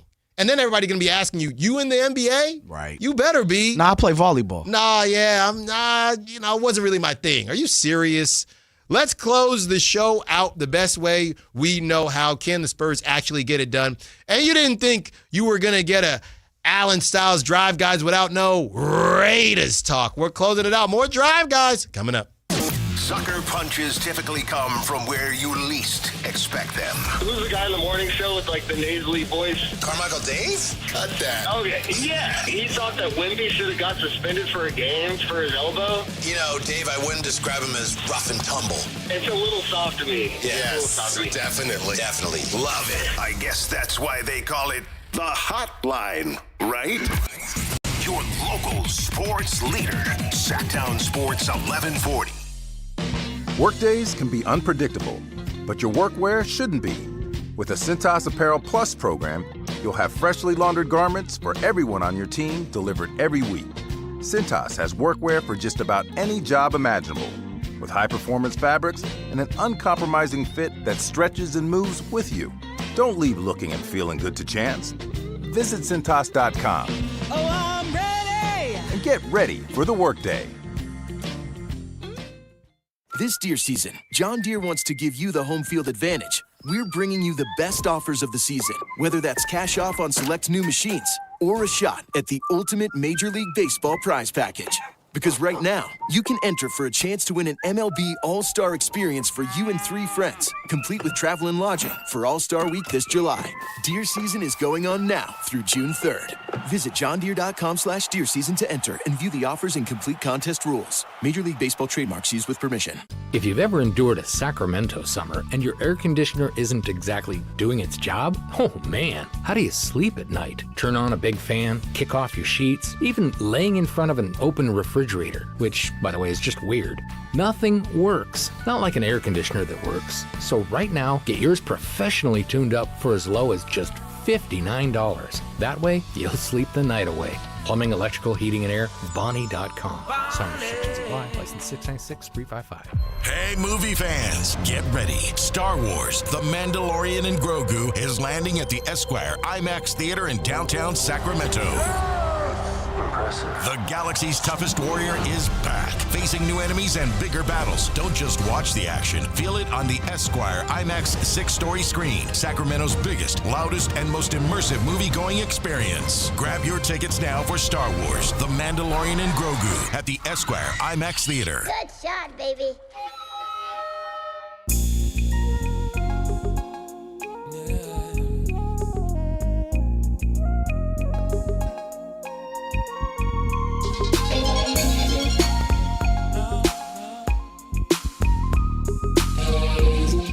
the app and listen to The Drive Guys. The Drive Guys with Kevin Gleason and Alan Stiles. On Sactown Sports 1140.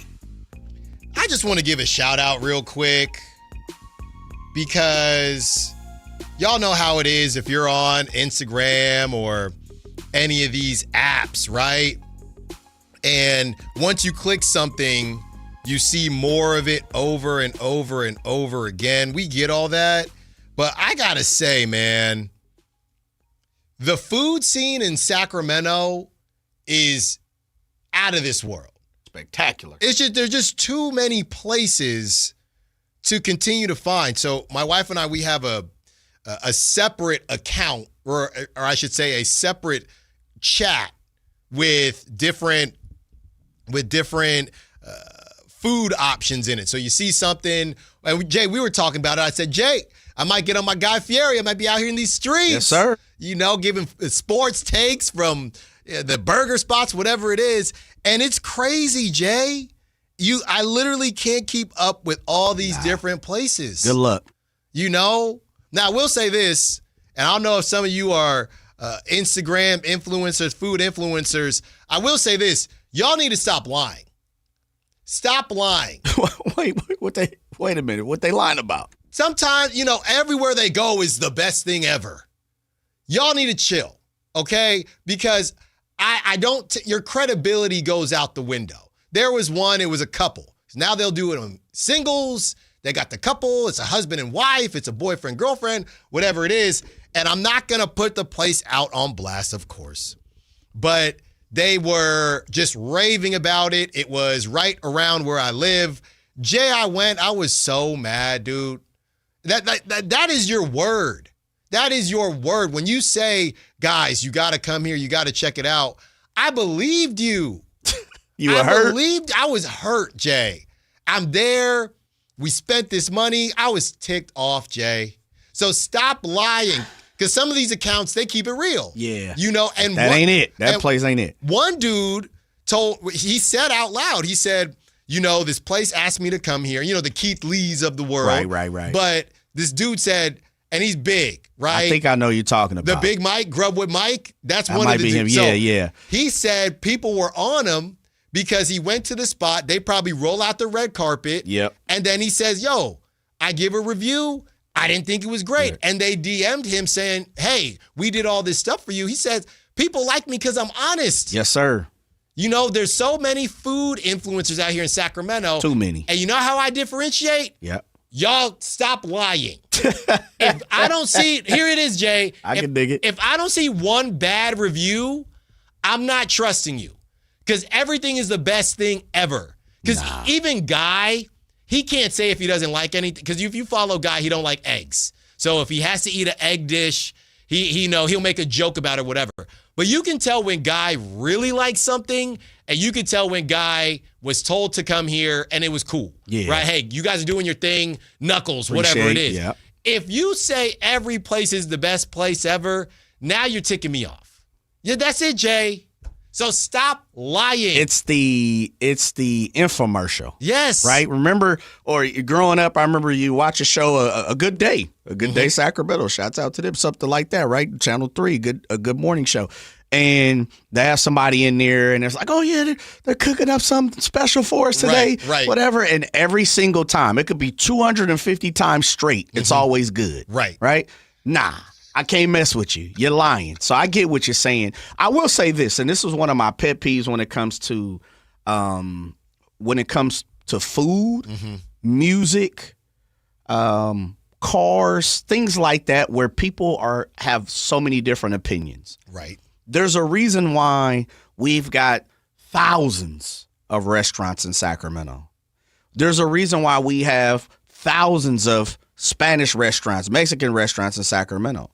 It's just because I like it don't mean you're going to like it. Sure. Vice versa. So I'm always hesitant in this. I'm with you in the form of everything can't be great all the time, because it's been places that people swear by. And you go to it, it's like, yeah, nothing special. Cool. Average, it's dope, and it's cool. And, I've had better. Yeah. I've had worse. Right. Or you go some places like, yeah, them Them spices just wasn't hitting my palate properly. Not for me. Not for me. But that's what I'm saying.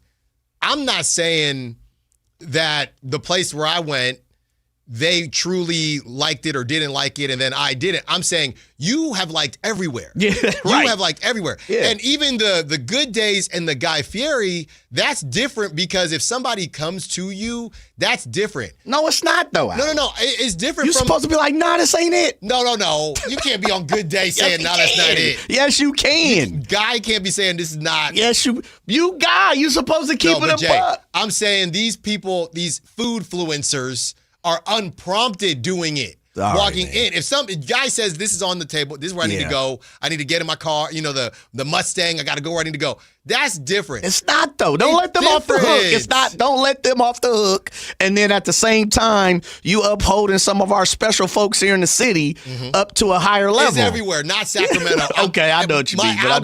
My algorithm is Sacramento. I know what you mean. But, and I got to kick it with them. I went to, I don't know how I got the invite, but it was a food influencer thing. I got to kick it with some other media members out there, and it was at Sky River. Okay. Now, all the food at Sky River was legit. Don't get me wrong.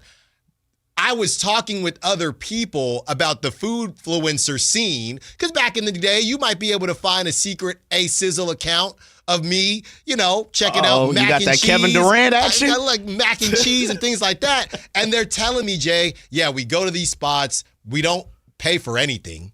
You know what I mean? So in turn, we say how good it is. Sure. So I'm thinking that, guys, I need some integrity with my food influencers. That's what I need, Jay. I got you. I'm with you. I was just trying to play a little devil's advocate. I'm 1,000% with you. I'll say this, man. Living in Los Angeles, big dog, I remember my friends and stuff used to come and visit. They're like, man, there's so many places out here to eat. You'll never go to a same spot twice, right? Which we know is not true, because when you find something, you double back 18 times. We're at that point in Sacramento. My wife, she's from the Bay Area. She says it all the time. I have never seen so many places, of course, compared to where she lived, it's like so many restaurants. It feels like there's something on every corner in Sacramento at this point. Right. I love it. I need to do more of the taste testing and jumping out and trying new spots and everything else. But I'm with you, man. Don't be up here pump faking every single time. Like every burger spot in the world is good and they fries been fried properly, and you know what I mean? The lettuce is crisp and snappy. Like, nah, I got a soggy burger, man, and this ain't it. I'm cool. Don't go there. I'm not going to say where. Uh-oh. But recently, they said, I followed them. They said, hey, guys, this is maybe one of the best barbecue spots in Sacramento. Oh, man, I could have told you don't do that. We did it. I unfollowed them. Listen, we got to go, but this is a conversation for tomorrow. Okay. And I'm challenging everybody in the city.